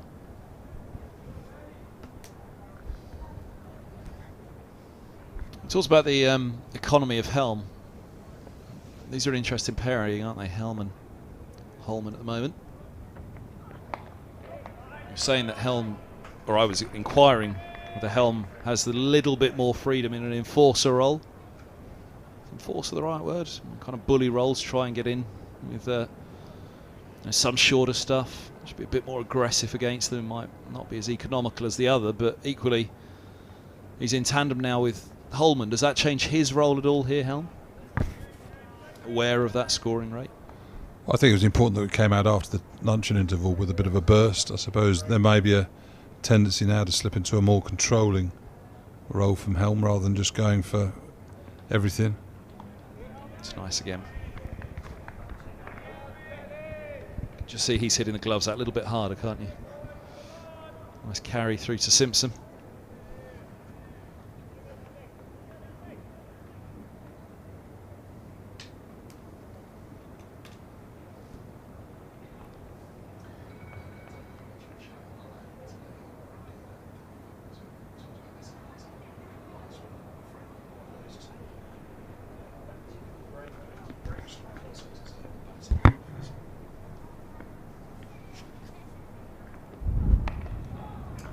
Ooh, it's backward point. Looking for the drive again. It's Holden who stops even a single. Just stretching for it slightly there, wasn't he? Also up with the open face.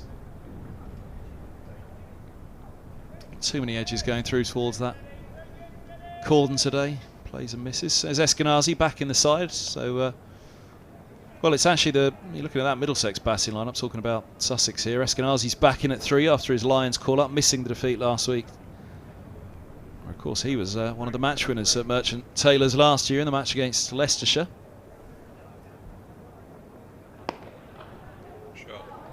There's one down the grounds for Allsop. He's only got 2 away, really straight anywhere in front of point or square today. Both of them been on drives, both of them boundaries. Yeah, really nice on drive there from Tom Allsop. Tom Helm just slightly over pitching. Looks like Ethan Bamber's out there. One of Middlesex's bowlers probably gone off for an ice bath or something like that.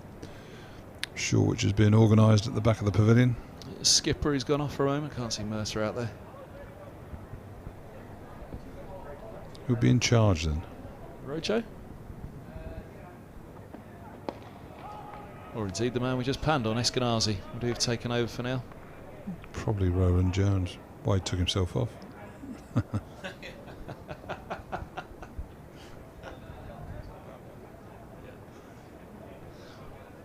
Ethan Bamber running with as much enthusiasm as ever up towards that on drive that was always going for 4 up the hill. Left himself out of puff now. Just going back to Eskenazi, I mean, it was recognition of many years of, well, great consistency.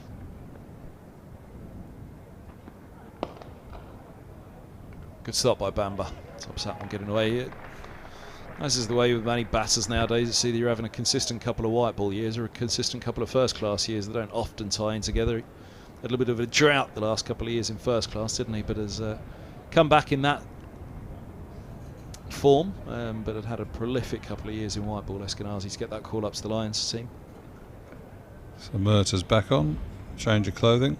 Bamber was halfway off. Roland Jones said, I'm going off. So he'll be probably going upstairs for an ice bath or a shower or something like that, maybe to dry a bit of kit. I don't know what they've got under those canopies there at third man. When was the last time you had an ice bath? When I stopped playing, so probably 2002, 20 years ago. Did that, at what stage in your career did ice baths come in? I'm not sure they were there from the off, were they?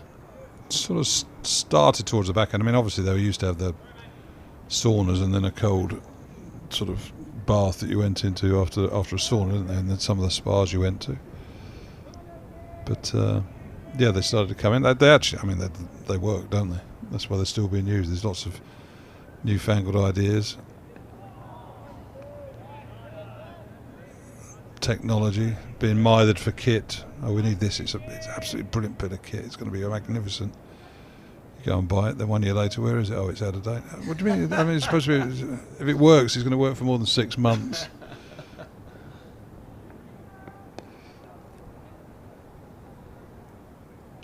Good again from Holman, just a single for Pajara. But ice baths have stayed pretty true, really. So gets the blood pumping around your legs, so removes your lactic acid, which is sort of what builds up when you're fatigued.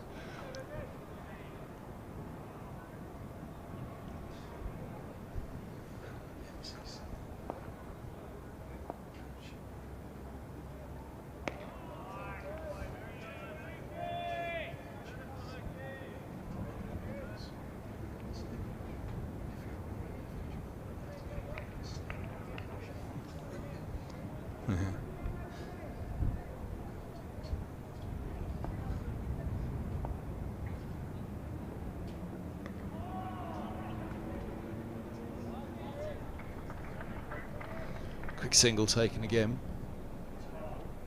Just the 2 off the over. Yeah, good cricket though by Sussex. Keeping the run scoreboard ticking over. So they run right in the first session. I think it was 2.4, so it's been a good session for Sussex on that front.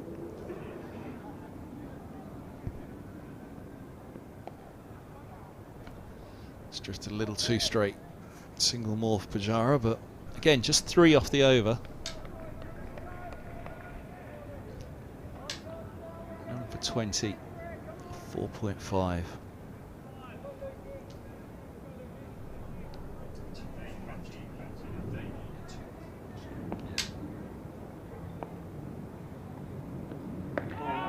Oh, now. Nearly got himself into trouble there. Allsop going back to Holman. End of the over, 160 for 2. Played that pretty well at the end of the day. Allsop there, kept it a little bit low. No, pitching in some footholes outside of stump. They'd have missed that. That would have been a simple decision for the umpire, but he didn't. Got his bat down in time. Just as well he looked to play that straight. If he'd have looked to him playing a cross-bat shot, maybe a cut or a pull, he could have come a cropper, but managed to survive it. Often you see him heading across that way in the capital. Usually where that's heading to, if the camera pans out now over the top of the flats over the back of the Allen, either they're descending from left to right as that screen looks into Heathrow, or they ascend out the other way and wrap round back over the top of us. Maybe that's what that one's done. Or is it making a sharp bank into Heathrow indeed? Turning back towards the west.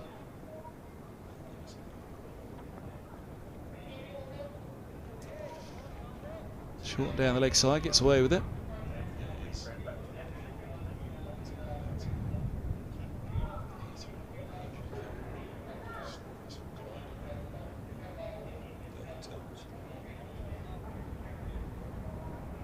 Yeah, it was off to Heathrow, that one. It's banked right and descending now.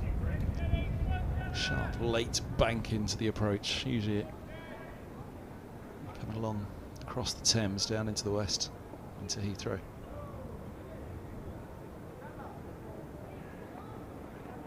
Oh, shoots that one down the leg side again, gets away with it. A couple of dot balls to start the over.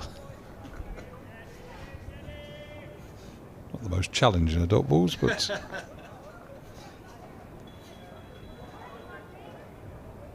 those spells, just get the ball through to the keeper, just get the ball through to the keeper.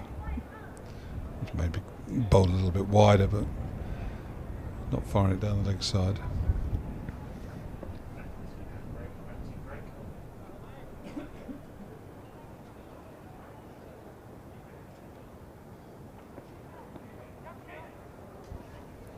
Scamper the leg by, just fine of the mid wicket.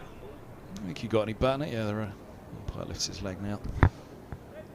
Midway through the 52nd. Top to cast this until tea. 161 for 2.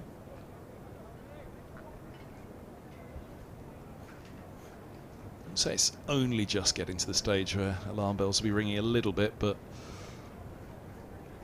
around 120 or so for 2. We're saying add 2 to the scoreboard. Middlesex aren't going to be too disgruntled with life. They won't be particularly disgruntled at 160 odd for 4. If you can add 2 to it now. But it's a big if, because these two are settling very nicely, it would seem. Allsop's on to 74. Beautiful punch that. Square of the wicket. Once more, big scoring areas for him, it seems. Not too many go through the covers or mid-wickets. A couple got away down the ground today, but another one punched off the back foot. 165 for 2. There to be hit, short and wide. Get the tighter line. Captain Tim Mert has given Helm some cover now with a man out there on the wide third boundary.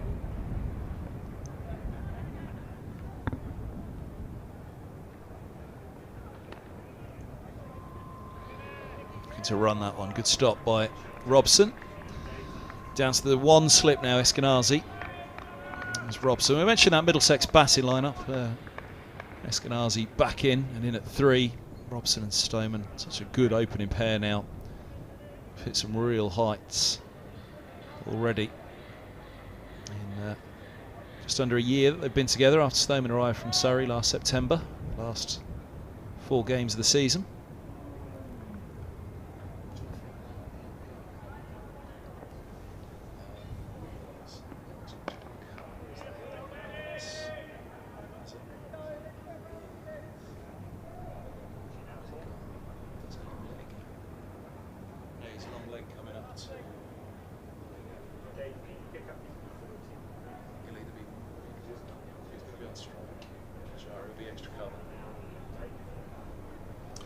There's the other man. Milan will be in at 4 for his debut. Long-awaited debut after those visa issues in South Africa that he's had.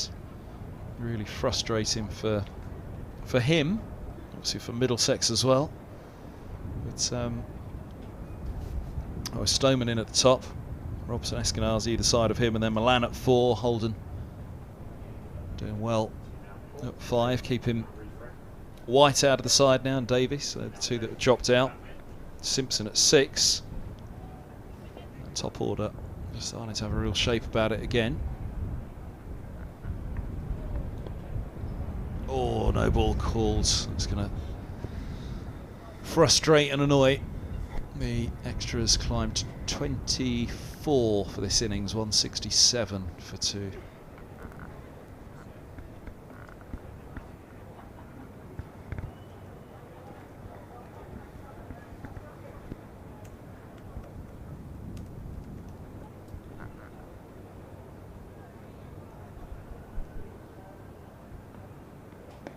That's a good ball.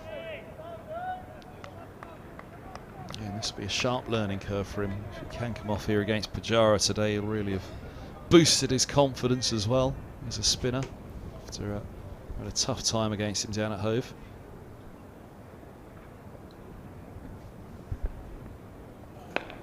There's that use of the feet. Dot ball to mid-on. As you said, Gus, he had the suspicion he was trying to get Holman away down the ground. Just hold your nerve, haven't you? Got to keep giving it a rip. One thing you can do is, as a leggy, spin the ball. Drags that one short, and there will be punishment on anything that's off line or off length from Holman. Short and down the leg side. Pajaras into the 30s.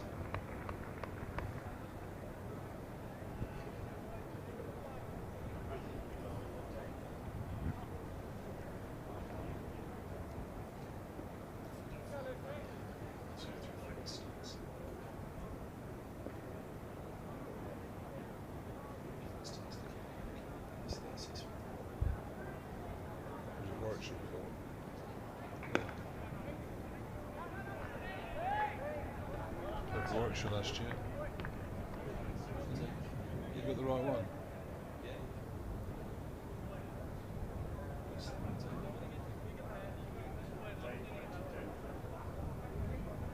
There's 2 Milans, it was the same one.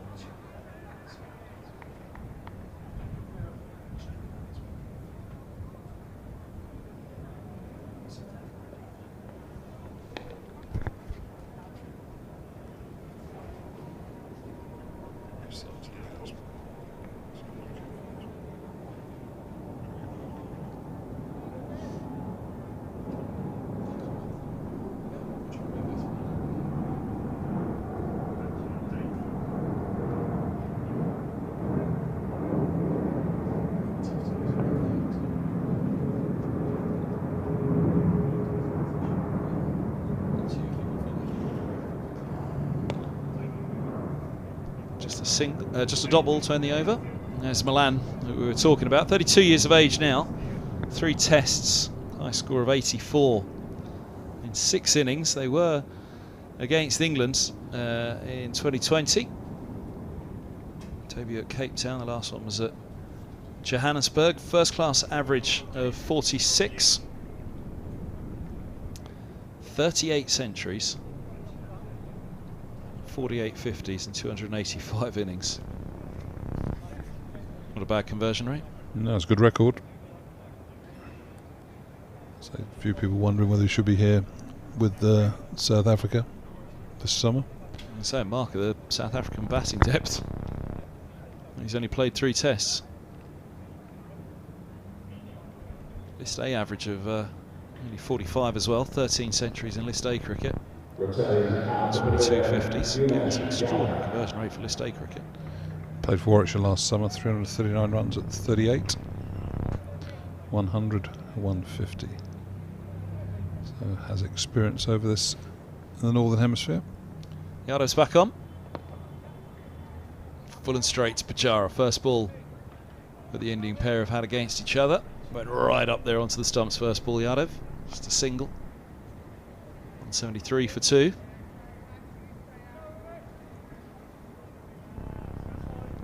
Overs to tee. What's this ball now? 54th over. Again, well, we keep sort of saying important little sessions, but Middlesex don't want to get ragged in this last 40 minutes before tea.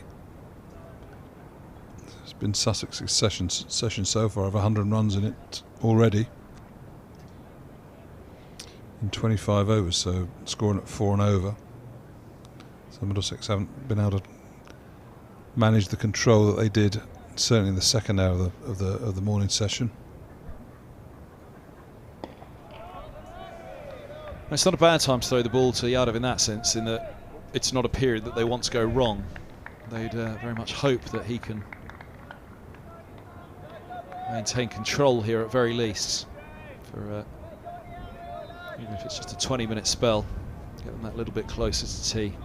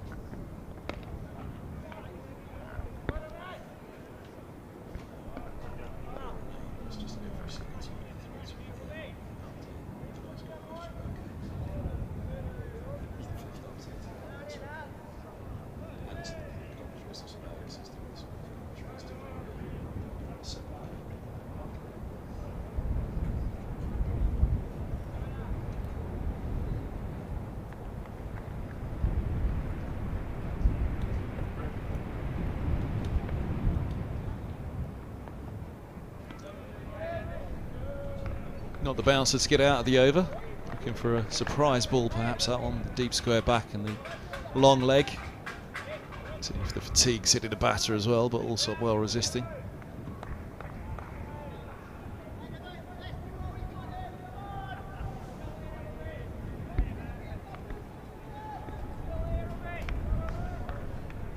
Can't be underestimated the time that he spent out there in this heat, as Gus was alluding to earlier. Slip that one out down the slope. But a dot ball to end the over. 173 for 2. Umpire's calling everybody forward for another drinks break. Noticeable that some counties have had shortened days, haven't they? 3 1.5 hour sessions. They've been given permission to have a shorter first day because of the temperatures to be made up second and third and fourth days, so an extra half an hour they'll play on days 2, 3 and 4. We're not doing that in this match, but some of the counties took up that offer from the ECB. So I think the games will be finishing about 4:30 this afternoon.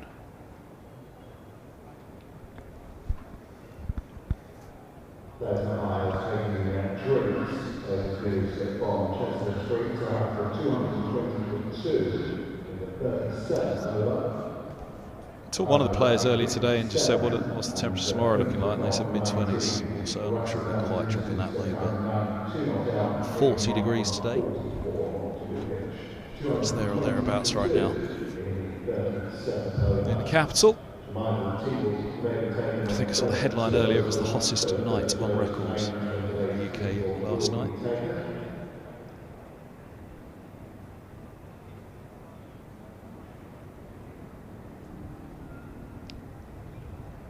They'll sleep like babies this evening, I would imagine, after a day in the dirt. And this one, 173 for 2. I mean, credit has to go to them that on a day like this they've managed to keep some semblance of control. 54 gone, 173 for 2. One very well set batter in Allsop, who's been out there 166 balls. Kept him at a scoring rate below, a strike rate below 50. Danger man's on the right though.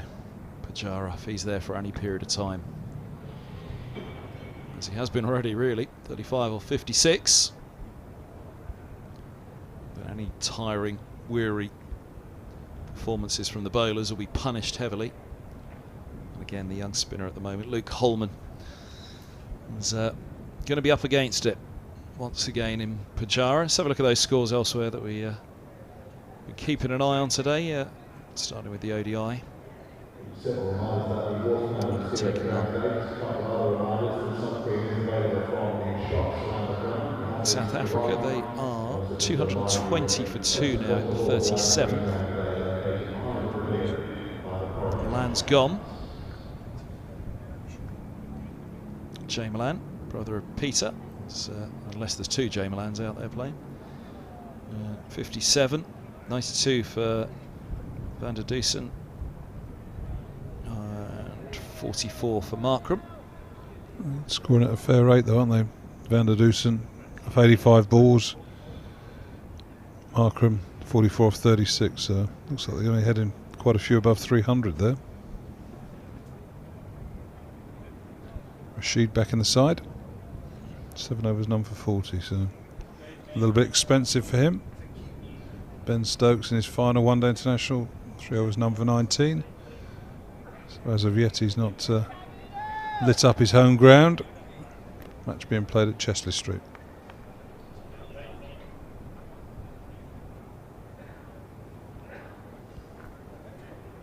Division 1, Hampshire 166 for 1. That's why the tea was early there then. As you just mentioned, the shortened first day. Cheltenham College 167 for 1. Gubbins 32, Organ 71.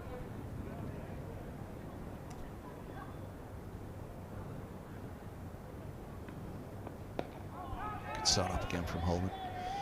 Northamptonshire 146 for 5 against Lancashire at Wantage Road.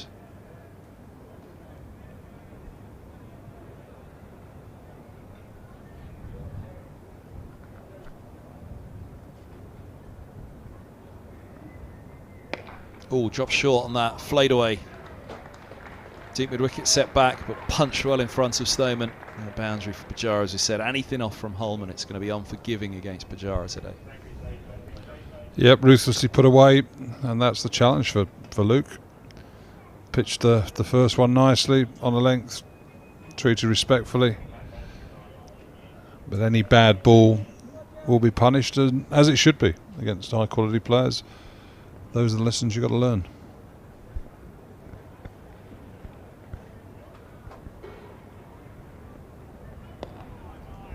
So often talk about bad balls taking wickets, don't we? Think of the Leicestershire match here. I think Holman got a couple of gimmies with rank long hops. But against someone like Pajara, even just slightly off length, you're punished. And the bad ball's highly unlikely to take the wicket of Pajara. A real freak one if it did. Well, he's moving along nicely now, isn't he? 40 off 59 balls, so strike rate 66, 67.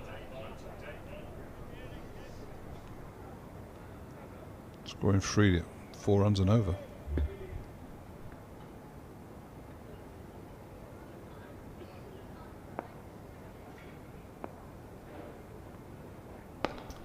Full toss, just a single though to Bamber at mid-on. Back on at Taunton, Somerset 112 for 2 against Yorkshire, Essex 177 for 6. Against Surrey, Rossington 49, Harmer 34. Warwickshire 24 for 2 against Kent. Davies gone for 5, caught Crawley off the bowling of Henry, and Sibley caught Billings bowled Milnes for 5. Benjamin and Hayne together.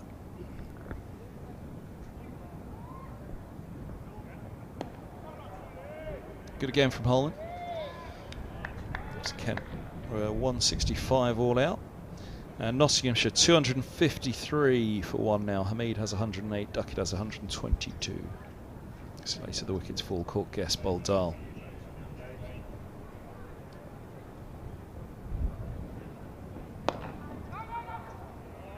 Brian Clough Derby.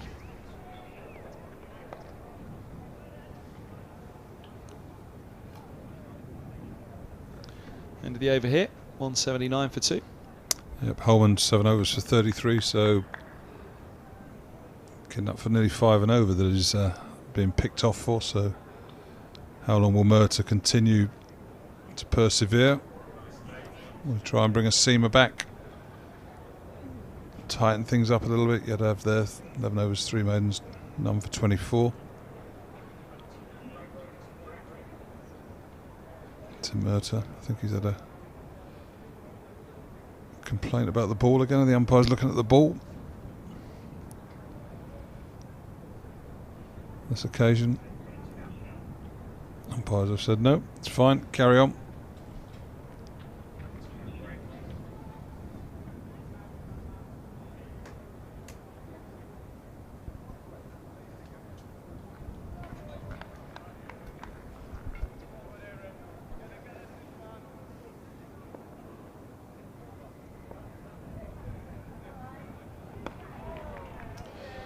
If there's any danger of it getting out of control for Middlesex, it's mainly this. They'd really hope that the last hour tonight, if they've got a new ball in hand, it's not going to. So the 16 overs up to that second new ball becoming available after tea, they'll have to find a way of maintaining the control. But again, at this point here, this is one of the danger spots, isn't it, for a side in the field? And again, throwing the ball to Yardev helps. Holman is just about holding his own there, isn't he, with number 33 from 7.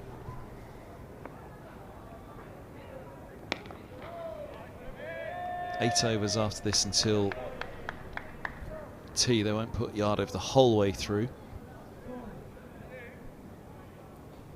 But again, you just sort of think, well, 8 overs, 3 and over, that's 203 for 2. It's a really good position to be in after 2 sessions of play. Final session, yes, you got the new ball for the last 10 overs or 16 overs, but another 16 overs before then, you can suddenly get another 50 runs if you're suddenly looking at 250. Shorts and just a single. Good stop by Stoneman. Excellent work out there. Made short work of it himself on the boundary rope. So you're suddenly looking at second new ball, 2, maybe 3 wickets down. You're in quite a good position then to get 400 on the board. Get 400 on the board. You're, well, the batting side or the side batting second has got to play well for 3 sessions really to get themselves back in the game. So it doesn't give you freedom, but it certainly gives you a bit of room for manoeuvre. A couple of good balls, a couple of poor shots. So decision from an umpire, and you can be in a bit of trouble. Somebody moving around the pavilion, settling down now behind the bowler's arm, right arm over. There's a few just sprinkled in front of the sight screen. So over that one down the leg side.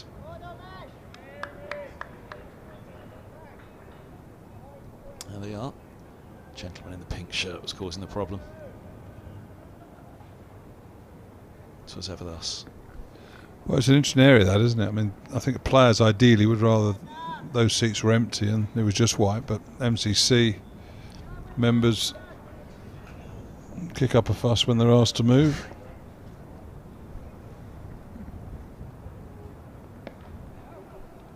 I think he was retaking his seat. Popped off for a minute, was still sitting back down. Yeah, it's the ones who are sat immediately in front of the sight screen there that usually they're asked to shove along so you're not actually in the line of the sight screen. But Pajaras seems happy enough with those two. It's just the gentleman on the move.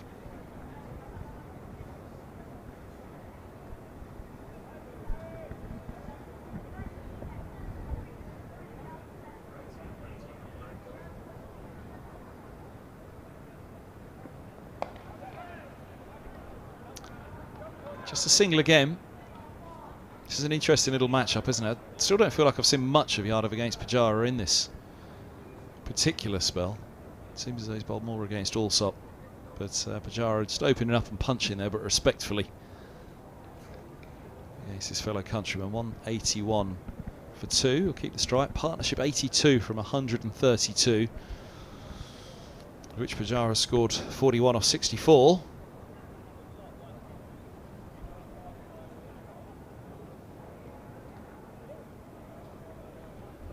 We are witnessing a change of bowling.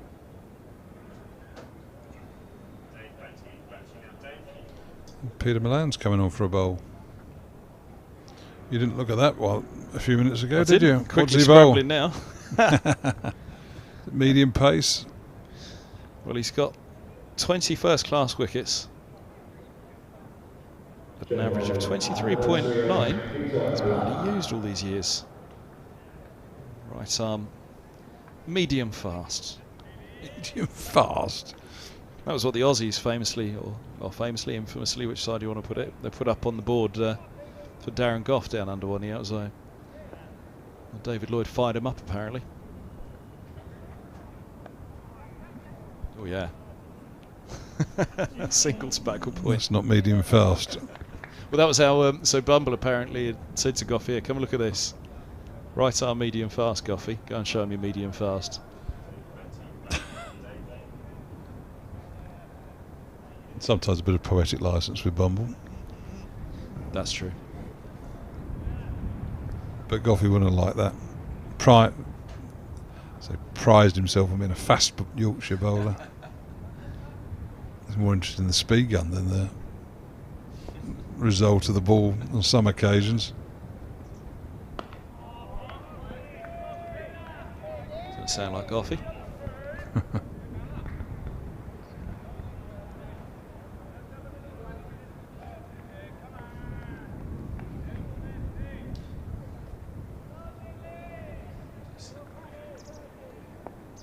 Yeah, play good. Just trying to remember how much you played with Gough of your career. How early in your career did he come onto the scene? I think it was 1994 against New Zealand where he arrived. What was your debut? 1989. 89.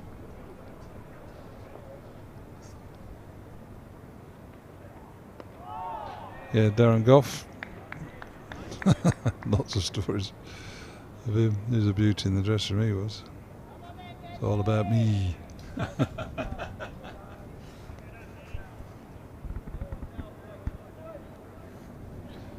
But full credit for Darren for taking up the job at Yorkshire.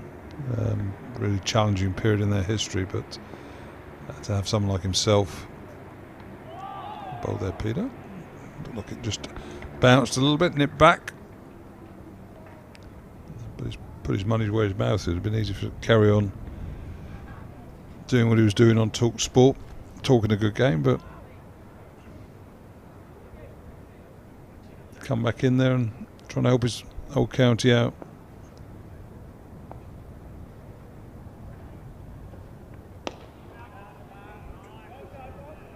Over the over, 182 for 2.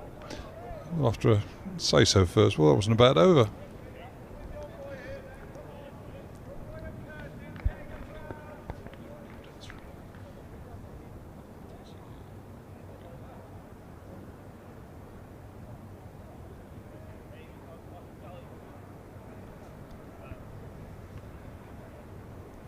Something Neil Dexter about him, perhaps? Peter Milan?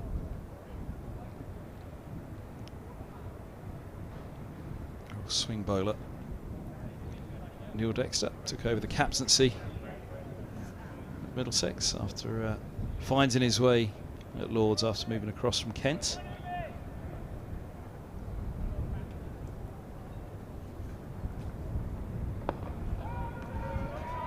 Full straight, respectfully played again by Pajara. It's interesting looking at South African cricketers. There aren't many of them that don't bowl. It's almost as though it's something they're encouraged to do when they're younger. Get quite a number of England top order batsmen that are pretty dodgy bowlers, to be honest. So they haven't sort of just focused on the batting. That's what they're there to do. Whereas a lot of South African batsmen tend to do something with the ball. Leave again. Angus Fraser alongside myself, Kevin Hand on the mic on the live stream today.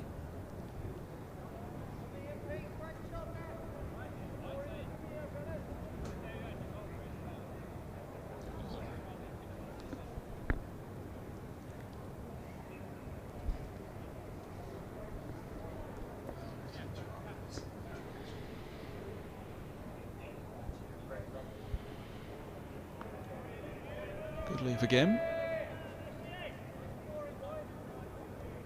Looks like there's a lot of respect on show out there at the moment between these two. We just wonder with the ball, 57. Well, it's the second ball and changed the first ball, but equally it's an old ball now. Looks a pretty dry, abrasive surface out there. Whether there is any reverse swing, something like that, you'd have sort of action that can exploit that if there is any around.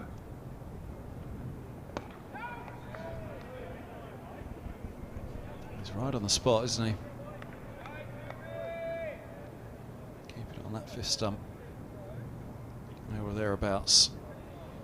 Pajara likewise very watchful at the moment.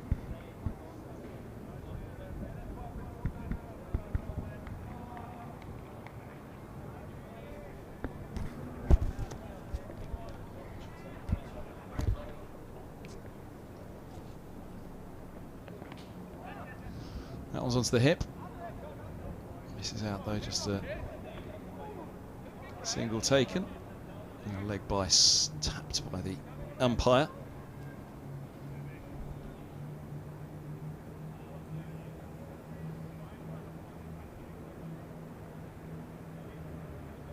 Out of 34 now. So to Pajara. From a batter perspective, you couldn't necessarily say he's past his prime at 34. 96 test matches, average of 43 after a debut in 2010 for Pajara. Ooh. Length was there for it, the width was there for it, maybe just not quite in the right position to play it. Yeah, maybe did it for a little bit of pace. Did it swing across him? Just have a look at the answer there. Yeah, moved away a little bit. A little bit of luck that Middlesex could do with. Only real play and misses have been when the batsmen have looked to drive, looked to force the ball on the front foot. There were a few in the first half an hour's cricket with Toby Rowland Jones bowling at Clark. When it's your day, you miss it. When it's not, you nick it.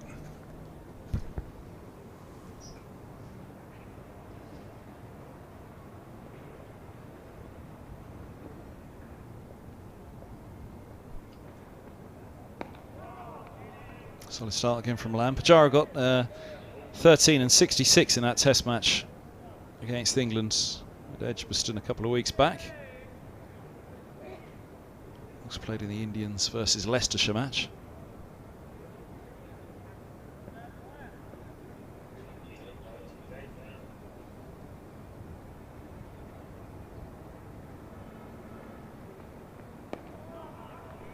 Since that 170 unbeaten against Middlesex, and he played 2 championship fixtures. He got 3 against Leicestershire back in May, and then his last game was against Leicestershire again last week. 46 in the one innings that he had down at Hove there.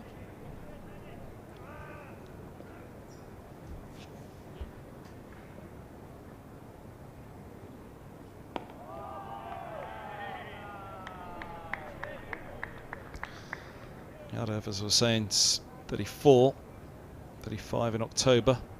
Nagpur. 158 Test wickets. An average of 30. Debuted the year after Pajara in 2011.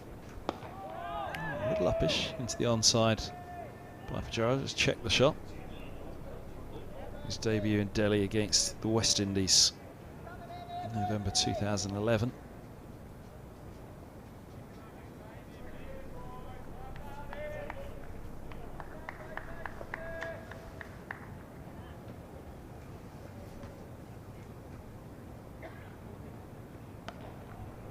Short, put away by Pajara. Long hop at that pace from Milan. 2 set back, but bisected them. Pajara's on to 46. 187 for 2. 59th over of the innings. 5 overs until tea after this one. It's just starting to get that slow afternoon feeling for Middlesex in the field at the moment out there. Need Yadav to keep his game going at the pavilion end. How many more can they get out of him? Spelled 13 in the day so far. 5 in that first spell, 1 just before lunch. Came back with another 4 over spell after that up to the 10th. So has he had 3 of this spell? Who is it walking towards the pavilion end to bowl the next? It's going to be Yadav, I think, to continue. 187 for 2.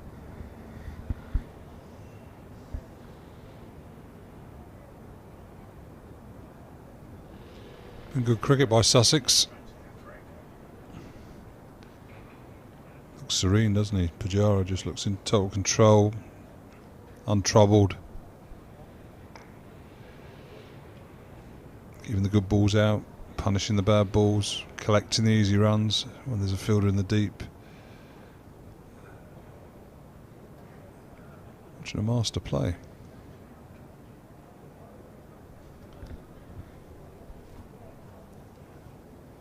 88, the partnership. Here's Yadav trying to find that breakthrough. Single brings Pajara back onto strike. Allsop's batting very well, but this is the man onto strike now. Pajara, they'll desperately want to get out. The danger he could possess if he's there all day and into the second day. Plenty to think about. Yeah, Richard Johnson, Rory Cootes. Everybody else in the air-conditioned room behind. Yeah, doors shut.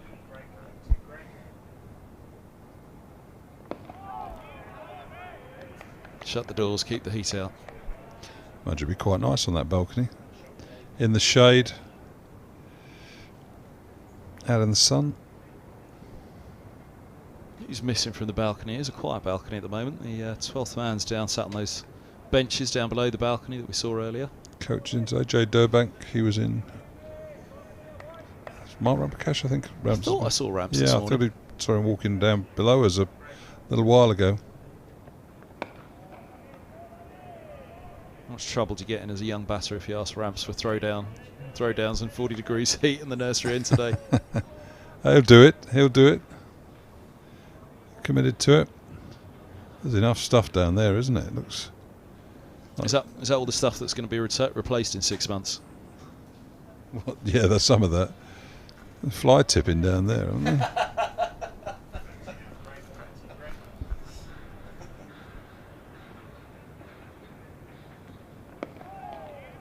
Who's the messiest in that Middlesex dressing room?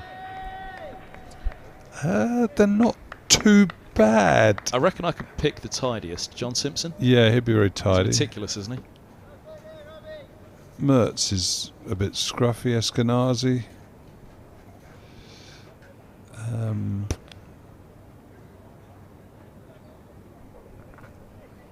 Robson's a bit. Yeah, Robson's a bit all over the place. That was the one I was going to ask. There's a randomness about his sort of etiquette. Just a single again. Pajara's on to 47. Yeah, dressing room etiquette. Scruffiest I played with Mike Allerton. It was just like a pile of rubble sort of on top of his bag. Heaven knows how sort of 10 minutes between innings, you sort of go up there how he got himself in order as often as he did, because you probably only got sort of 2 minutes before you get off, 2 minutes down, so you only got 5 minutes, really 5 or 6 minutes to get yourself sorted, finding everything.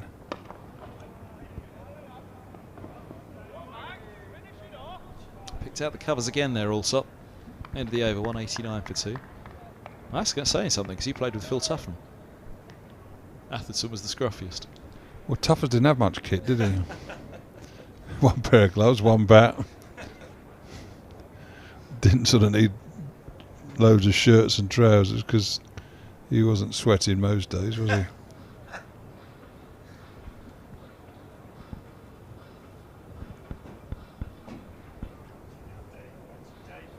There was litter around Tuffers, his fag packets and stuff like that. That's what I was thinking. Yeah.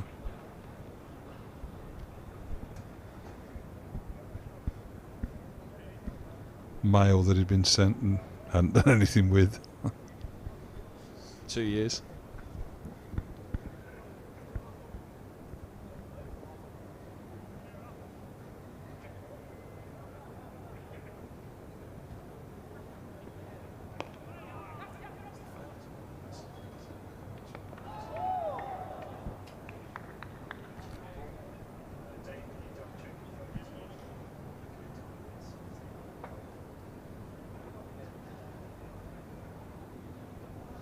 Pajara coming down to have a chat with Allsop.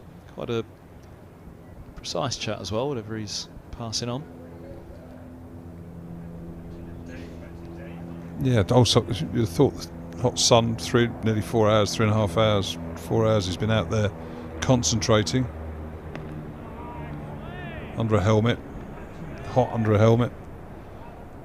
Sort of 4 or 5 O's for him to get through here, sort of go into the dressing room, recharge, then come out and give it another go.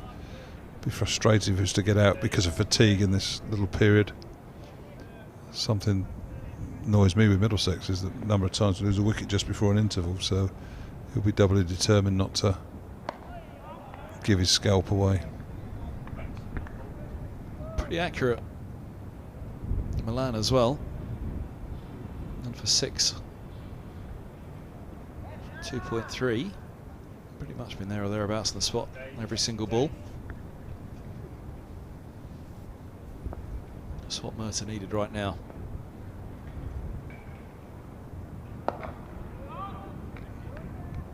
Dug out to Robson at cover. Looks to be extremely useful. 5th seamer just to buy some overs before tea, potentially the other side of tea as well, up to that second new ball, which may not necessarily be taken straight away in this heat. This partnership as well.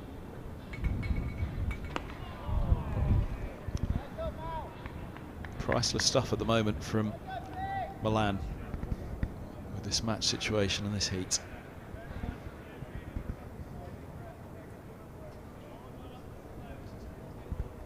Well, you can imagine the bats were saying to himself, right, play straight, don't try and clip it through mid-wicket, don't get greedy.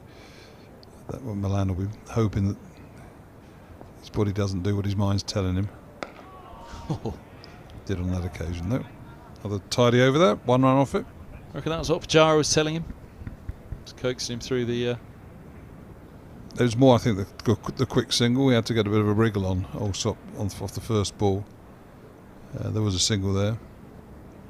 Well, for Pajara anyway, because he wasn't running to the danger end.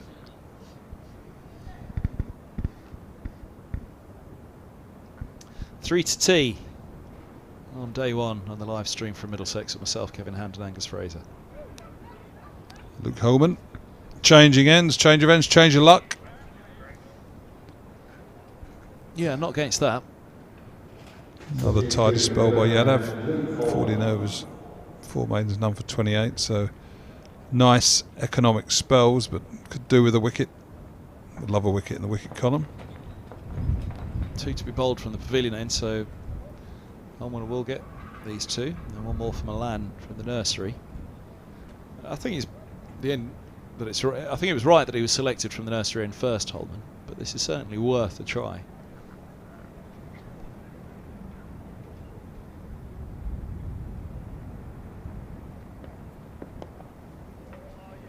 Little shuffle, little use of the feet, just turns the single. They're thinking 2, throw to the... Now, Holman wasn't in position for that.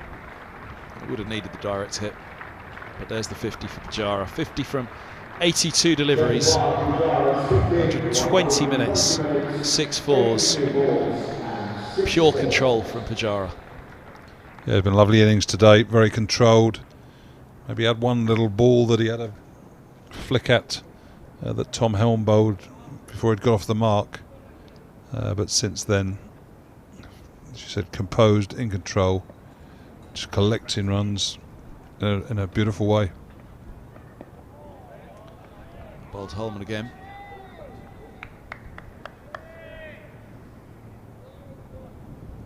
And again, he's looking to be busy, looking to push in the outfield, so realising Middlesex players getting a bit of fatigued.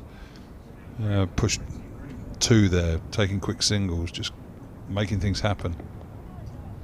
2 more there. Long chase from Bam from deep mid-wicket. Much more comfortable 2 on this occasion. 194 for 2. This is the real danger, isn't it, that Pajara starts to play with them in this heat. It's a bit like a cat playing with a mouse, isn't it?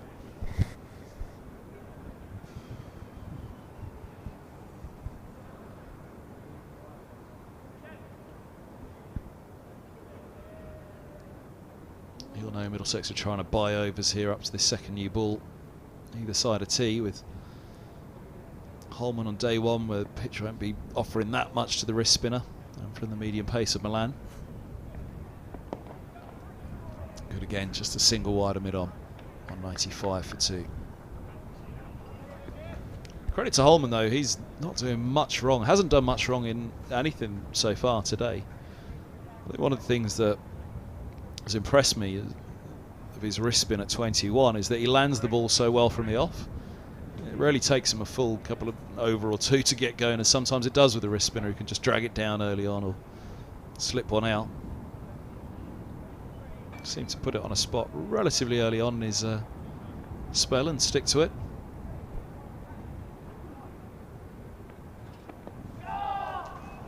Again, decent length, use of the feet from Allsop to be sharp about his work there. Allsop to get that single.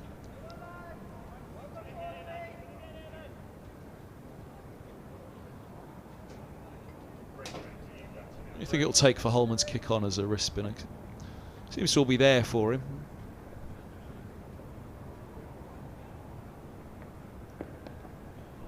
Single ball to end the over. None for 40 off his 8 now, and 7 off this latest over. 196, 197 for 2. Well, leg spin is an extremely difficult art to sort of to try to put into action. I mean, it did to say you bring releasing the ball out the back of your hand, so it is going to take some time. But he's playing quite a bit of cricket in the first team. He's not bowling every week, that's for sure. Some of the games have been a bit more seam orientated, so he had minimal overs really at Merchant Taylor's last week. So there'll be games when he comes in, but I think the challenge for him is to be getting at those sort of figures, like 24 overs, 2 for 68 and things like that. Sort of where you're doing a roll, you're keeping it relatively tight, you're picking up a couple of useful scalps. Oh, drops that one short, and again Pajara puts bad balls away. He doesn't get out to them. That was a real rank long hop drag down, and 6 runs. It's the 200 up first batting point for Sussex. 203 for 2, and it's the century stand. 104 on the board between these two now, and 169 balls. Yes, I don't think that was an attempted bounce. I just think it was a drag down, but as we've said, relentlessly from Pajara, anything that's slightly off, he will ruthlessly whack to the boundary, and that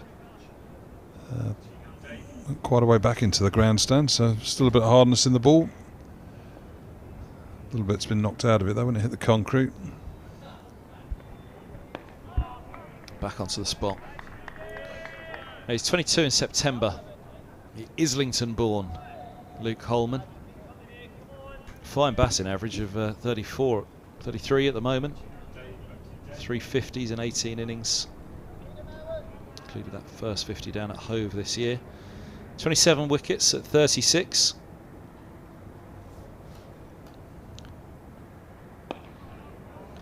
Just looking at again at Holman's figures, 4 and over. That's the one area where he'll be looking to bring it down. You bring that down, you bowl longer spells, you come into the game more. So that's one of those challenges, and it will happen. They're getting more consistent, more confident, gets a better feel for what it takes to put a spell of bowling together.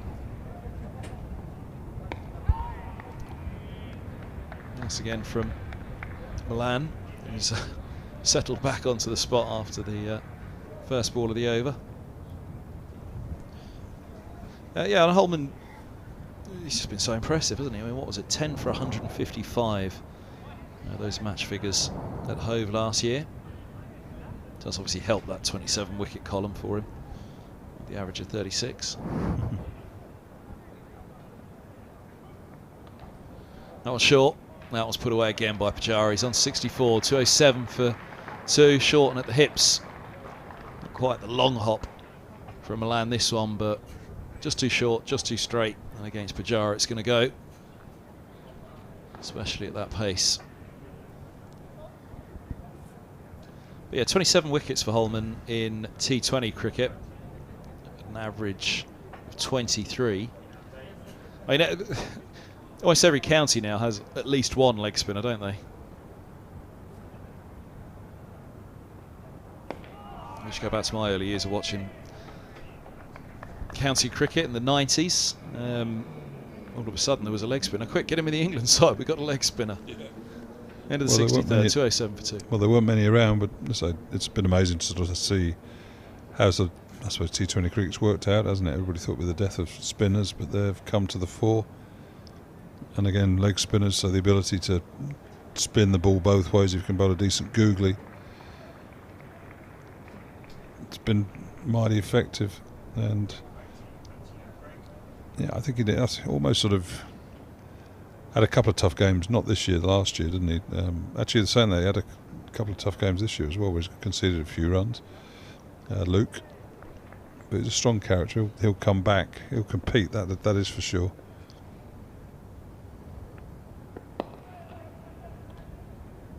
I mean, the one big thing for him is with the bat as well. It'd be lovely to see him. He's got going on a number of occasions in first-class cricket, to sort of someone to stick around with him and allow him to get that first 100, because I think that will help his bowling too. Not that he sort of goes out there feeling that he doesn't deserve to be out there or anything like that, but just a bigger confidence. Yeah, that 82 was, that high score was at Hove earlier this year, and last week at Merchant Taylor's 62 and 46. A low scoring game. It was a brilliant, and it looked like certainly a match winning turn in that second innings when he got the 46 as well, alongside the counter attack from Yadav.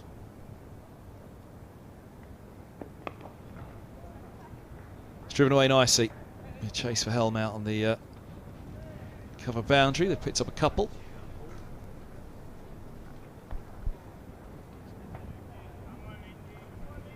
But it feels to Holman like he's got the world at his feet. Yeah. With bat at times and out, when he's out there, he really does belie his age, doesn't he?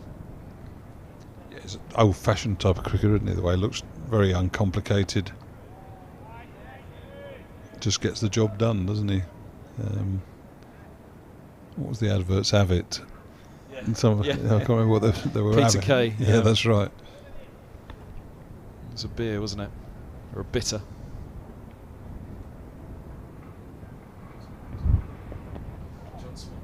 John Smith bitter.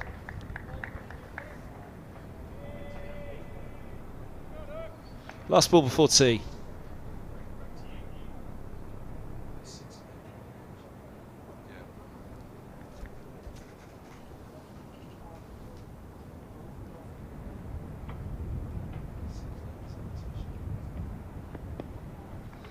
A dot ball to end the session. Brilliant from Sussex, brilliant from Pajara and from Allsop. 65 for Pajara. Allsop with very good 81 and a partnership of 112. 68 for 1 at lunch. Sussex at tea. They're in a very, very good position here and responded to the challenge that Middlesex laid down at the toss. Yep, 143 runs in the session, 36 overs, so just under 4 and over.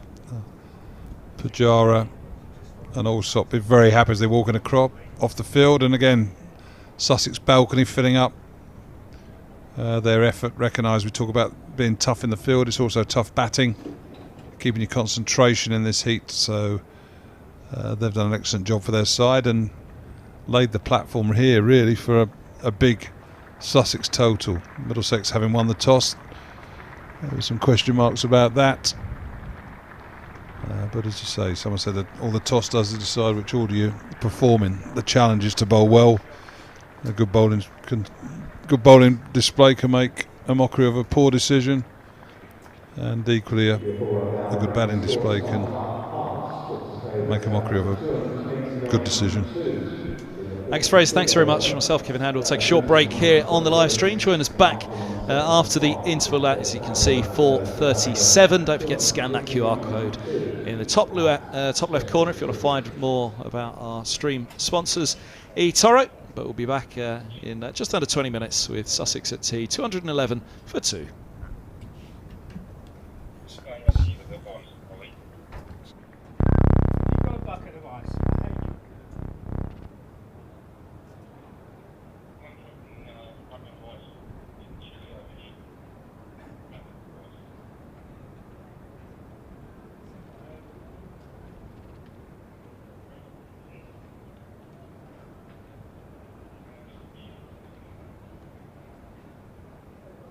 eToro lets me copy the trading activity of other traders. From now on, whenever I make a trade, I make the same trade automatically. Join over 20 million users and start investing now with eToro.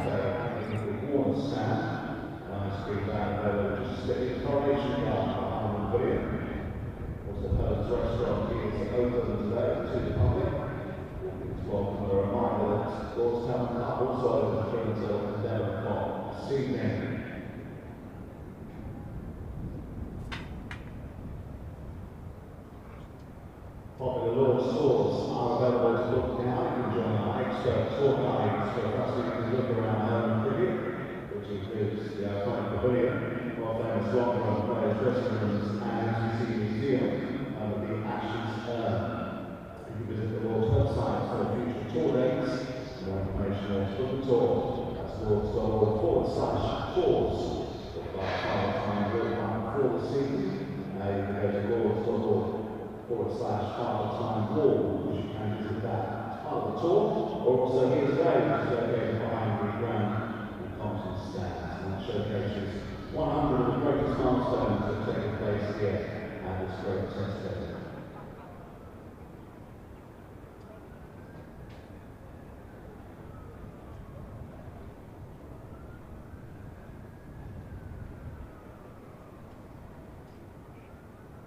And the school holidays are around the corner. Reminder, the Lord Cricket Centre offers daily junior and adult net sessions and coaching courses. Children's school holiday courses are available not only for summer but also half-term and Christmas periods. The centre also available for hire for children's birthday parties, as well as other events, as well as one-to-one coaching sessions for both adults and children. Find out more by going to the Lord's website, search Indoor Cricket Centre for further information.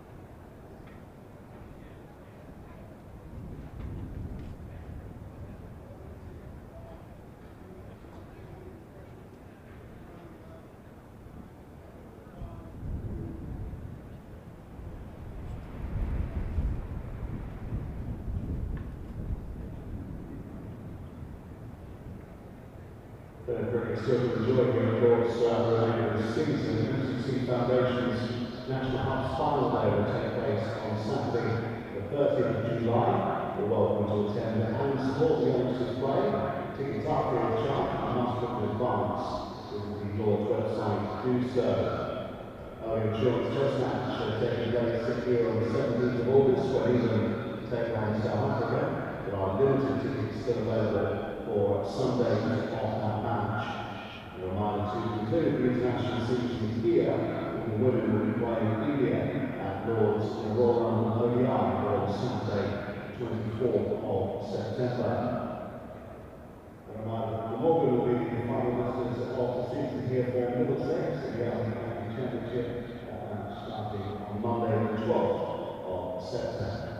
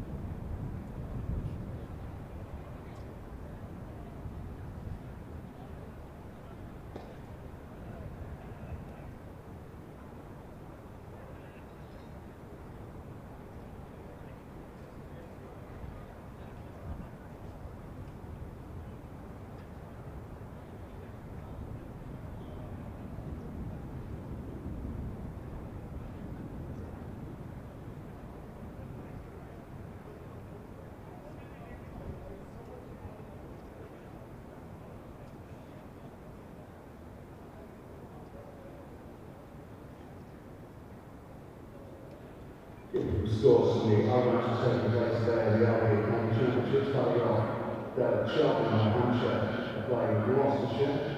Hampshire batting first, 197 for 2. Felix Organs currently 87 not out. Essex against Surrey, a 5 back by the Essex side, who were reduced to 66 for 6. They're currently 198 for 6. Simon Harmer on 46. Adam Rossington on 58. Then we'll to Edgbaston in the match between Warwickshire and Kent. Kent were dismissed in their first innings for 165, 6 for 40 for Oliver and Norley. In reply, Warwickshire are 72 for 3. Sam Hayden is 43 not out.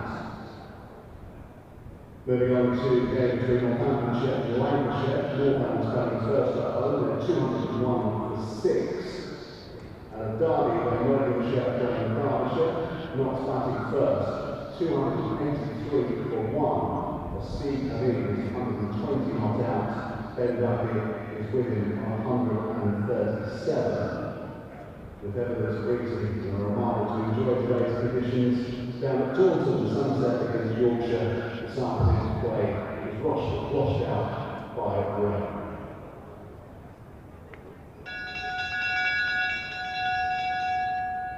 They have for example Sunset 164 for 2. They're going against Yorkshire. Bartlett on 36, Avon on 60.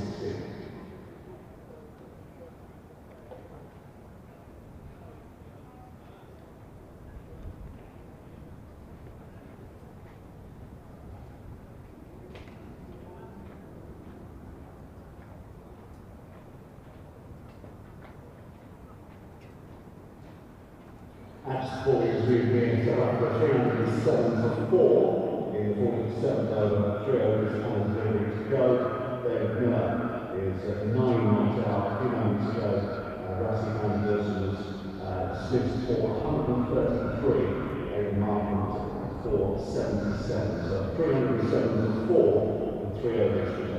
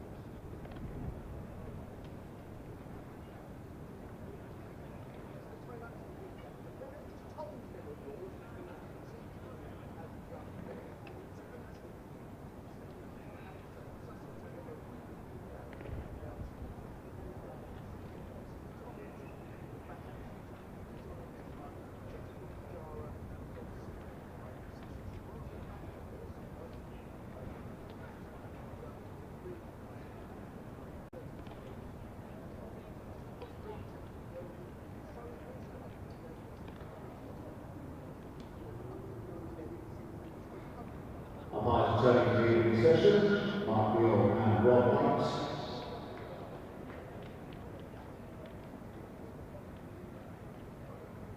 Our match referees Mike Smith and scorers Greg Owen and Don Shea.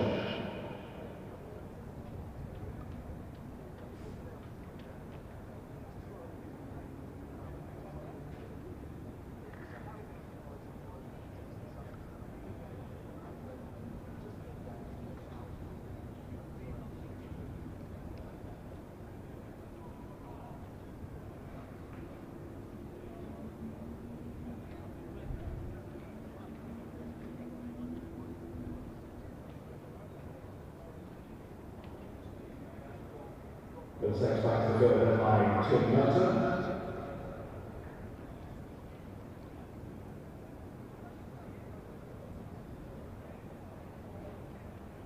Doing the Sussex innings, Tom also on 81, Church White Pajara on 65.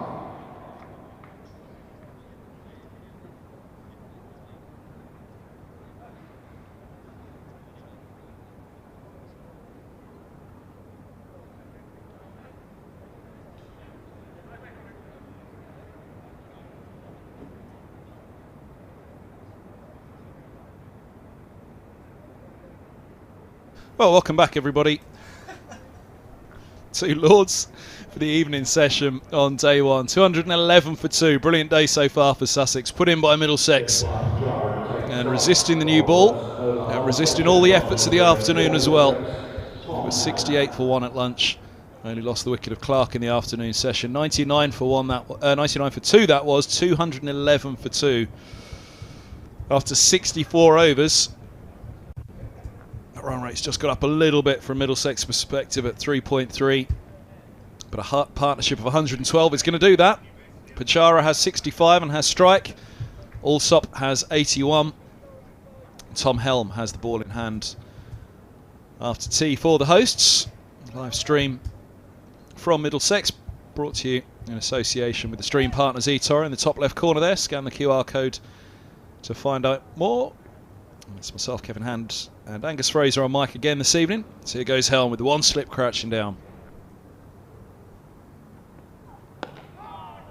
Straight onto the spot. Feels pretty well clearly set for what they want. On those stumps, top of off, slip, gully, deep point, cover mid off, mid on, deep mid wicket, deep square, and long leg.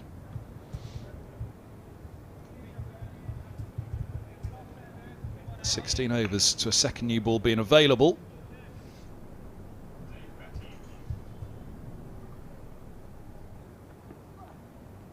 And that feels a long way away at the moment for Middlesex. This start to the session is going to be pretty crucial.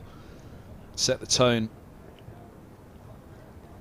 for what's to come in well, a session that if this gets away from Middlesex this evening, it'll be a tough and long way back. And a fair bit of pressure will be starting to build on those bowlers, but also on the top order when Middlesex come out to bat, because Sussex will be looking at racking up another big one here.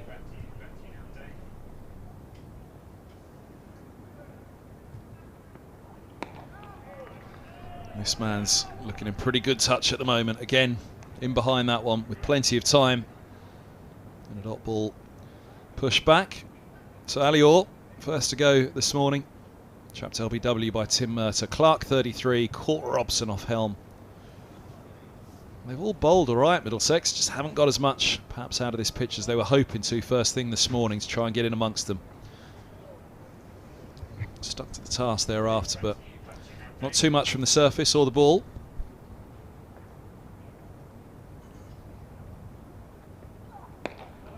Again, right on the spot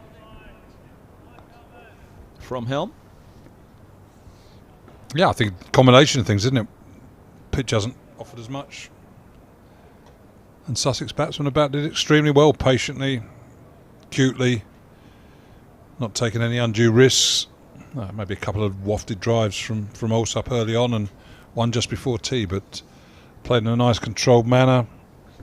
Waited for the ball to be in their area to score runs and then put the ball away. So, yeah, it's... Ooh, that dies a little on the way through. Long two sessions for Middlesex. Last session of the day can go one way or the other, can't it? You can almost make up for a few of your shortcomings in the early mornings, but a sort of 5-wicket session, something like that, 5 for 70, 5 for 80. That's what Middlesex will be hoping for. Sussex, another 120 runs, 1 wicket loss. Complete a very good day for them, having been put into bat this morning. Can't think of too many full strokes from Sussex today. Concentration, it's been good from them. That shot from Clark, where he was caught by Robson at second slip, it was a brilliant catch for one. It came the ball after Helm had managed to strike him on the forearm up towards the elbow.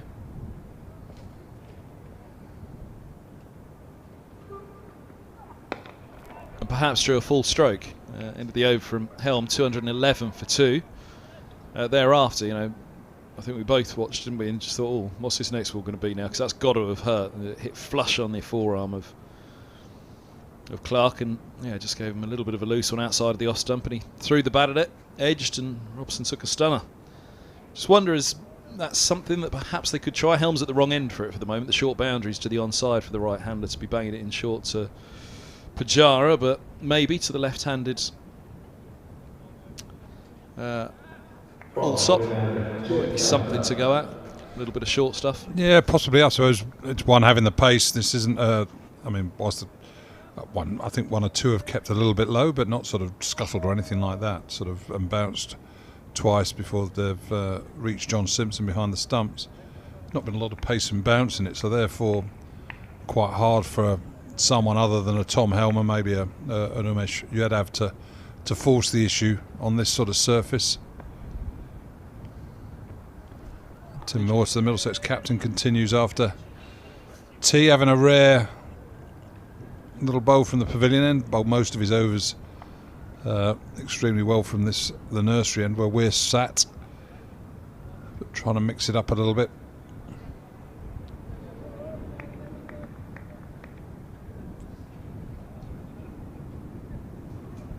Yeah, lesser spotted Mercer at the pavilion ends.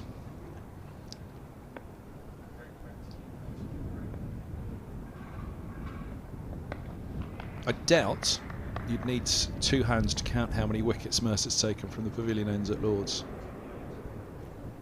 It's probably taken a few more than you think. Yeah. Well, I wouldn't have thought he's taken 100. Really? But it's definitely more than 9. Really? Yeah, Really definitely knows? more than 10. Yeah, he's bowled quite a few overs there at the times. It's usually been desperate measures when Mercer's thrown up to the pavilion end.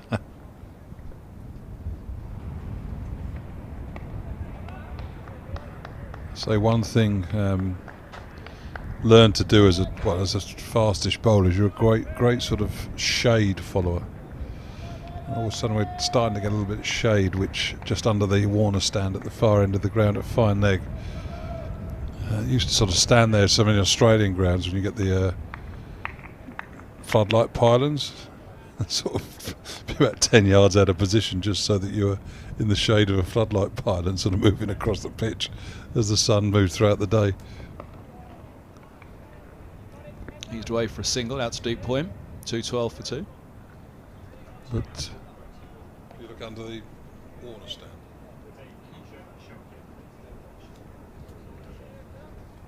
But just a little bit of shade there now in front of the Warner stand. Fine leg, Tom Helm bowling.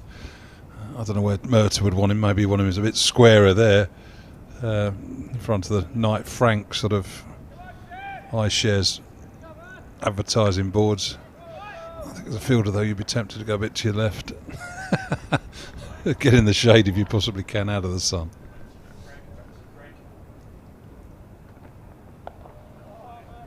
Short from Mercer.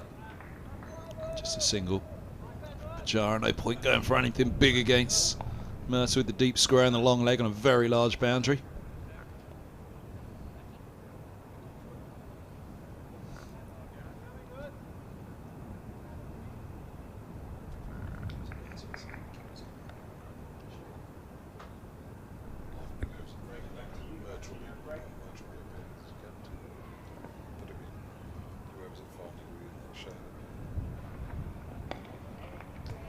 End of the over, 213 for 2. Do you think even the skipper could burgle long leg at the moment? Captain the side from Fine Leg. That wouldn't go down particularly well. He did that. There was a tide did that recently against Middlesex. It's one of the skippers. I'll have to go back through the team and see who it was now. It was one of the skippers. I couldn't believe it was out at long leg, and I thought, you very rarely see that. Old Father Time on top of the scorebox at Lord's. Mid-wicket between the tavern stand and the mound stand. Famous old symbol showing the direction of the weather, which is coming from, it's more sort of south. Yeah, sort of southwest rather than northwest. Northwest, slightly sort of northwest is over the back of the Warner stand, but coming over the Tavern stand today, the weather which obviously coming up from France and Europe. All bold. Good bumper there by Tom Helm. Yeah, I thought you wouldn't take on Pajara with it with the short boundary, but it's got to be worth a go, hasn't it? Something at this stage. Again, up to that second new ball. You don't just want to wait for it to come. You want to keep control, don't you, and keep it tight. I think, as you were saying, you kind of look through time periods like that. If they're not taking wickets and the runs are ticking at 3 and a bit and over.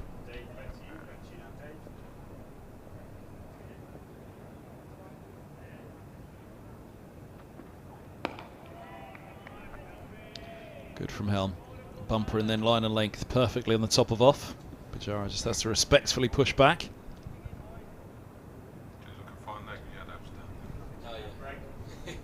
So Umesh Yadav, wise old bird. There he is, in the shade. Tim Hurd will be saying, 10 to your left, 10 to your left. No, I'm all right here.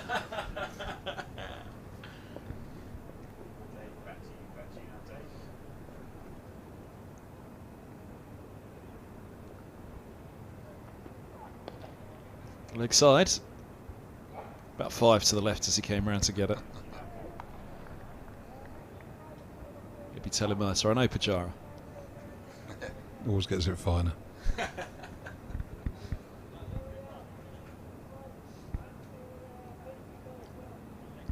This is the one. I just wonder against Allsop now.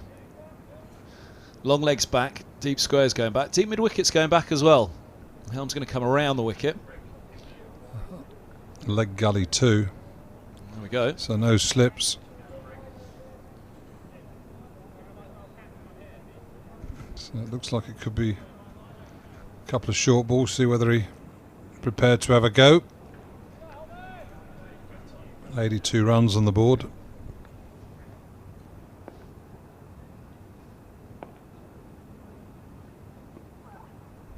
First one's a bumper to him.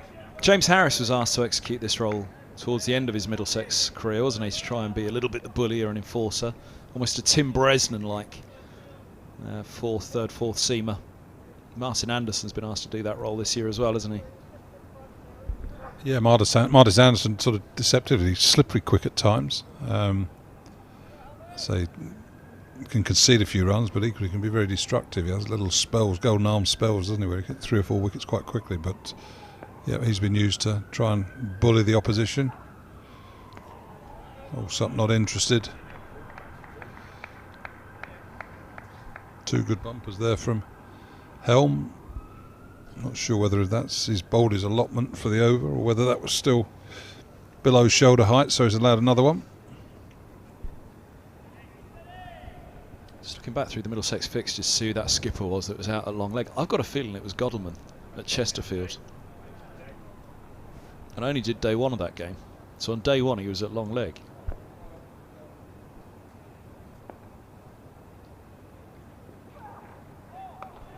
It was a hot one, and there's a lot of shade at Queen's Park with all those tall trees down there.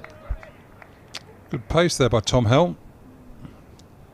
Trying something different, as we mentioned. A few short stuff, 3 out on the boundary on the leg side. Leg gully. A couple of other fielders there, but Tom Allsop refusing to get in the contest there. Happy to watch the ball go by. A little bit more energy sapped out of Tom Helm's body. He can't keep doing that all day. Well, I was going to say, it's one of those tactics that sometimes it comes off at the beginning, doesn't it? But sometimes it takes 3 or 4 overs, and eventually the resistance of that temptation succumbs from a batter, and they do go after something that's not there when you bang enough in. Well, it can often be a bit of ego, can't it? Sort of, I'm not going to let you bully me. I'm not going to be intimidated by you. Therefore, I've got to take it on, and that is the problem with the batsmen at times when they get dragged into that. And again, it can be looking for 2 there, run the first one hard. Not great communication there between the 2 Middlesex fielders. The accents, South African and Australian. Yeah, there's long distance between I think Pacific Ocean. Richard Johnson saying something similar now.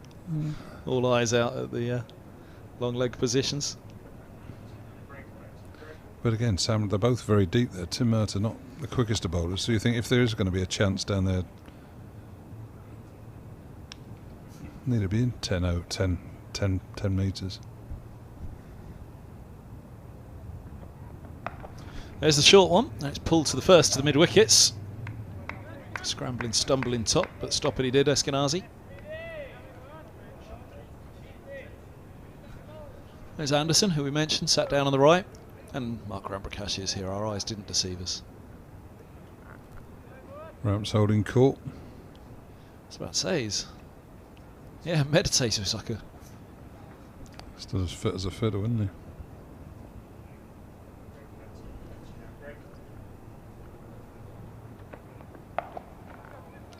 That one gets through in front of mid-wicket. Robson will get around from deep backward square to deep mid-wicket to stop that one. It's, well, a bit of a relief that it did, because if that had got away from 4, it kind of backs up the point about that deep square. At Mercer's pace, Pajaras is going to be able to pretty much hit a short ball anywhere he wants on that onside. Will he go again? I mean, Murtagh obviously lost a bit of pace over the years, but if he bounces anyone out, you never hear the end of it in the dressing room. Oh, short again. He bounces out Pajara in particular. He'll be buying a bench with a plaque just to talk about that, won't he? Well, he's already got his name in the visitors' dressing room, hasn't he, for his 5 for Ireland against England. Hear about that much? A little bit every now and then.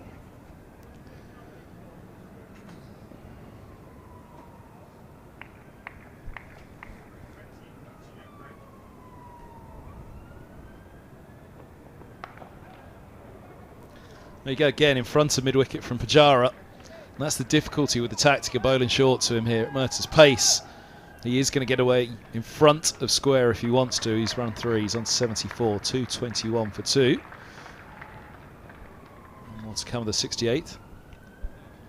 Well, it's worth a try. I mean, as you say, 2 settled batsmen, see whether it does try something different. But as you say, Murtagh's Pajara is hitting that down. He's no even thought of the ball going in the air, is there? It sort of just placed it where he wanted. I always remember Middlesex playing Worcestershire at Uxbridge in a championship match, and it was the winter after Graham Hick had been bounced out a few times by the West Indies fast bowlers, and of course Gat thought that was our tactic that we had to use against Graham Hick at Uxbridge, with a lad called Chaz Taylor, left arm seamer, Neil Williams, who could be quite slippery. Myself, I didn't get involved in that tactic. I said I'm not doing that. And I can't remember, we had another seamer, and we kept bouncing Graham Hick, and the ball was going like a pinball around that pavilion. You kept just hooking it into the sort of the gallery sort of balcony area at Uxbridge Cricket Club, hitting steel and concrete and everything like that. And 179 runs later, it's all right. Curtly Ambrose and Courtney Walsh doing that, but it's a bit different with Chaz Taylor and someone else at Uxbridge. Was that a word-for-word quote on how you replied to Gus? To Gat? I'm not getting involved with that, Cat. Well, or along I mean, I was injured at the time, so I was sort of bowling rat pace. I still sort of had my problems with my hip. But yeah, I suppose the captain does, but you can have a healthy discussion about the fields, can't you, and what you do. Moving the field when you're bowling. So you run up some balls and you suddenly think, well, this doesn't look the same as it was 2 minutes ago. And he suddenly moves third slip to extra cover, or brought extra cover into third slip, and it's like, well, Gat, can I have a word?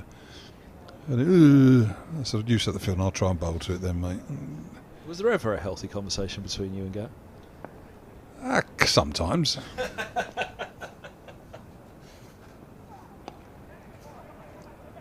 Single down to long leg. Again, those 3 set. Oh, turn it to 2. It's good running. He ran that first one particularly quickly. Allsop, he's on to 84. 224 for 2. There was one famous. It was a bad-tempered game, full stop. We played Australia, Middlesex played Australia in a 55 over game or something like that, and would have been the 93 Ashes, and a good crowd in, and Gat sort of, I normally out the bowling, and Gat said, oh well, mind if so-and-so opens the bowl and you'll come on first change. And I think it was Mark Felton might have bowled at the pavilion. He bowled 6 or 7 overs. Then Embry came on, bowled 6 or 7 overs, and I hadn't bowled an over. So all of a sudden you've got sort of like 11 out of 14 at one end of the end of a one-day game. Well, thanks a lot, Gat. So I bowled 4 overs of absolute tosh. Sort of got smacked for 28. Sort of made my sort of frustration aware of Gat, who told me where to go, and pushed me off to the boundary. I then came back a few hours later to bowl 7 in a row at the death at one end. And sort of my sort of management, wonderful management by my captain.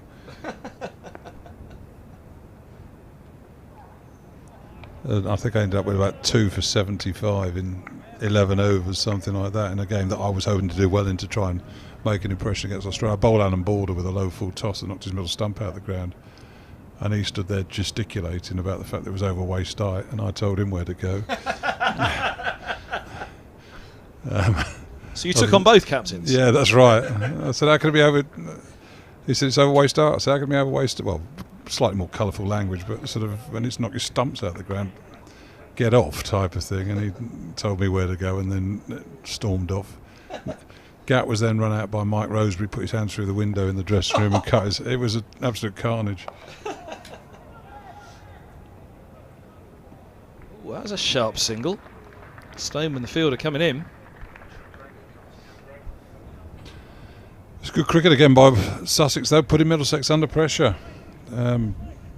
Quick singles, pushing hard, turning 2s into 3s. Really looking to exploit any weariness that's there in the Middlesex legs at this afternoon session. Well, we said this is a dangerous session, didn't we? For Middlesex. Sussex can really put a lot of pressure on. Just struck me, you've never done a book, have you? I did one book, sort of a tour diaries book. Sharp from helmet, as well directed. No ball calls. Is that must have been overstepping? It didn't look that short. That would have been a front foot no ball, yeah. No, I suppose having... No, I think it was... didn't look high. It sort of swayed back out the way, Pajara. Yeah, but sort of doing a book, I'll have to write it myself now, and it's sort of finding that. Should do one. Yeah. Oh, well, I could do one. I say should do David one. Townsend's free at the moment.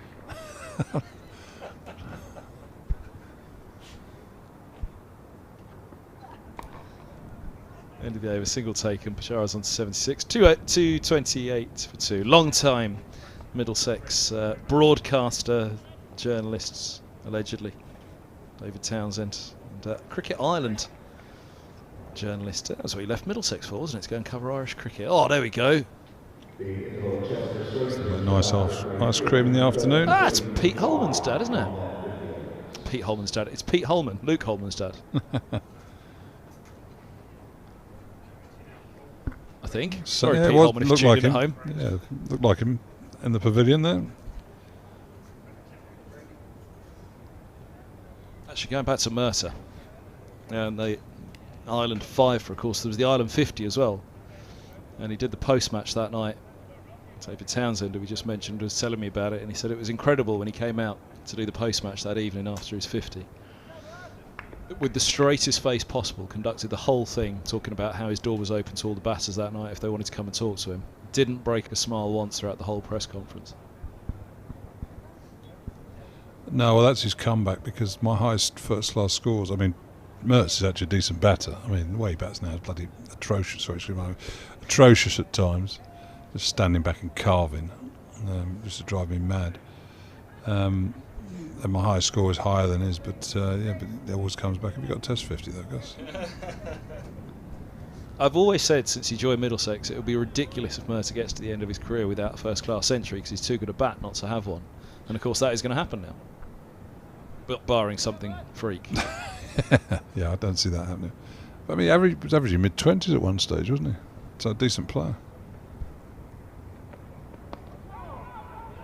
He genuinely batted at 7 when he arrives at Middlesex. Then slowly exchanged places with Sean Udall, and eventually with Stephen Finn. Oh, we could have a bit of Murtagh against Finn in this match. Has happened for England and Ireland, I think. I remember a breakfast conversation between the pair of them one morning. They were arguing about who was going to be 10 and 11. And I said to them, well, you can settle all this because England are playing Ireland in a couple of weeks, so you'll be facing each other then.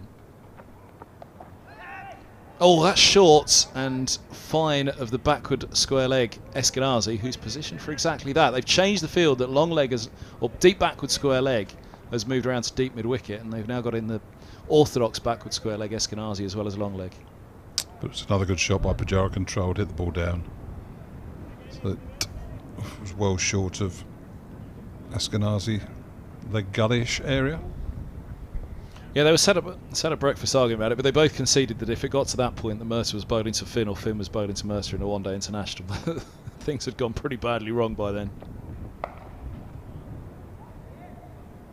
Pulled away by Allsop, single out to deep mid-wicket. But there's a fair chance that they could be bowling against each other in this one.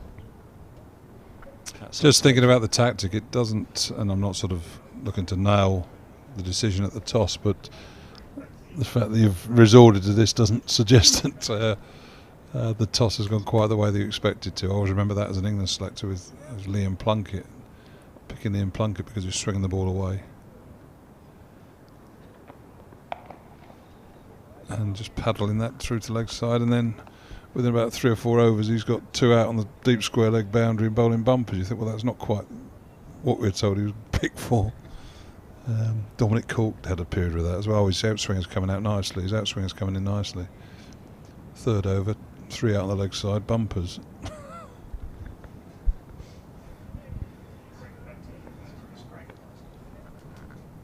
Murtagh off the short run. Dot ball.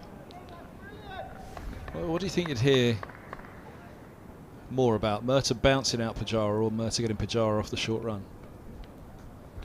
Bouncer.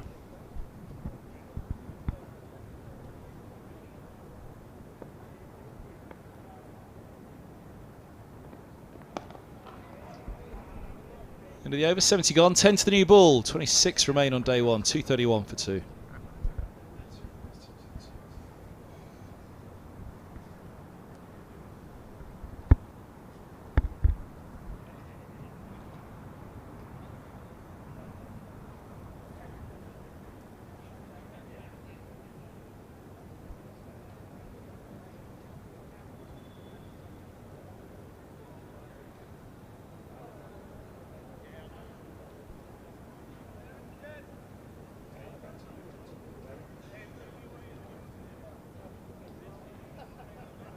Jake Holly and the nursery ends in Luke Holm.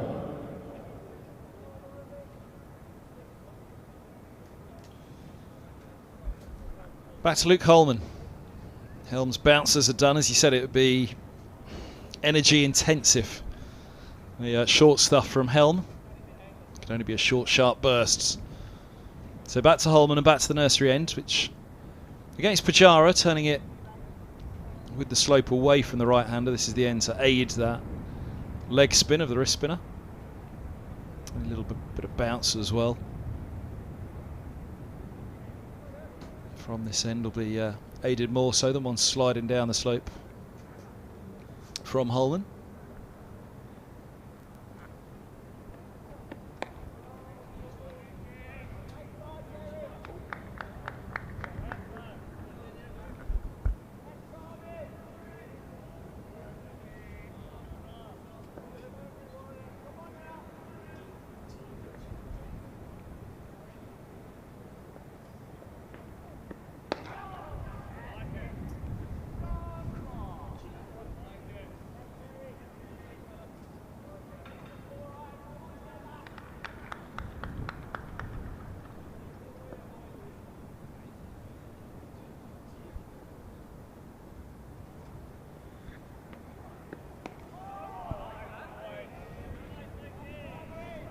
3 balls by Luke Holman here, 3 dots. Challenge, put a set of 6 together. Keep Pajara quiet.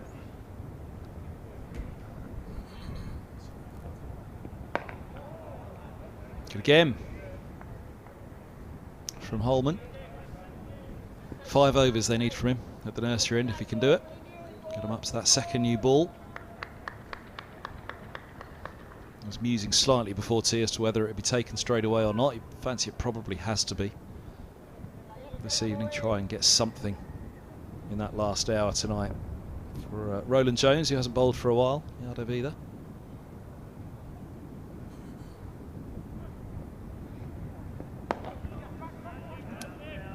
Great stop. Great stop by Murtagh. Very important. Saves 3 as they pick up the single. And backs up a very good over from the bowler.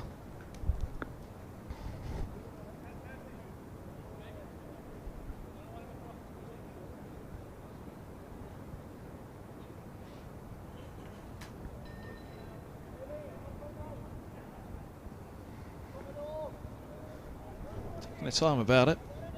Orchestrating this field for the left-handed Allsop.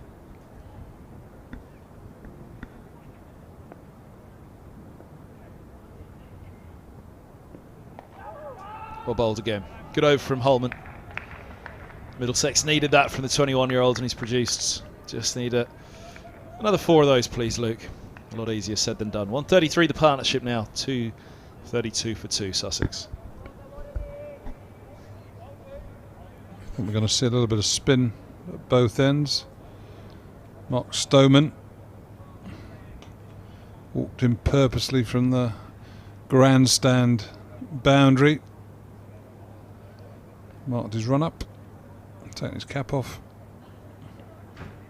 See a bit of his, is it Wiley off spin?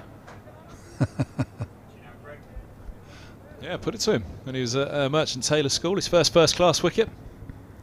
Registered this year. If it's, I mean, he and Sam Robson were supposed to be becoming good buddies off the field, wasn't that the whole thing about sending them out to have coffee mornings together and all sorts last year? But he's taken over the part-time spin role from Robson's leg spin.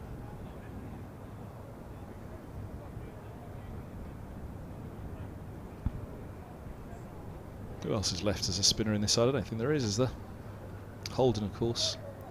He started well as an off spinner. You mentioned tour games against the Australians. He always harked back to that. Was it 1 for 27 when Travis Head and the Australians racked up a ridiculous amount of runs in a tour game here? Oh, speaking of ridiculous runs, it's a long hop and straight of Sam Robson, who's lost it out on the boundary. I don't think he'd have got there anyway. 4th start. Pajara is on to 83 and catching up Allsop. Well, that was a pie. Short, long hop. Got what it deserved. Pulled over mid-wicket. Wonderfully placed again by Pajara. It's another one. On this occasion, though, he's just cut that to backward point for a single.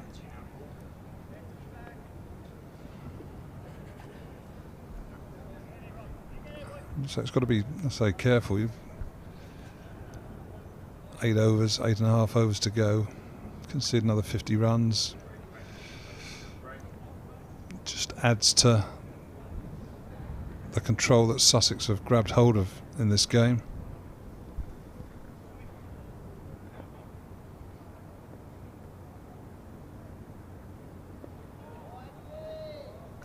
Yeah, they have at the moment, haven't they? That's why we said this evening could be dangerous for Middlesex. A problem for the bowlers, puts pressure on them, but a problem for the batting tomorrow now, because this is the old adage of win the toss. Think about bowling and bat. In terms of bossing the game from the off, there's so many ways to look at cricket, of course. But I remember Ed Smith, actually, when he was the Middlesex captain, he always stuck for a long while. Stuck vehemently to think about bowling and bat.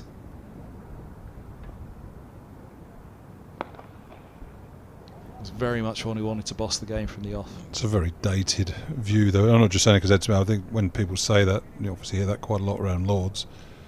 But it's very dated. That was on the old pitches, where pitches were poor, This is decades ago, not sort of in the last 15, 20, 30, 40 years, but historically that saying came from hundreds of years ago, didn't it? When you were playing on an unprepared piece of turf that was only going to get worse. 3-day cricket? From the moment that you started, whereas now pitches are far more truer, far better. Just watching England, the way they've chased down totals in the Test matches recently. So there's a little bit behind it, but it's, you hear that and you just go, yeah, I've heard it before, mate. I guess that was what, 2006, 2007. 2007 was Smith's first year of captaincy. 2007, 2008. And to be honest, I probably haven't heard it much since then. It's an old adage. I did say it was an old one. It is, but it's one that people stick to. I mean, you sort of hear it whenever a decision. All right, well, like today, it's not gone according to plan. So Middlesex have won the toss. They've bowled. It's not worked out. So is it the right decision? Well, they haven't bowled badly, so it has to have been the wrong decision, doesn't it? 'Cause we called them out at Merchant Taylor School, both of us. They didn't bowl well there. It doesn't feel like they bowled badly today.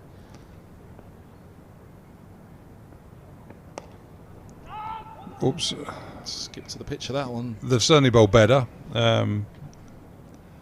So they haven't created much, really. So then you've got to look at the toss and say, well, if they haven't created much, then was it the right decision that's been made? I know it's the way that Middlesex have looked to play their cricket this year, which is to put the opposition in, and if there's something there, again, to be fair, I mean, Sussex, other than Pajara, also played quite a bit of cricket. It's not the most experienced. You'd think you bowl well, get a couple of wickets, put them under pressure, maybe you can bowl them out for 250, 270, and then go big yourself with the bat. But you've got to execute the first part of that, and that's not taken place.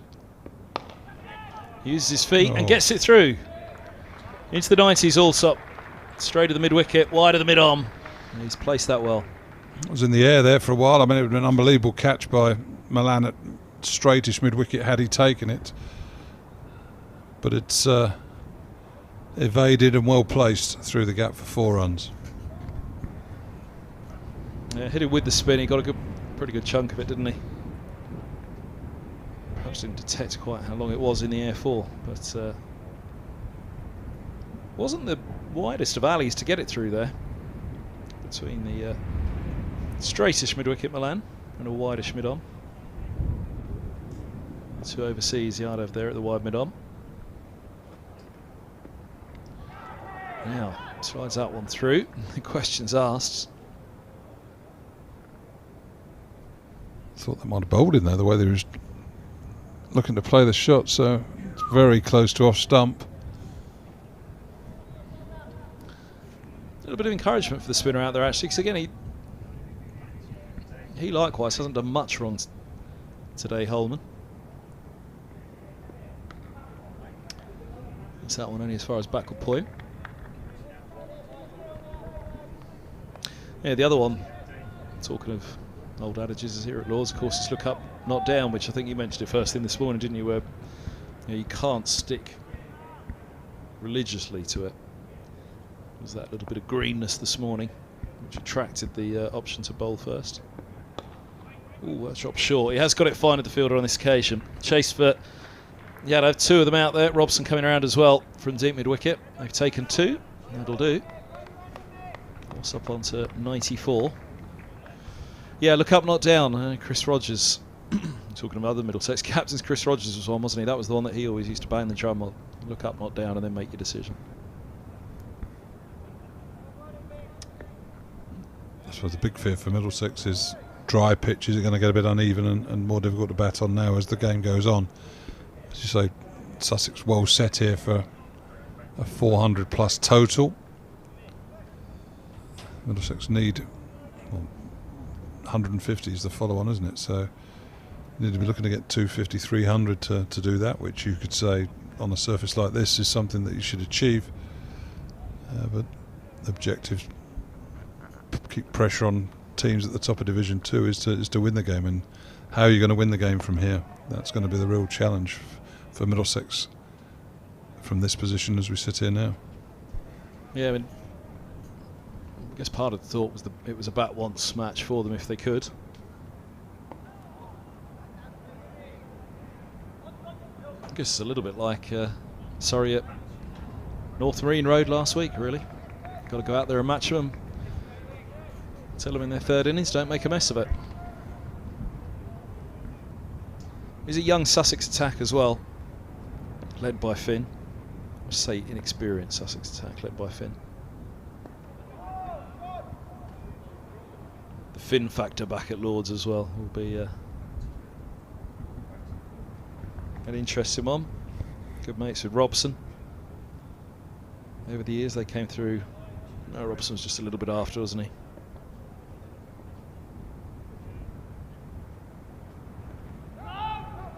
But of that era, I think it was Morgan and Milan and Finn that came through together.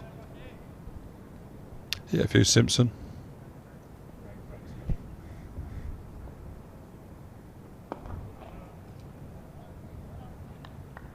Morgan was 2006, so was Finn. Milan 2008.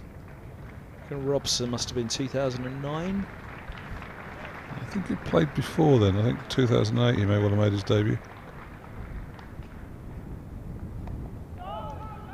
Short cut to backward point, no run. Don't think Simpson was there 2008, was he? Because I think that year it was still, if he was a fair way behind still Scott and Nash. But I seem to remember he almost went straight in, didn't he, Simpson, when he arrived? He may have been on the MCC ground staff in 2008, joined the staff 2009, and probably playing regularly by the end of 2009.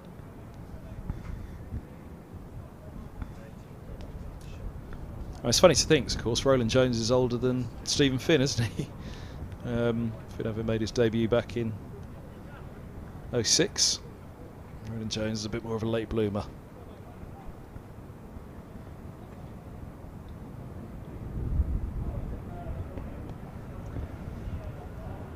I was actually on commentary with former Surrey coach Chris Adams, who was the head coach when Roland Jones wasn't signed by Surrey. There's another former Surrey coach in the middle there, now the head coach at Middlesex, Richard Johnson.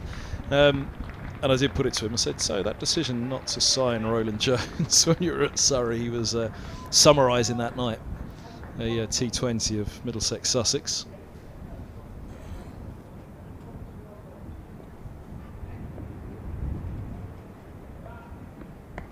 Roland Jones had played a couple of second 11 matches for Surrey, and he said, yeah, I sent, he wouldn't name who it was, I sent a trusted coach of mine to go and watch him. The report that came back was, no, I'll never make it. I couldn't get it out of Adams who it was who came back with that report for him. Well, it's completely opposite what I saw when I saw him play. I remember asking you last week, yeah. First thing he did was outball Silverwood and Richardson in a second 11 game up at Merchant Taylor's school. Yeah, I remember you saying it last week. That was I was going to tell you the Grizzly Adams story last week, but yeah, former Sussex coach. It's good to have him on the commentary that night. He says he's never let the unnamed coach live it down.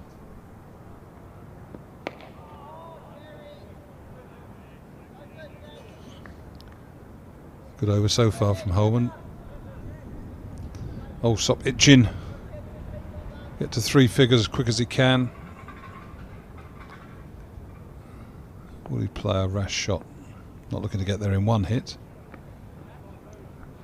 It looks like he's got 4 of them there. So Luke Holman straying a little bit short and wide, just using the pace of the ball. Lovely stroke down in front of the Warner stand. Takes him on to 99, so one away from a well-deserved and exceptionally good 100. Made the most of this docile pitch. Was dropped off a no ball, but that's the only bit. But so 2 mistakes there. 1 it was a no ball, 2 it was dropped at second slip. So it's hard to say he had a bit of luck there, didn't he? Because he wouldn't have been out on 2 occasions. Oh, now that has gone down to fine leg for 2. The umpire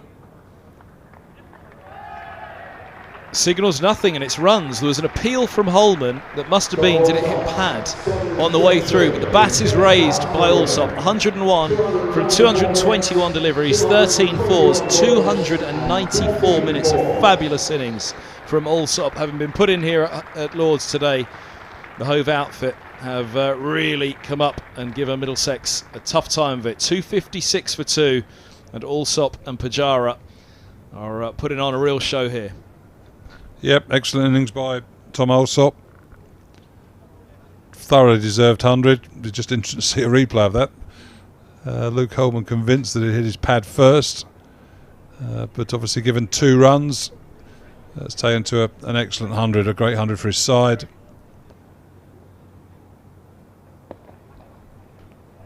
Play to mid-wicket, no run.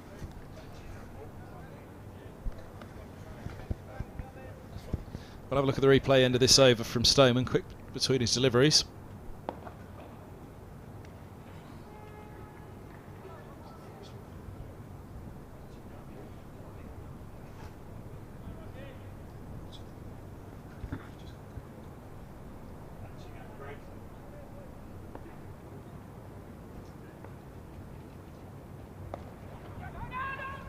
Oh, yes, no. No, he's quickly settled on.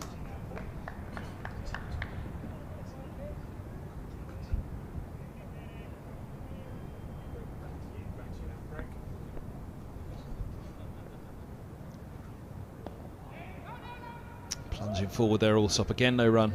Just finding the extra cover. 257 for 2. 2 to come of the over, then we'll have a look. Gus and I have just sneaked. We've had a sneak preview.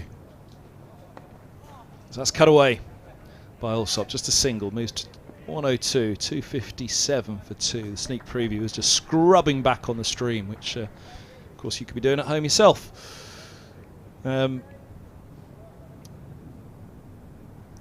Which is one of the great advances of the coverage of county cricket. Now having these streams that you can scrub back and forth on.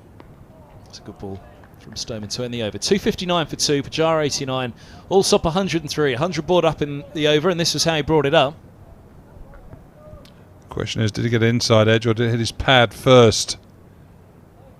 Slowing it down. I think he probably did get an inside edge. If he didn't get an inside edge, he's out. Did he? The bat came down, hit the top of the pad, didn't it, as well? Yes, there were 2 or 3 things that made contact with each other. Let's go again. Just about got time here before Holman bowls in real time out in front of us. It's going to snap at the end of it. Yeah. Well, they did. Back of the pad. I think it would have been DRS. Asked for an umpire to have a look at that. I think in a match situation, 3rd umpire. Would have been a beaut, wouldn't it? Going upstairs, looking through that one, slowing it down and dissecting it.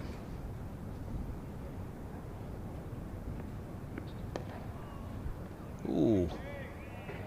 Pajara misses out, but equally we talked about bad balls taking wickets. He's mistimed that horribly.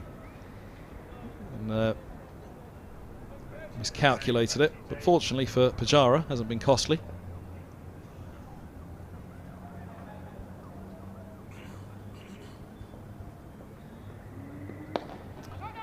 It's one of the great...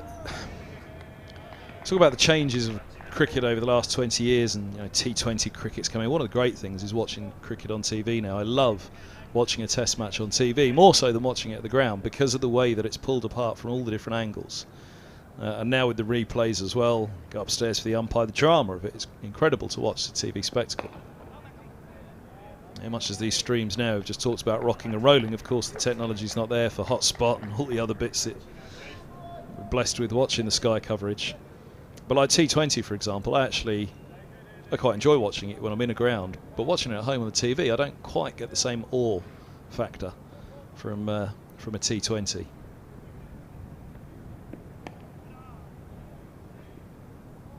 And similarly, watching a test match, I was gripped by it on a TV now.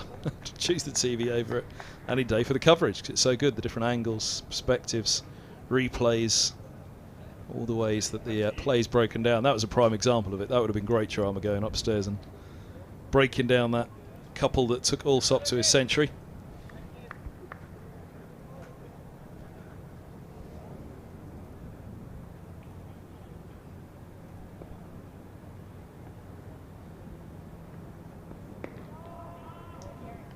Top ball to end the 77th, 260 for 2. Holman's none for 59 from 13 now. Pajara has strike on 90. Allsop has 103.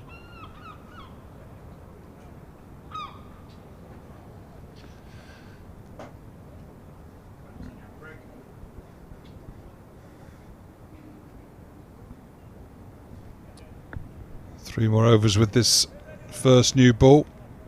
Two of them to be bowled by Mark Stoneman. Hazard a guess. And then Middlesex will need to strike. He's just pulled that. That's another rank long up. The Pajaras treated with total disdain. Pulled it skillfully into the gap right between the two fielders. So sometimes you see a player carelessly top edge that to one of the fielders out there on the deep mid wicket or wide long on boundary, but not Pajara. Just places it beautifully in the gap. Run rate now 3.42.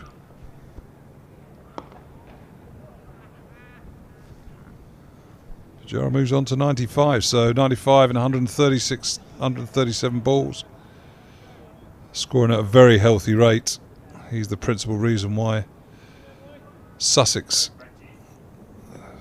getting this score quicker than it maybe appeared they once would at lunchtime.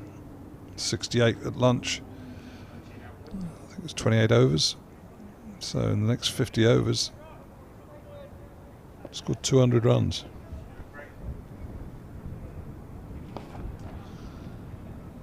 On to 96, Pajara. 2 to come of the over, and 2 overs to come, so the second new ball becomes available. That over rate's -3 for Middlesex, and Sloan's being quick about his deliveries at the moment. Darts that one through. Keen to get that over rate down again. Understandable on a hot day like this.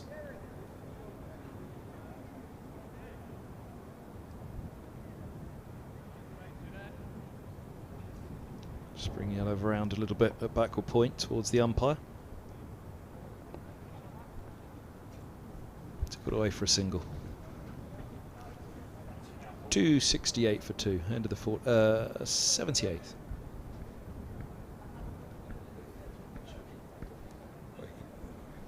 Short.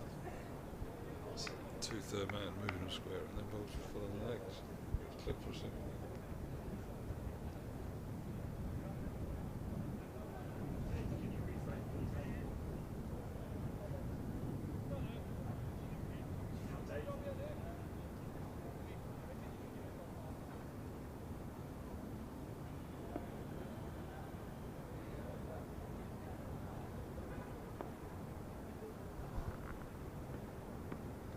Oh, it's edged. Little late cut from Allsop. It'll get away, not for 4. It's losing its place up towards the pavilion below the away dressing room. Allsop's onto 108. 271 for 2. Pajara's on strike on 96. Not had a great deal of luck here, Luke Holman. Just created little bits of uncertainty. Another day, certainly one of the things that have happened may well have created a wicket for him, but they're now 0 for 62 in his 14th over, so before conceding almost 5 runs and over. Not sure what's happened there as Pajara asking for a face towel or something, whether he needs a contact lens or something's got in his eye. Well, Middlesex need only a little bit of help at the moment, don't they? Whether it's a rogue bit of dirt or a fly that's upset him. He's almost ready to go again. He's gone to 3 figures every time he's passed 50 this year. Cheteshwar Pajara. 1 hit away.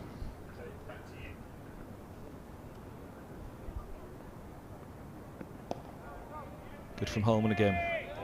This is his 10th innings. 855 runs. His live average is up to 122. It was 102, I think, at the start of the innings, wasn't it? And yeah, 4 centuries. And he's now not out on 97 as he pushes Yadav at mid-off. Look at that throw come in from Yadav. He is all action in the field, isn't he? Middlesex going to need him to be all action with the ball in a moment. Will that man be on 3 figures by that point? There's 9 deliveries left until the second new ball becomes available. What will Middlesex go with? Yadav wanted the ball better, more threateningly from the pavilion end earlier. Yeah, he bowled well from the nursery end in his opening spell, but it just seemed as though he carried a bit more threat from the pavilion end.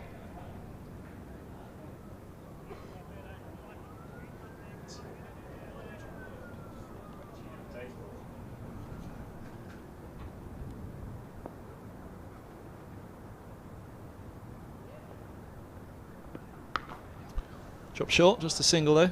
That's deep cover. 1 to come of the over. Pajara on to strike. If he does find those runs, 5 centuries in 10 innings this season for Sussex, not a bad return. Deep mid wicket and deep backward square back, deep cover back. Holman in. Good again for Middlesex's young wrist spinner. End of the 79th. 17 remain on day 1. Tough day for Middlesex since winning the toss. 273 for 2. Holman snatches the cap from the umpire disrespectfully, but takes it ruefully and walks away with it. Pondering life, but he's doing all right. None for 64 from 14. It's not cheap, but equally it's a tough day, and he's doing a job for his side. Against Pajara and Alsop on a century on 109. Here's Stoneman with his off spin, seeing if he can just find that outside edge. Back foot, that's a single out to deep mid wicket. Here's Pajara on strike again on 97. Deep square, going back. Deep mid wicket. Long on, dropping back, deep cover. Comes down the track, drives hard, only to the deep cover. Robson, it was an ever-opening bat face as he got to the pitch of that ball.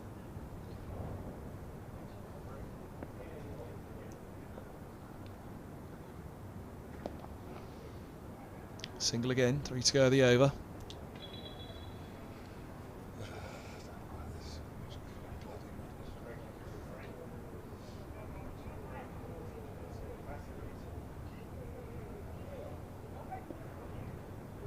Around the wicket to Pajara. Crunched hard down the ground and bobbled by Roland Jones up there at long on. They have a single. Pajara's on to 99. Yeah, just thumped himself on the thigh guard then and he got strangled. Hitting that one, hit it too well probably to long on. 1 bounce to Toby Roland Jones. 2 to come of the over. We'll have a look at that one again at the end of the over. We're watching from behind. See straight on as the camera did.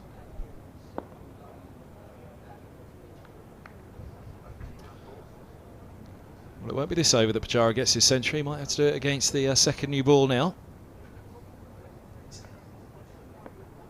Although I haven't seen anybody warming up around the field for Middlesex. Dot ball turn the over. 80 gone. 16 remain on day 1. 277 for 2. Drinks. So another drinks break. Middlesex looking a bit bedraggled as they walk towards the 12th men, walking out with their bags of soft cold drinks. Cold soft drinks even. It's the hard cold drinks you have to watch. Actually, one of those would be quite nice now. Well, I always remember John Embry once when we had a warm day here at Lord's. He did. And sort of called the 12th man on about a quarter of an hour before the drinks and said, would you bring this, because the first time we sort of had these, I think we're sponsored by Lucas, these sort of blue plastic bottles that we used to drink out, and he said, 12th man, go and get me a lager shandy when you come out in one of those blue bottles. So the 12th man came out with a lager shandy for members who was drinking it. I'm thirsty, I need refreshing. I need to hydrate, bring me a beer.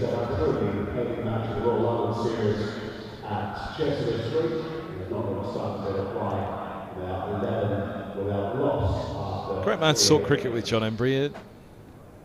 Remember when he was the Middlesex coach, he used to come and do hours back in the early days of the radio broadcast when they first started up with Middlesex and Surrey and BBC London, but long before the streams. Particular session at Wantage Road, the game was dead on the final day, absolute flat one, and the morning session just got into it with Embers on Cricket that final day and didn't stop all day long. He was incredible to talk to about the game. Had been a coach at Northants, hadn't he, off the back of his Middlesex career, then came to Middlesex as coach. Stepped up to, I think it was called technical director then maybe, or something along those lines. Lovely shot. The gorgeous scenes here at Lord's overhead. A little few puffs of cloud even just to be seen in the distance there. I did just check the temperature, and having risen to 39, I didn't quite see it hit 40 on the device I'm monitoring it on, and it's down to 38 now. It's come down a degree mercifully. BBC will be devastated after all the reports. Yeah. This morning you turn the radio off, you think, I can't hear any more of this talking about so and so, oh, and it's so hot, and oh, it's so hot, and what are we going to do? Stay indoors, keep out the sun, and be sensible. I did see an email go around yesterday which isn't betraying any internal BBC emails. I was in the office. In fact, I was in the office yesterday and the email had gone around saying only come in if it's broadcast critical, otherwise stay home yesterday and today, so not on public transport, no point even in and out in the rush hour. Yeah, I can imagine coming in on the train. The underground would have been particularly unpleasant. Well, I'm just working out if we could have done this off the stream at home, Gus. You at your place, mine at mine, feet up. Fletch could have couriered around some microphones to hook up to Zoom. The way the world works now. Nah. I'm not a big fan of this work from home. Work from the home of cricket instead. Middlesex have work to do here. 277 for 2. Any sign of a second new ball? One of the umpires seems to be paying close attention. Tim Murtaugh's taken his hat off. Yep. Tossed his cap on the floor. Was that the decision to give Allsop not out first ball? Throws down his cap in disgust at the end of the day. Himself, there we go. Toby Rowland Jones walking back. Just during the jinx interval, Toby seemed to be having a bit of fun or maybe a bit of laughter at Tim Murtaugh's expense. I'm sure some comment about toss bowling in what sort of order would have been the show, but he's got Pajara 99. He looked imperious, hasn't he? Not looked in any trouble whatsoever. Beautiful innings. Not exactly rushing around at the moment.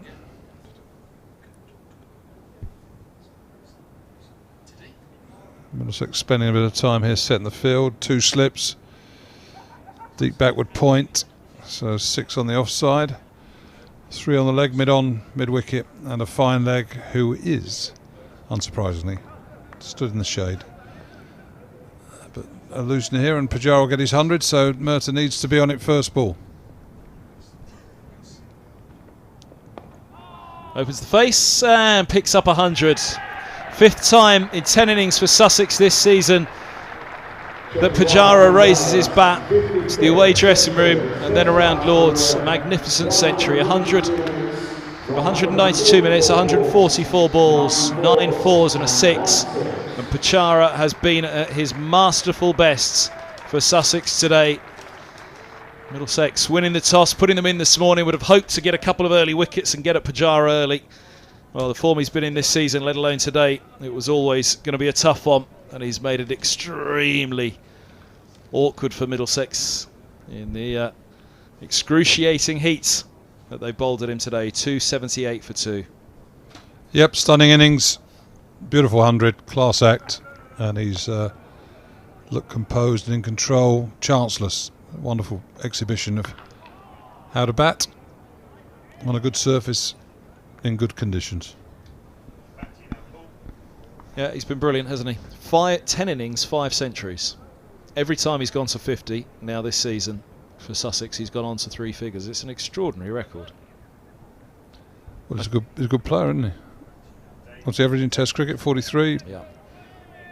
Played some wonderful innings for India. Great man to have in your side. Loves batting, doesn't he? I don't think he'll be thinking he's done here either. Well, 2 centuries in 3 innings against Middlesex, of course, because he got a century down at Hove as well, didn't he? Not a bad bowling attack that he's done it against twice. Good surfaces, but I say, Graham Hick, he's called a bit of a flat track bully, that used to call him, but as Graham Hick sort of said, if I don't get wickets when I'm expected to, I shouldn't be playing the game. So, yeah, when conditions are in your favour, and they have been in the batsman's favour today, you make it count, and he's certainly done that in majestic style.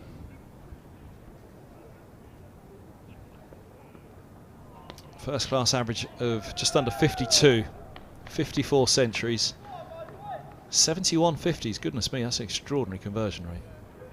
54 centuries, 71 50s. Strauss was always a great one for a conversion rate, wasn't he? I remember his when he what's his call up, 2004, was it 2005? Yes, you did have a good conversion. I'm trusting you here.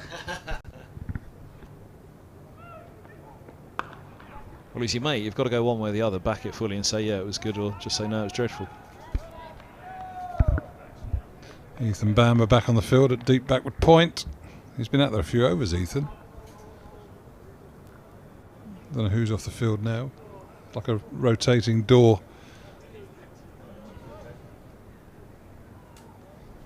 Let's see what you think a good conversion rate would be for Andrew Strauss.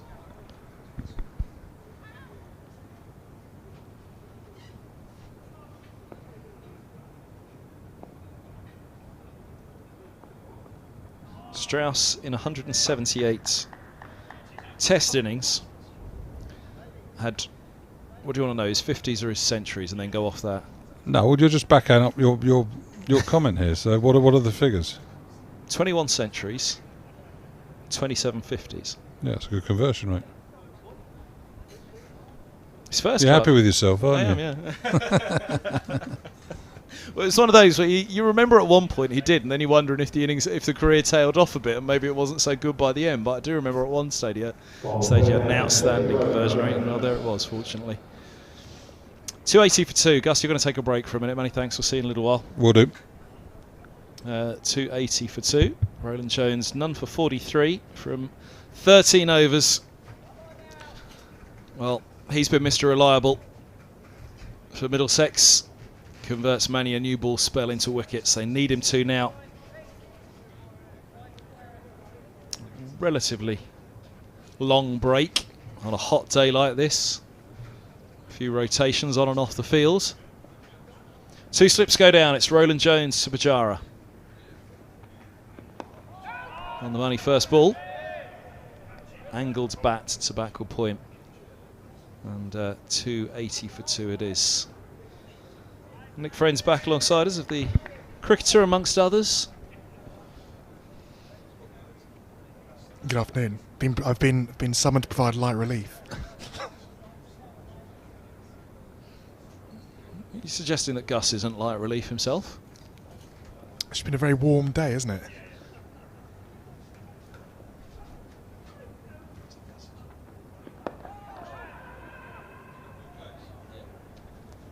Single taken, 281 for 2.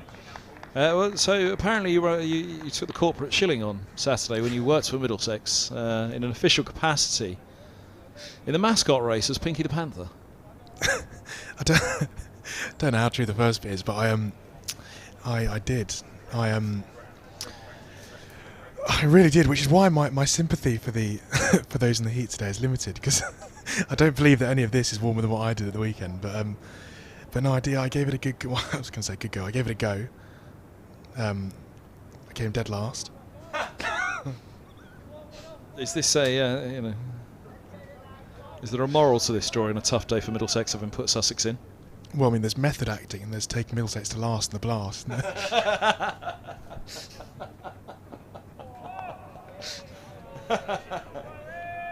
It's the hardest. It's the hardest thing I've ever done. The hardest thing, the hottest thing. It was just very warm, and there are videos floating around on social media of my attempts. I willingly had a GoPro strapped to me to sort of keep my attempts for posterity, and sort of wish I hadn't done now.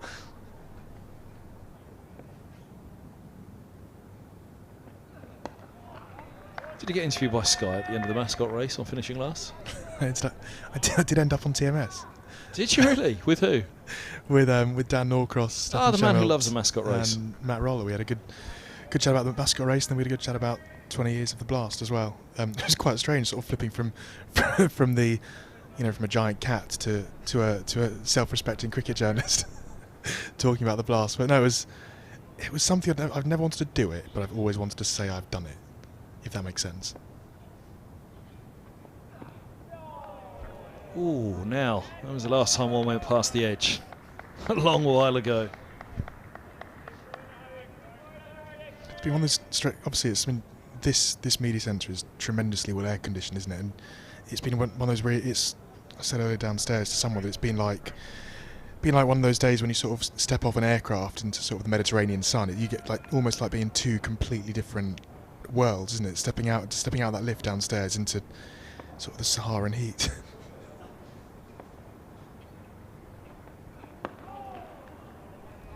I haven't been so brave. 82 bowled, 281 for 2. Just watch the cricketers do it out there. No, which is why I know it's easy to watch the stream and think this is a very, flat deck, and I mean clearly has been. But I think toiling away and keeping on coming back, and the overs that the seams have bowled, especially in this heat, 'cause it really is pretty sort of debilitating out there. And when you just step outside and it's warm with a warm breeze. I mean, that's probably understating it slightly, to be honest. I mean, I guess there was a lot of chat downstairs. You were there at 10:30. Middlesex won the toss, decided to field. There was an awful lot of conversation before the toss as well. Whispers at that point that, well, hold on a minute, this might not be as straightforward as winning the toss and bat today because of the heat. Just look at the grass that's out there. And again, at 10:30, it was like, well, okay, they've seen this grass. Did they overcomplicate it? Did they talk themselves into something that perhaps wasn't there on a day where you'd look at, again, it's Lords, you look up, not down? I think it's proven to be that, but I do think, I think over the course of a season, over the course of a, 20-year career in Tim Murtaugh's case, I think you're allowed to get things wrong, aren't you?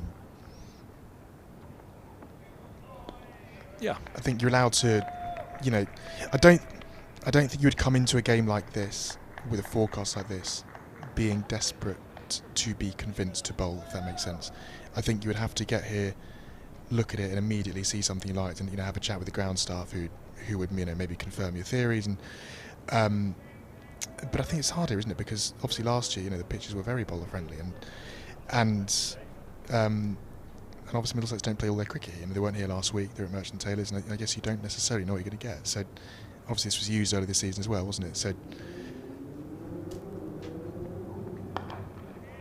I can sort of understand why, I can completely understand why you misread a pitch occasionally, and I don't think this is a case of Middlesex having bowled particularly badly. I don't think it's a case of if Sussex had bowled first, Middlesex would have been 7 down. I think it is just one of those days where so much has to go your way if you're the fielding team, because thank God that catch was dropped at slip off the no ball. Because imagine if you'd taken a catch off a no ball in conditions like this, you'd want to go home.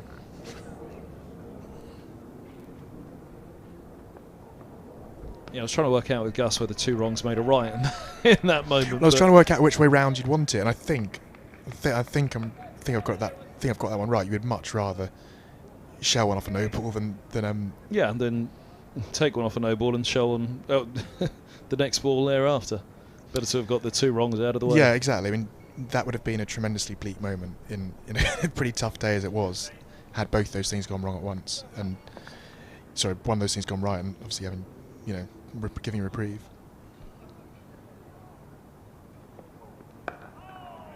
But no, I don't think any. I think we were all surprised to a man when the news came back that they were having a bowl, despite even with the whispers.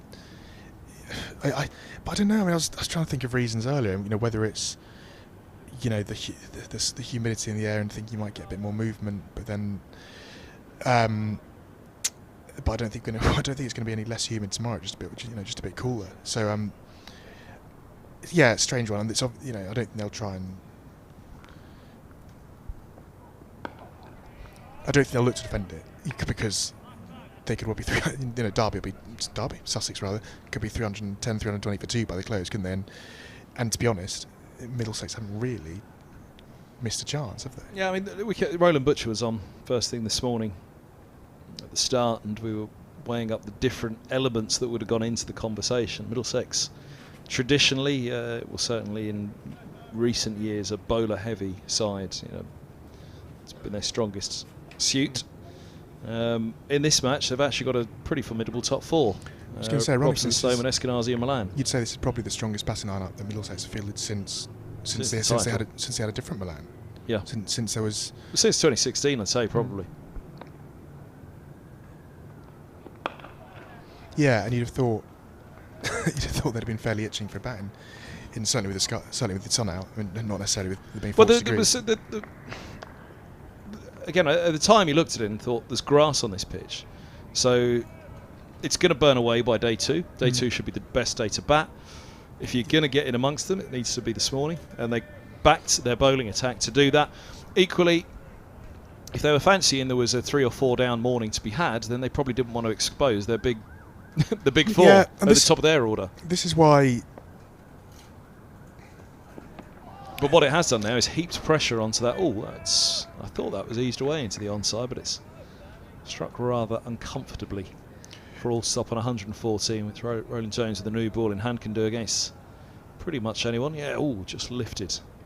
That is why I would also I don't think it's, the score makes it look like a big deal, doesn't it? I don't necessarily think it is. I think this is a game where the team that wins will bat once, and whether you do that first or second, as you say, the pressure will be there. Obviously, the pressure is there batting second now, but I think we've seen. I think from what we've seen on the surface and the weather conditions, it's this unlikely to be a low-scoring affair in the first innings at least. So it will. You feel like a lot will come down to the third innings of the match. If that means Middlesex have to get 550 on the back of 450, then that's how they're going to win the game. I suspect that's what they saw being the case before this game started. I mean, this was the pitch used for the Derbyshire Runfest in the first week of the season, wasn't it? So they know it's a good surface, and I guess grass does one of 2 things, doesn't it? It'll either just sort of skids on and comes through quite nicely, or it does offer more, and it's like, I guess it's on the former.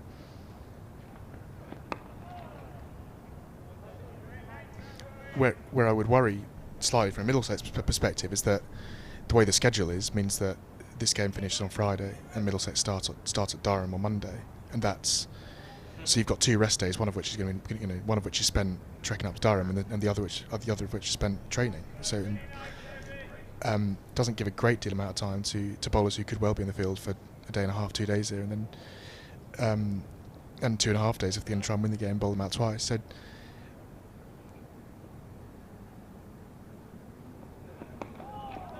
Pray for the commentator. I'll prepare my vocal cords.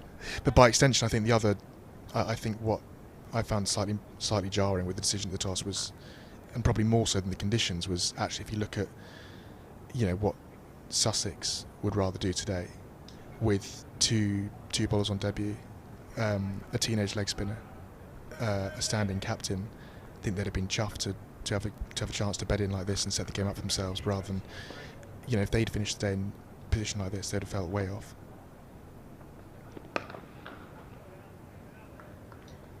Yeah, and that was exactly where I was going to come to. Single to end the over, 286 for 2.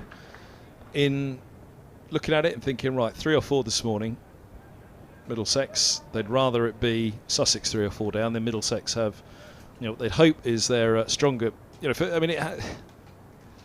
this is the first time since I don't know when that you could argue perhaps that even Middlesex's batting is now stronger than their bowling in this match. I don't know. I can't possibly think when the last time you could have argued that. I mean, that top 4, you've got 2 Test openers. You've got a Test batter at 4, and you've got somebody who's just dropped back in from the Lions. Who Though the bowling attack's got 300 plus international wickets, isn't it? So, oh, indeed, yeah. But so Simpson at 6 is having the best year statistically of his career with the bat, and Holden likewise is having a fine year, and Holman also at 7. So you've all of a sudden got a Middlesex batting lineup that you think, oh, hold on a minute, this has a bit of shape to it now. yeah, absolutely. And I think rather than contrast them, I think it's actually it just shows that they're probably as strong as they've been as an 11 since that 2016 year, and then obviously 2017 year as well on paper. But I think I also think what we're seeing here is what we don't often see in Middlesex games, to be honest, or certainly at Lords, with an absolute run fest.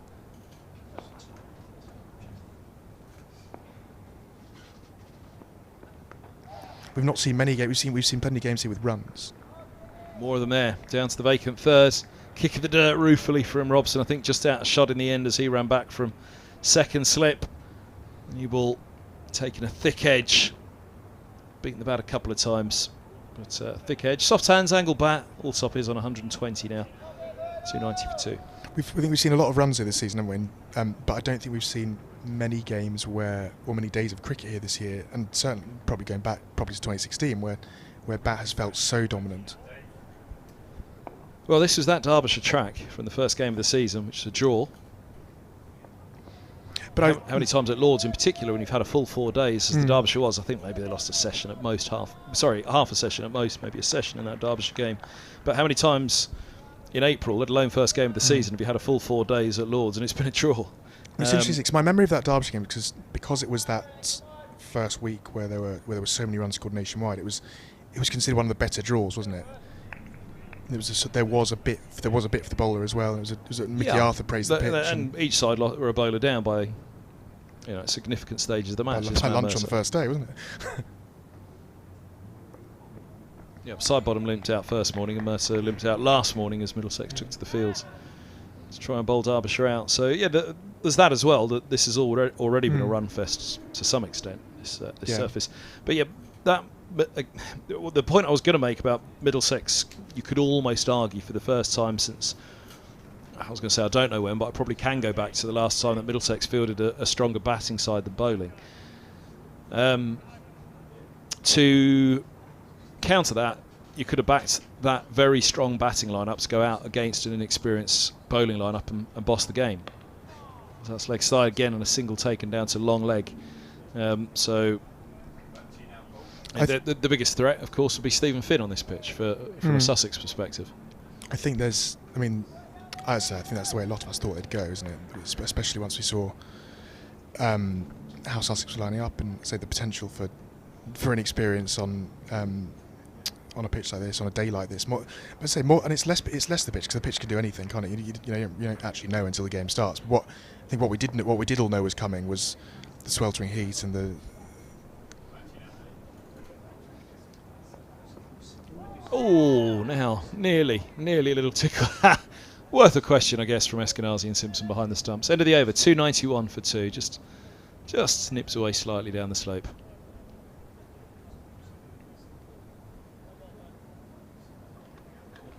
Nice from Murta. Leg cutter. 291 for 2. 85 bowled, 11 remain today on day 1 here at Lords. The live stream. They're going to sleep well, aren't they? Yeah, well, I said to Gus, the headline this morning was last night was the hottest night on record, wasn't it, in the UK? There'll be no danger of Middlesex struggling to sleep tonight.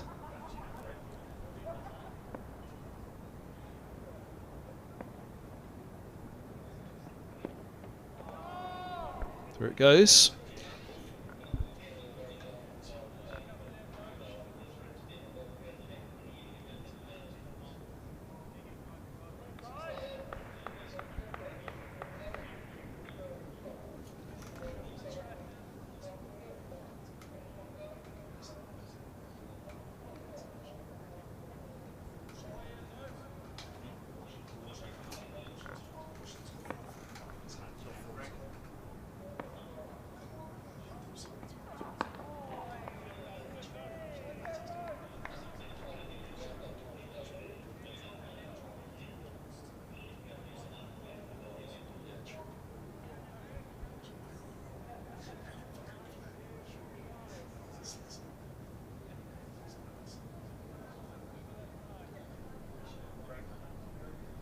I think what's, I think for Pajaras as well as captain, and just the kind of player that he is on a surface like this, and to be honest, probably conditions like this and heat like this, I dare say there are a few guys in the country who are better suited to exploiting sort of that combination than him.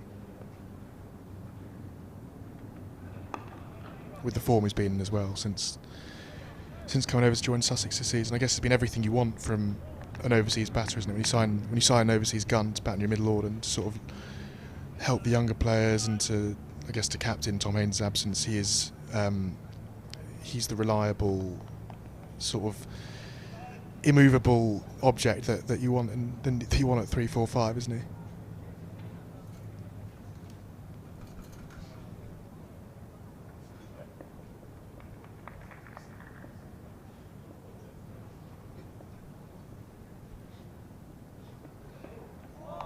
Oh, just a dabble again. Once from Mercer, now from Roland Jones. Pajara just nearly getting involved.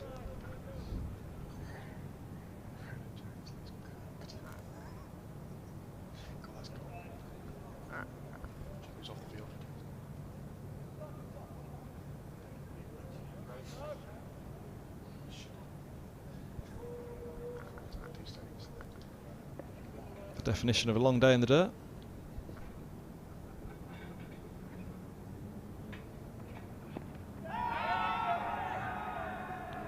Now that one goes down to fine leg, suggesting it was missing leg stump by a long way. As the leg by a signal by the umpire is a big old appeal from Roland Jones. You can understand the desperation at this stage. 292 for 296 indeed for 2 now.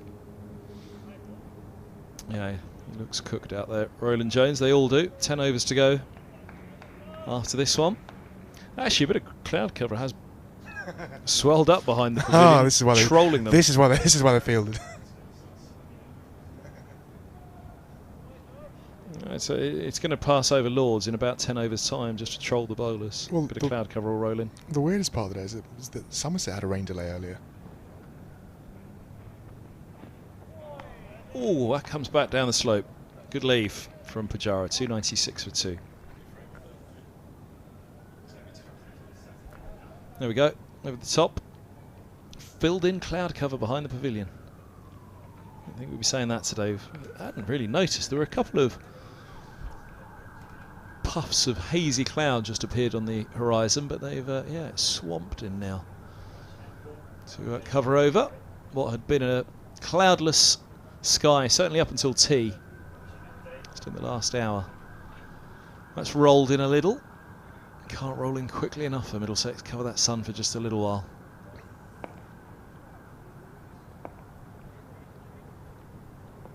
And the king of swing would certainly welcome it. Did you enjoy Peter Milan's little spell earlier? I did, greatly, and I think all the rest of the Middlesex bowlers would have enjoyed that respite as well. Searching for his first-class wicket for 3 years, I think. So he's due one.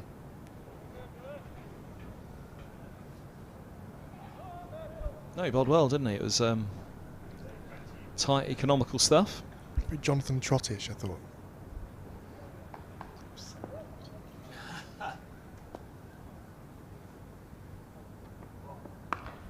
With the Middlesex cap on, I'd gone Neil Dexter.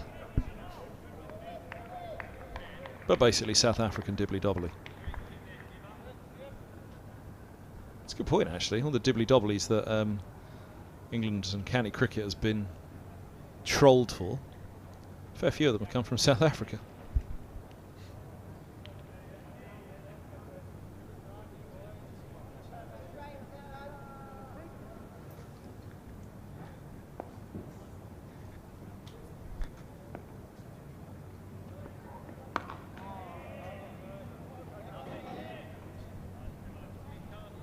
Have a quick look at the scores elsewhere today.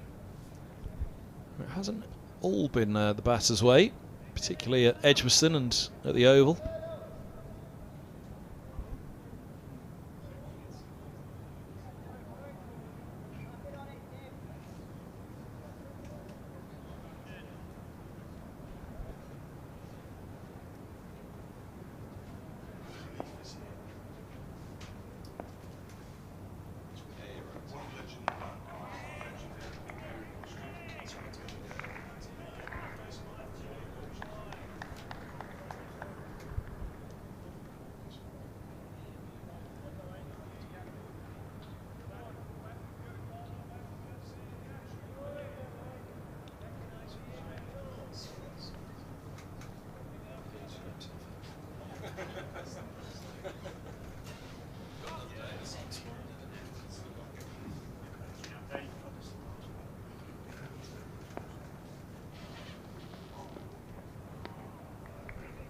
One to come from the over. One to come of the over. Then we'll say thank you to Nick Friend. Good to have you up with us again. Good luck in next year's mascot race. Not for all the money in the world. I just wanted to have done it, and I have now done it.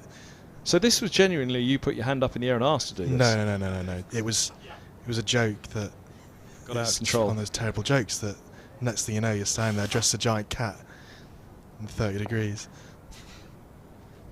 Giant Phil Tufnell. Nice shot. Single taken. Ooh. End of the 87th. 297 for 2. Nick Friend, thanks very much. Going to be replaced by Roland Butcher, who called it right at 10:59 this morning. When you said Roland Butcher, Middlesex should have batted. Yeah, and I still hold to that view, Kevin. There was a tinge of green, but I think overall, when you think of the day you were likely to have weather-wise, that you back yourself to really to get through the initial overs and then cash in later on in the day, and Sussex have done just that. They've had two excellent innings, certainly by these two players here, and it's not finished yet. Look at that man. He's exhausted, isn't he? As he begins the new over, just took on another sip of water. The heat out there today has been an unbelievable test for the bowlers, let alone the pair they've faced, Allsop and Pajara. It's been pretty much as good as you get from Pajara. Here's Allsop on strike though. The Kedge runs down to the vacant third. They'll pick up 2. 299 for 2. Third batting point. It's within touching distance. Yeah, it really has been a tough day for Middlesex. You know, when you win the toss, the idea really is to try and knock the opposition over, get in there. But 200 partnership brought up with that couple as well, of course, which pretty much and not finished. And Roland Jones looking a very real. He really looks a weary man.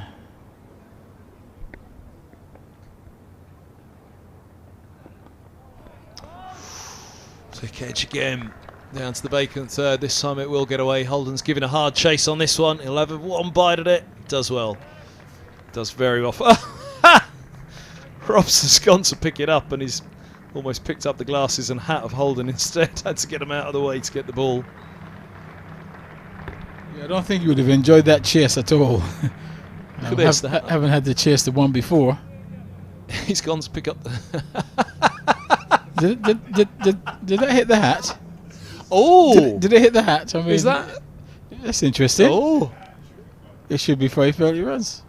But maybe they'll do it at the end of the innings. Oh dear. It's the only downsides to these streams when you get caught out like that.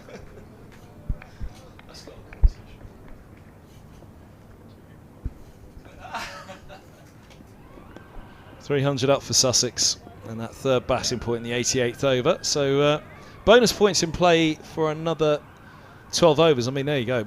Middlesex haven't got a bowling point yet, and 22 overs. Sorry, 22 overs. They're still in play for the bonus points. Yeah, not the sort of day Middlesex envisaged when they won the toss. They will certainly be looking for some bowling points, but looking at the faces of the bowlers, you can see it's been a hard day at the office.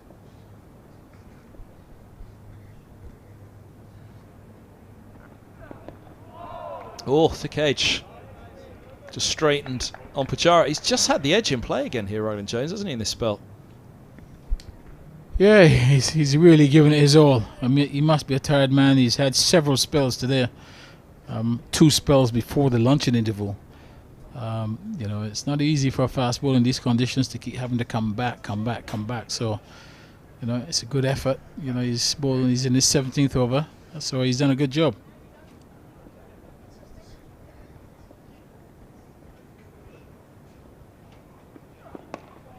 Good again from Roland Jones. Pajara was tentative there, wasn't he? He was in position early, but not quite sure on that one, and that's where the edge has been in play again. One to come of the over. 302 for 2, and what even made of Middlesex's bowling performance was marking them out of 10. I wouldn't be marking them down that badly. I don't think they've done much wrong, which again, I think in the circumstances, really, they've done as well as they could. I just wonder whether Yadav should have bowled a little bit more, but maybe First game, don't want to push him too hard.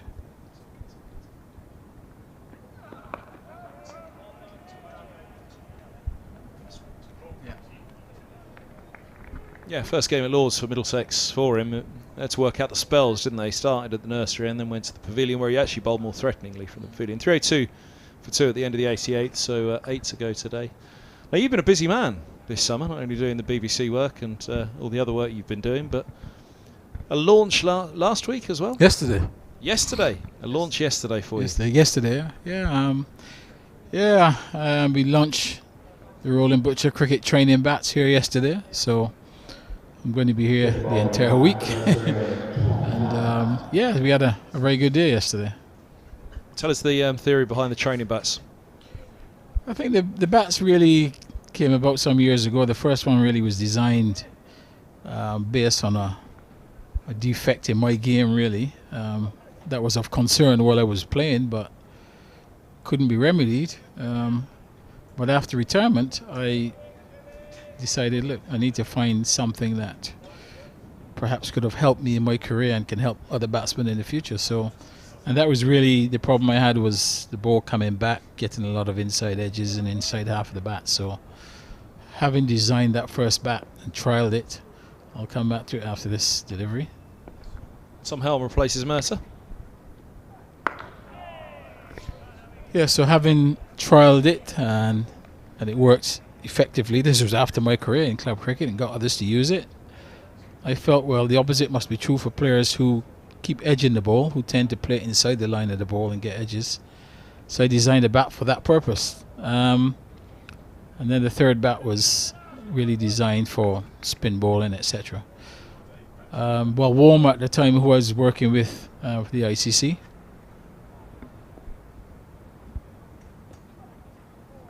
Oh, it's a beaut.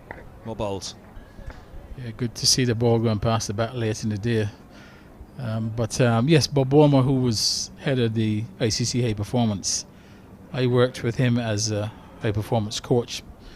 I was really involved in working within Europe, and Bob suggested to me that what I needed to do was to get some scientific research done on the bats.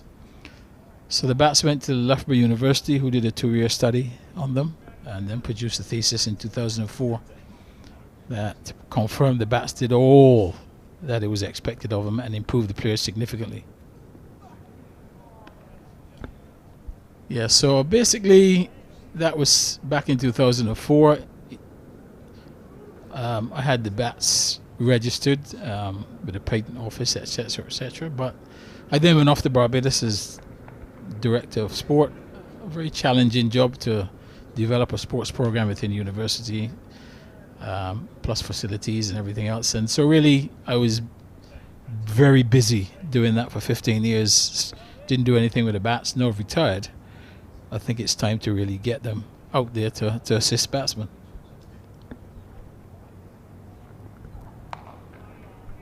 Quick single.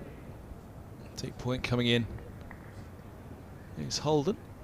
Deep backward point he is. 303 for 2. Yeah, so yesterday was the official launch here in the indoor school, and went. It was good to see Gus and Mark Rampakash, some of the Middlesex players, as well as Ricky Alcock and President of West Indies Cricket Board,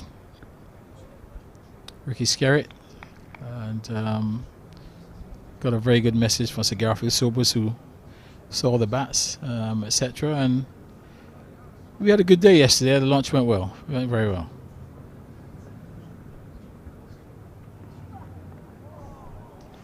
Cut away into the ground, bumps up to Robson. What's the biggest challenge? I mean, marketing, exposure. What's the key to unlocking those markets for you? Well, I think really the key thing now really is to get people to understand the science behind the bats, because people, that's what they'll want to know. I mean, how does this thing work? So really, that is the challenge now, to get coaches and players really to see and understand how this can help them improve their game.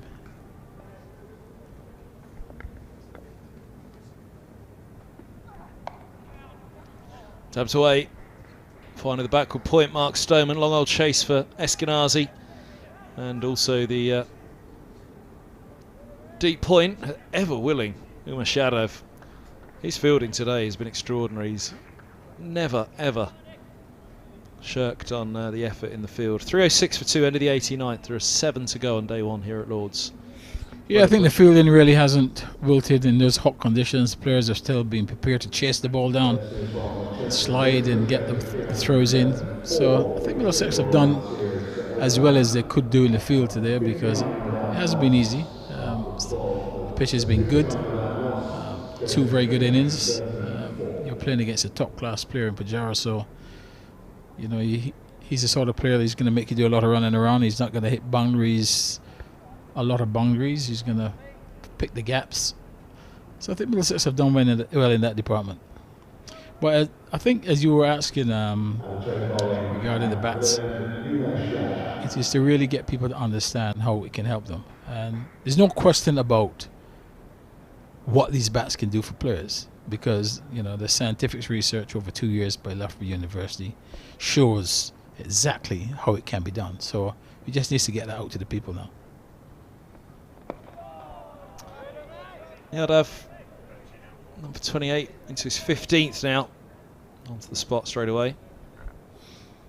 Yeah, I think the Middlesex bowlers would be quite happy at the end of this day's play to get in the dressing room and get in those ice baths and rest their weary bones. Interesting thing is, you know, look, Mercer's a bowling captain. I can't believe he's gone past Roland Jones and Helm and overridden there once this morning. I can't believe he's done this on his own, you know, without the bowlers. No, I mean, I think knowing who he is as well as a man, you know. Yeah. I mean, I'm sure there would have been a think tank behind this decision. I guess Middlesex, some of the games that have won, they're won by inserting the opposition, so you know that could influence the decision. I don't feel that you should just, because we won a couple of games doing this, conditions really dictate what you do. Oh, Yadav. That's a nice one, Super Pajara. This is the matchup that a lot of people were looking for, isn't it? End of the day here in his 15th over. Can he find something? Yeah, he's tried hard today. Pajara's not going to give it away. He's going to have to prize him out. Pajara's pretty aware now, really, that the end of the day is coming soon. So he really would want to be there tomorrow and iron a double.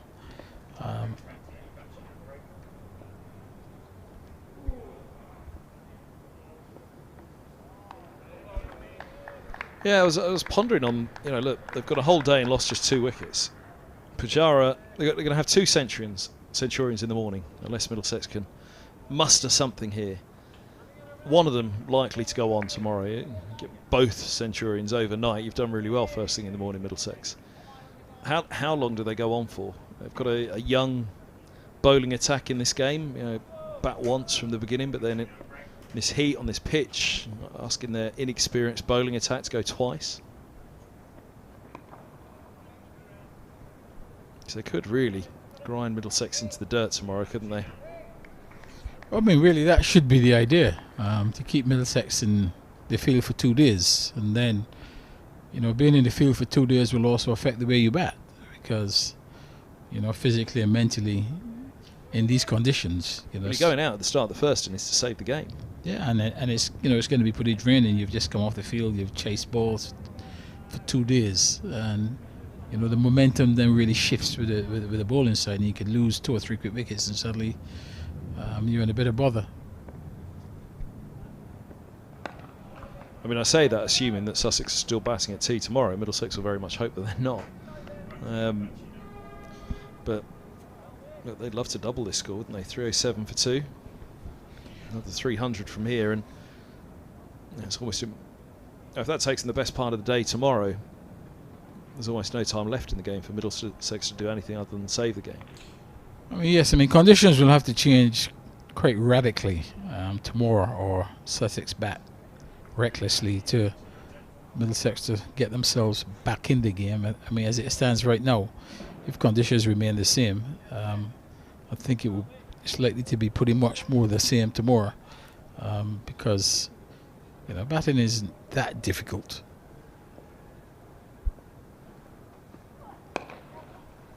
One of the biggest facts will be this man, Pajara. He moves to 108 now.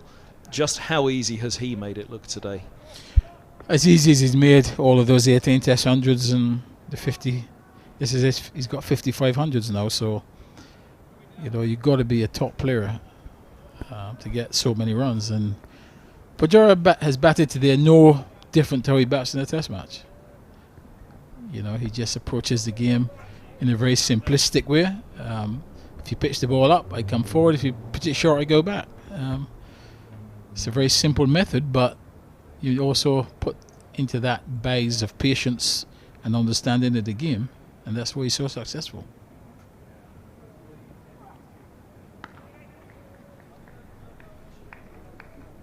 He really is a great signing for Sussex, because what that will actually do is to give people like Allsop and Orr and those guys to be able to bat with somebody like him and to practice with somebody like that and talk to them in the dressing room and off the field for a season. That sort of education is invaluable, and these players will benefit from that.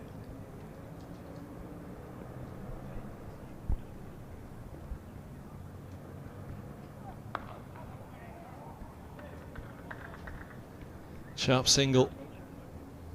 Didn't have to be that sharp though. The field are leggy now, aren't they, for Middlesex?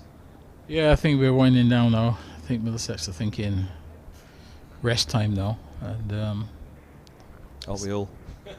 it's been a tough day, and I'm sure we're high up here and we know how it feels, but I can imagine down at ground level today it must have been very, very hard for the fielders and the bowlers.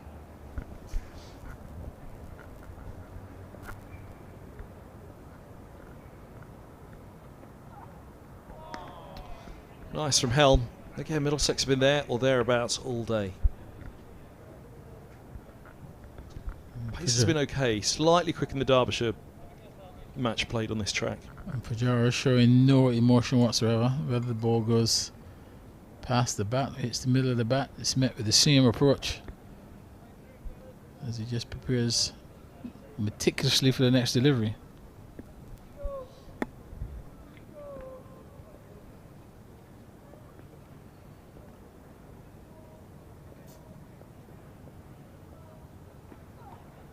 Oh, look at that one. Well, well. And this is the big danger for Middlesex, is that unless they bat extremely well in their first innings, and they're batting last on this, even if it has been a big scoring game, if this pitch breaks up under the heat, then batting last on this. That delivery really was the exception to the rule. We haven't seen that. We haven't seen that consistently.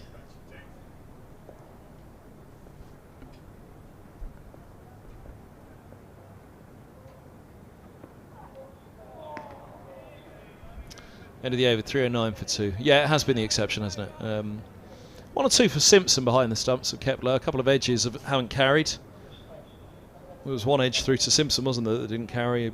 2-second slip maybe.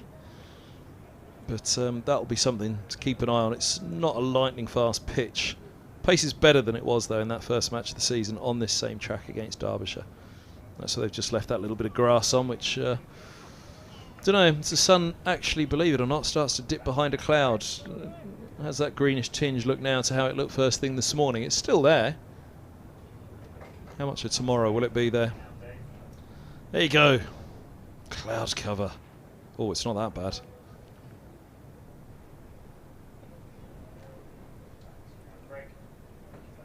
309 for 2.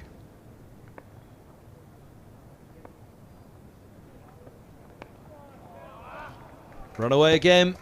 Plenty of runs down to third today. Allsop to 134. Sussex to 313 for 2. Yeah, another long chase there for Holden, but he won't pull that up.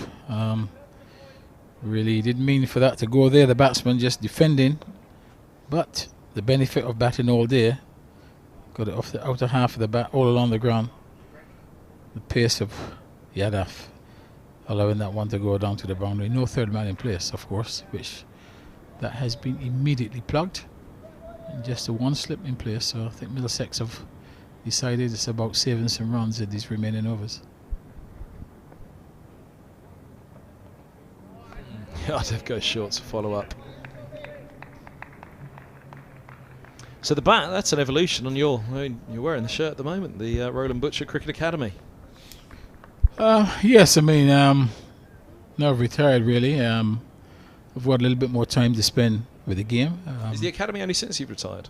No, I mean, the academy was being built as I was approaching retirement, so that once retirement came, it's something that I could do on a more longer term basis.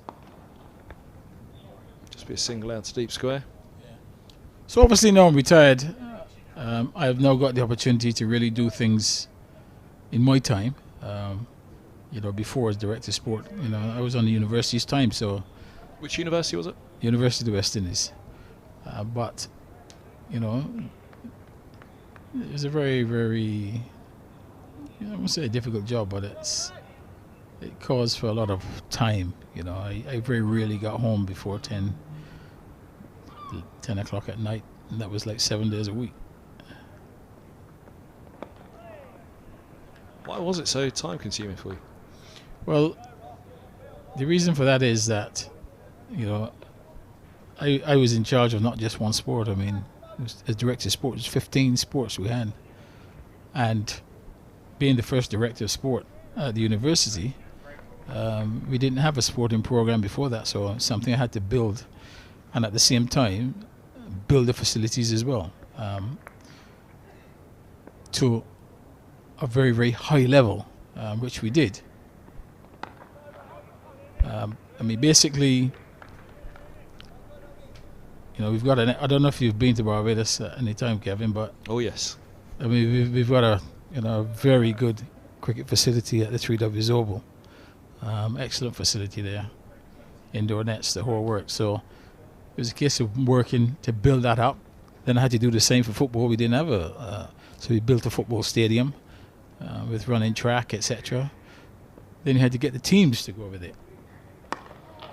So basically it meant, because my job was to professionalize sport, to attract students, to come to university on sports scholarships, etc., etc. And then I had to go and find the scholars around the region in all sports. So you can imagine the time that takes, and then get all the teams playing in the top divisions of the competitions. And then I had to recruit coaches, full-time coaches, and so you're building all of these sports at the same time. So you can imagine that I cannot, even though I'm a cricketer, I can't devote all of my time to cricket, because you know what it's like. It's for students. I mean, the way that they think,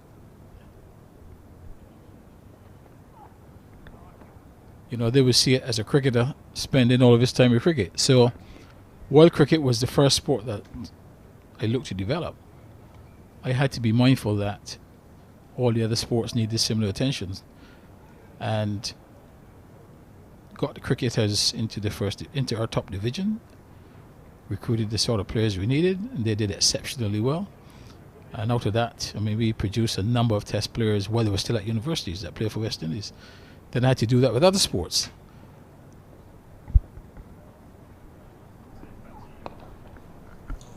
Next stump half volley, gets away with it down to long leg. Pajaras for 110. Yeah, so my day basically was, during the day, I'm doing all of these things, meetings, academic board meetings, etc., etc. Lots of traveling. Sport was played during the week and weekends. So cricket's at the weekends, all days, Saturdays, Sundays. So I'm at cricket, I'm at basketball, I'm at football, I'm at, having to spend my time around. So it really took up a lot of my time, and I couldn't devote to the two projects that I developed for myself. No ball called. That's been costly today for Middlesex. 33rd run added to the board for extras. 318 for 2. Yeah, I don't think the bowlers will feel too happy having to bowl extra balls at the end of the day. It's hard enough as it is. Yeah, so I mean, I spent a lot of time, at the job, and 2 projects, which the bat project was one of them, just was by the wayside until I was about to finish at the university. Oh, wow, what a ball that is. Tom Helm goes through Allsop, and not out is the call. Yeah. The celeb appeal. No, he's given. Allsop waited a while. The finger went up eventually. 3:18 for 3. Helm knew he had him. The batter was given the chance to walk. He didn't. Allsop on 135. The finger eventually went up. Simpson was the catch. It's a peach of a delivery. That'll give Middlesex some hope going into the second morning. Yeah, that's the breakthrough they wanted. They just wanted to get rid of one of these players, and it had to be Allsop. Let's have a look at it from this end. Let's see.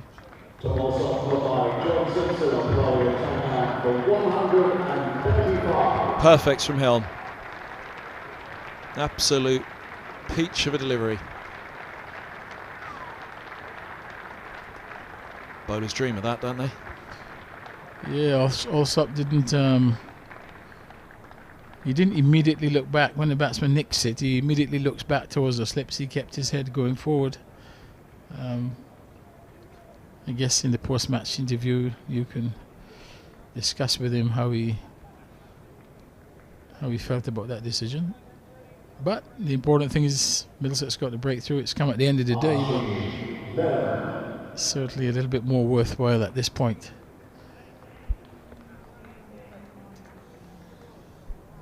So, a night watchman, Archie Lenham, is sent out.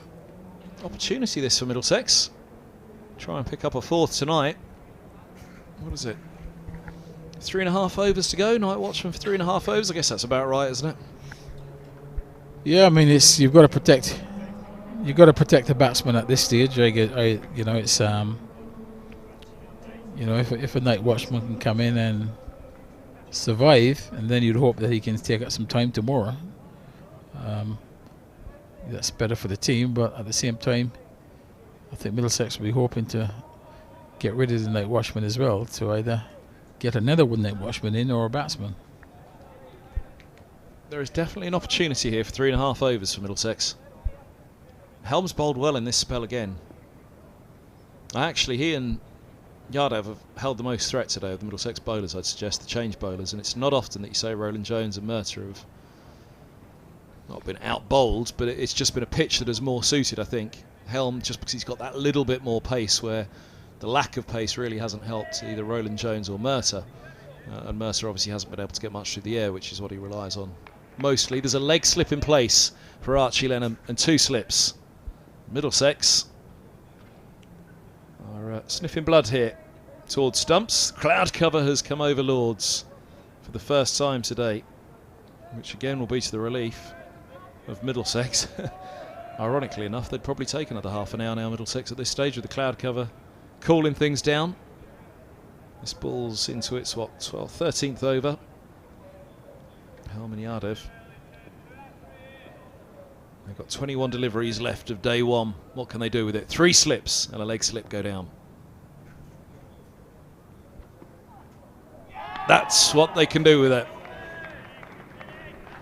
Yeah, good delivery.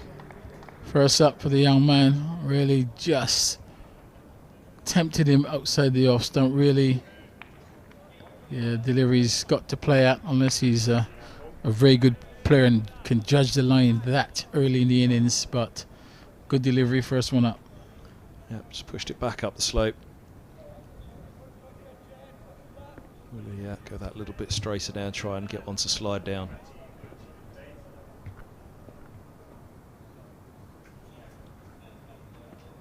A little bit straighter. Has Lenham up off the ground, playing that into the onside. Good old test for the 17-year-old who has impressed greatly. Young spinner. Yeah, he's just got one job tonight, and that really is to protect Pajara and the rest of the team and ensure there are no more wickets.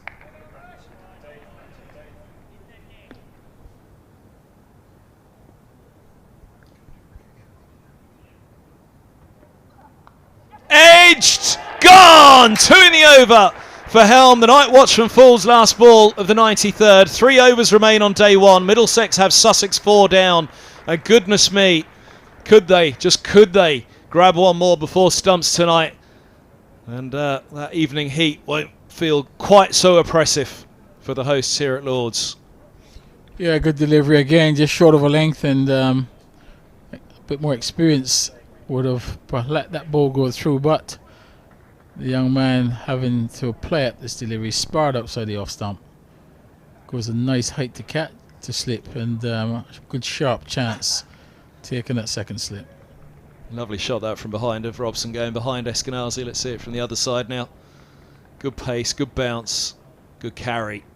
Going in front, my apologies, of slip Eskenazi. So 18 balls remain.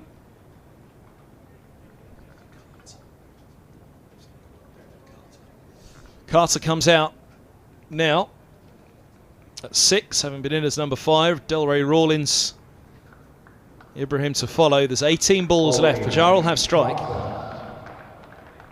They'll be very much hopeful, though, Middlesex, that they can get a look at Carter, 20 years of age. If Middlesex could walk off the field with 5 wickets tonight, albeit one of them a night watchman, but if they could walk off the field with 5 wickets tonight, it is something of an escape. Yeah, that's a very sharp catch taken there late in the day, and Storman scored well in this match. He's took a bit of a blinder earlier on, and That was then a great catch, wasn't it? And then this sharp one here right at the end of the day where concentration could have been waning, but certainly moved quickly in front of first slip and grasped it with both hands. Now, Yadav to Pajaras. Does this little contest, have an extra edge now? Full towards the block hole, dug out to mid-wicket. Sussex, their coaching staff and their fans will be counting down to the deliveries on day 1 now. They most definitely will, and they will be praying that they don't lose any more wickets today, because they've had a good day with the bat. And Middlesex very late in the day now, getting a little bit of reward.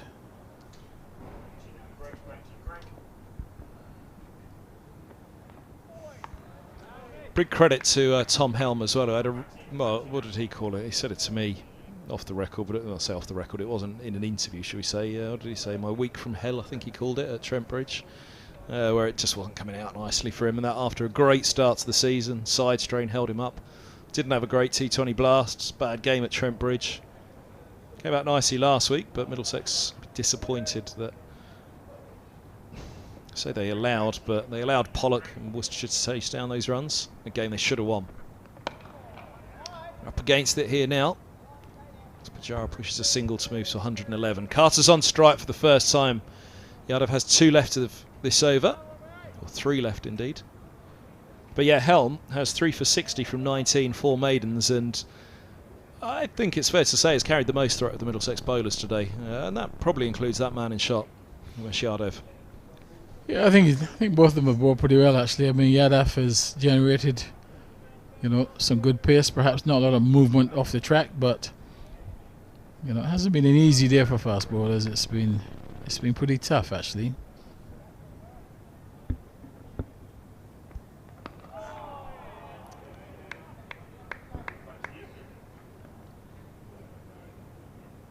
How many left of the day?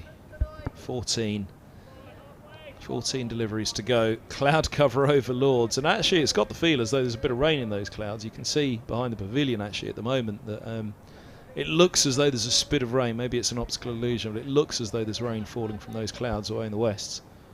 There are a few planes, there we go. A few planes descending into Heathrow.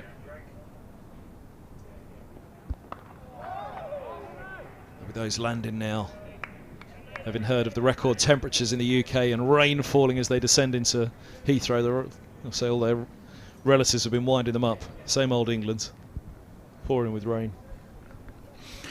I think some people will actually welcome that. The rain? The rain, of course. Absolutely. I mean, some people will. Welcome relief. I think that happened at Merchant Taylor School last week. Oh, swatted away down the leg side. Wasn't really in control of that, but gets it away fine of the long leg for a couple. In fact, they settle on one, so he'll keep the strike, Carter. 320 for 4. Of course, in that last over as well, Middlesex claimed a first bowling point. 16 overs with the bowling points in play. Now, that's a very different shot to the rest of the day. It's looked glorious, that pavilion, in the sunshine today. Oh yeah, I mean, it's stunning, isn't it? It's when you look at this very modern stadium, and then you see this imposing pavilion that has been there for centuries. It's a lovely angle looking up from the mound stand as well, where that camera's positioned. Looking up at the pavilion feels like, as you say, it gives it more of a grandeur, doesn't it? Yeah, absolutely. But yeah, last week at Merchant Taylor's, one of the days was oppressively hot there as well against Worcestershire, and it started to, much like today, the spectators have been under shade the whole day, under trees. There was a temporary stand there as well. They were all gathered under that to get the shade. When it rained, everybody came outside. It was only light rain, mind, but... Short and down the leg side from Helm. 11's gone, day 1. What would they give for a 5th right now, Middlesex? Yeah, decent pace, that delivery. Misdirected on the leg side, but from a Sussex point of view, they'll be quite happy that Carter's on strike. Let Pajaras stay up the other end. I was actually quite sad the ECB don't have their speed guns on for this one. They've got these radars now that they have at the county games, the ECB. It would have been interesting today just to see, because of the workload of the bowlers and because of the heat, you'd imagine there would have been quite a fluctuation in the speeds throughout certain spells. Helm now will be pushing it through as best he can. That one hitting outside the line of off. Not sure it would have even been taken off at all, or going over the top of it as well. Let's check the height as well. Outside though. Yeah, back leg it struck. But playing a shot, hits outside the line of off, and again, whether it would have been hitting anyway. Nonetheless, well bowled from Helm. Just something happening at the moment, whether that's the overheads, look up, not down. It is a new ball in hand. Helm's got his tail up, and there's a bit of cloud cover.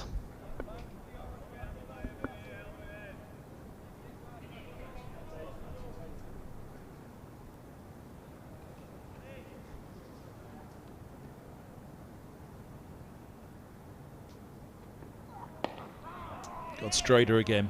Carter able to get in behind that.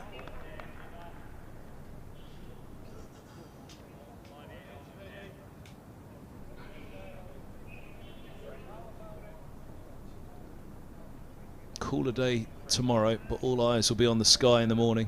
See if there is that bit of cloud cover with the ball 16 overs old. Can Middlesex come out and make up for lost time? Those 2 wickets are going to help just put a smile on all of the team's face tonight. It's been a long, hard day. No doubt about it, Middlesex got the toss wrong. They'll hold their hands up to that because they've bowled okay today. They haven't bowled badly. Oh, now Carter unsettled totally by that. That will give Middlesex something to think about for tomorrow morning, bowling to Carter. Helm's cranking it up here though, and this is why at the start of the season when he... And there goes the leg gully as well. You can see Max Holden's being sent across. That was why at the start of the season when Helm put together 3 really good matches, Manny was saying he's got to get that England call soon with the consistency he was finding. Then came the side strain. Looks like he's picked up where he left off in those first 3 games before the injury. Helm now. He's got everything. When you look at him, he's got the height, he's got the pace. There's an example of it again, that one. A little bit more of an easy leave for Carter just outside off. Yeah, not much more of a surprise there. I mean, Carter was surprised with the first one. I think he would certainly be looking for a couple more short deliveries, so he's much better prepared for that one. Last ball of the day from Helm, and then one over to come from the pavilion end. Toe cruncher. I'd have this one on the stumps, that's for sure. I think Carter will be looking to nudge this into the offside and get back on strike.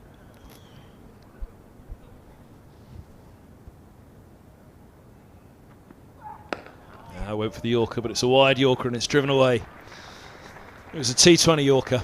Hasn't quite got all of it, Carter. They've taken 2, back they come for the 3rd. 3, 2, 3 for 4.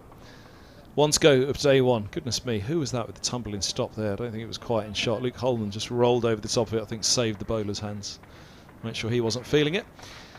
So 323 for 4, 95 bowled. It's Sussex's day. Nothing changes that in this final over now, even if they walk off 5 down.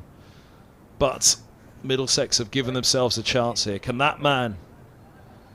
Middlesex is overseas, one of 2 overseas in this game with the arrival of Milan. He impressed last week at Merchant Taylor's. Couldn't help bowl the side to victory on that final day though. Can he just open something up here at the end of day one in his home debut for the county?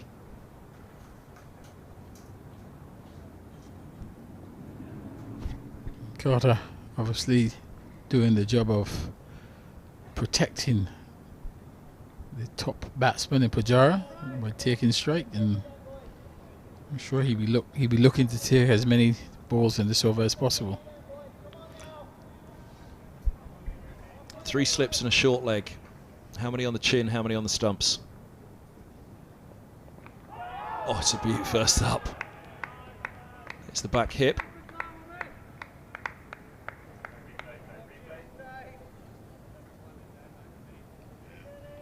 Good inward movement, but obviously the height, that would have been going way over the stumps, but a bit of movement there. And I think Middlesex enjoying these conditions certainly a lot more than they did early in the day.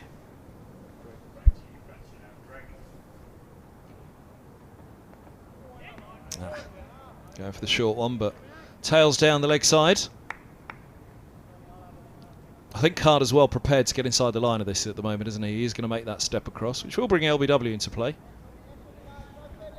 Might just bring the slips in if he fishes at one a little too wide. But aware of that short leg and aware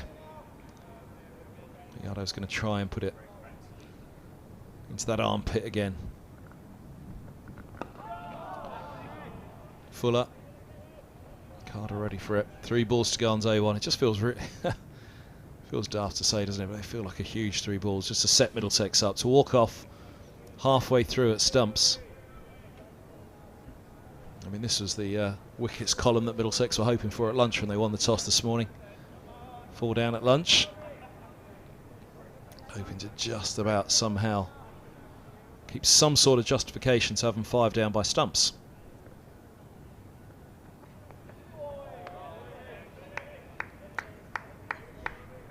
Got a deep backward square leg and a long leg, but that one's too short, isn't it? Carter's not going to go after that this time.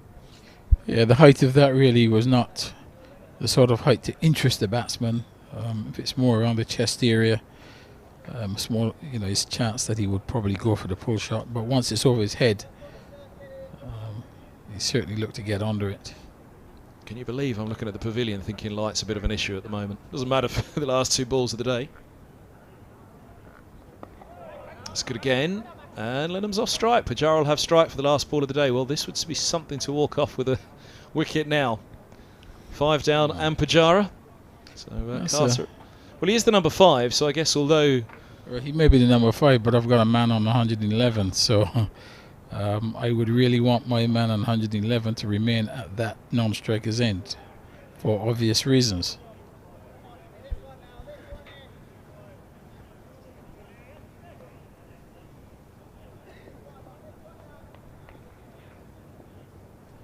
last ball of day one. Oh my goodness me, he's edged it over the slips. What a finish that would have been to the day. They nearly had Pajara. Yardev to Pajara, and that would have been quite the story to close day one. The shoulders taken, it flies over second slip. And Pajara, after a masterful innings, is nearly removed by a snorter from his fellow countryman. Did he get a fingertip to it, Robson? I think he might just have done. Let's see if this angle shows us. Brilliant from Yardev. Oh, right up towards the shoulder. Oof. Not far, but just out of reach. Well, what a story that would have been to close day one. Certainly, though, the story is a couple of late wickets, albeit one of them a night watchman, but the edge of Pajara's bat found for the first time, and Middlesex, whether it was just the overheads, I think perhaps it was, just brought a little bit of extra life to it. Middlesex tails up at the end of day one for the majority of day one. We didn't think we'd be saying that, Roland Butcher. Yeah, it's been a hard day for them, but at the end of the day, they've got a couple of wickets, which has made it a little bit more satisfying, having sent the opposition into bat. But the story is still 328 for 4, so very much Sussex there. And had that been caught, I think Sussex really would have been not very happy by taking that single to bring Pajara on strike for the last one. Really, the luck went his way there to get it over the top of the slips, and he got a boundary as well, so that added insult to injury. There we go, Stumps on day one. Roland Butcher, thank you very much. Thanks to Angus Fraser and Nick Friend today as well. 328 for 4 the score there. Middlesex winning the toss this morning under the cloudless skies over much of the country, but with a little bit of a greenish tinge on the track. They decided to bowl first and thought get in amongst them with some seam movement and back to bowling attack. They came back well at the end of the day there. Stuck at their task all day, Middlesex, with the ball. But again, that almost compounds the decision to field first, that they bowled pretty well all day and in patches very well, but were only able to take 4 wickets today. Not that many edges. And what they hoped they would get out of the pitch in the morning session to try and push ahead early in the match, they didn't find, and they've paid the price, particularly because of that man, Pajara, who edged last ball of the day. But Helm walks off with 3 for 63, 1 for Murtagh. He got the first to go in Ali Orr this morning as he was trapped LBW. Wicketless for Roland Jones and Yardiv, but again, Yardiv at the end there, very nearly taking the key wicket. So there's the story, the batting. Orr gone for 7, LBW to Murtagh. Middlesex at that point just thought, right, here's the chance. Clark and Allsop got together. Again, if they could have turned 1 into 2 at that point and got Pajara out there early, I think that was the big hope, really. With that little bit of grass this morning, they thought, try and get in, get those inroads. But Clark and Allsop saw it up to lunch. 68 for 1 it was at the interval before Clark fell. Caught Robson a stunner off Helm at second slip, diving a long way to his left, and Clark gone for 33. Allsop a magnificent 135, but a brilliant delivery from Helm late in the day with the second new ball to have him caught by Simpson. And Pajara 115 from 182. Masterful was a word used many times today and not out of place on one occasion. Archie Lenham, the night watchman, caught Robson off Helm for naught. And then Carter, well, both Carter and Pajara in the end, especially that last ball of the day, Pajara, both of them had heart-in-mouth moments. That'll give Middlesex hope for day 2, that they can try and come hard at Sussex. That extras column of 33 was a little uncomfortable for Middlesex today. 18 no balls, and of those 4 byes are over the top, so that really should be alongside that no ball column, making it 22 runs that were conceded off no balls alone. So there, the story of the batting. The bowling, well, nothing particularly horrific in that for Middlesex. Murtagh 1 for 47 off 18. The economies there look all right. Roland Jones none for 55 off 17. Slightly more expensive from Roland Jones, especially when it's wicketless. Yardiv none for 42 off 18 with 2.3. He was the most economical. But Helm 3 for 63. I think he and Yardiv, as I say, carried the most threats all day, and Yardiv did it with a good economy as well, and he very nearly walked off with his mate. At the end of the day, Pajara. Holman stuck to his task really well in a very, very difficult part of the day when that partnership had built well already between Pajara and Allsop. And Milan just a useful few overs to help them up to tea, as Stoneman had to help them up to that second new ball. So that's Stumps on day 1 from the live stream here from Middlesex at Lord's. It's a very, very good day for Sussex. A very good toss to lose, perhaps, but whether Sussex themselves would have come out and batted, I fancy that probably would have been the case, to try and give themselves that chance with the bat, bearing in mind it's an inexperienced bowling lineup with 2 trialists. But it's set for a pretty good second day now. Middlesex will come out thinking, pick up where they left off today, and they might rattle through a couple quickly. If they can rattle through that man with the asterisk to his name, Pajara, in short order tomorrow, as they very nearly did tonight, then just maybe there's an innings to be swung here and a match to be swung, because they'll want to come out and bat well on what you'd expect to be the best day to bat on day 2. Don't forget, scan that QR code in the top corner to find out more about the stream partners, eToro. But from Lord's tonight, it's a very good night to you all. From Angus Fraser, Roland Butcher, Nick, friend, and myself, Kevin Handon from the team here. See you all in the morning when Sussex will be resuming on 328 for 4. eToro lets me copy the trading activity of other traders. From now on, whenever I make a trade, I make the same trade automatically. Join over 20 million users and start investing now with eToro.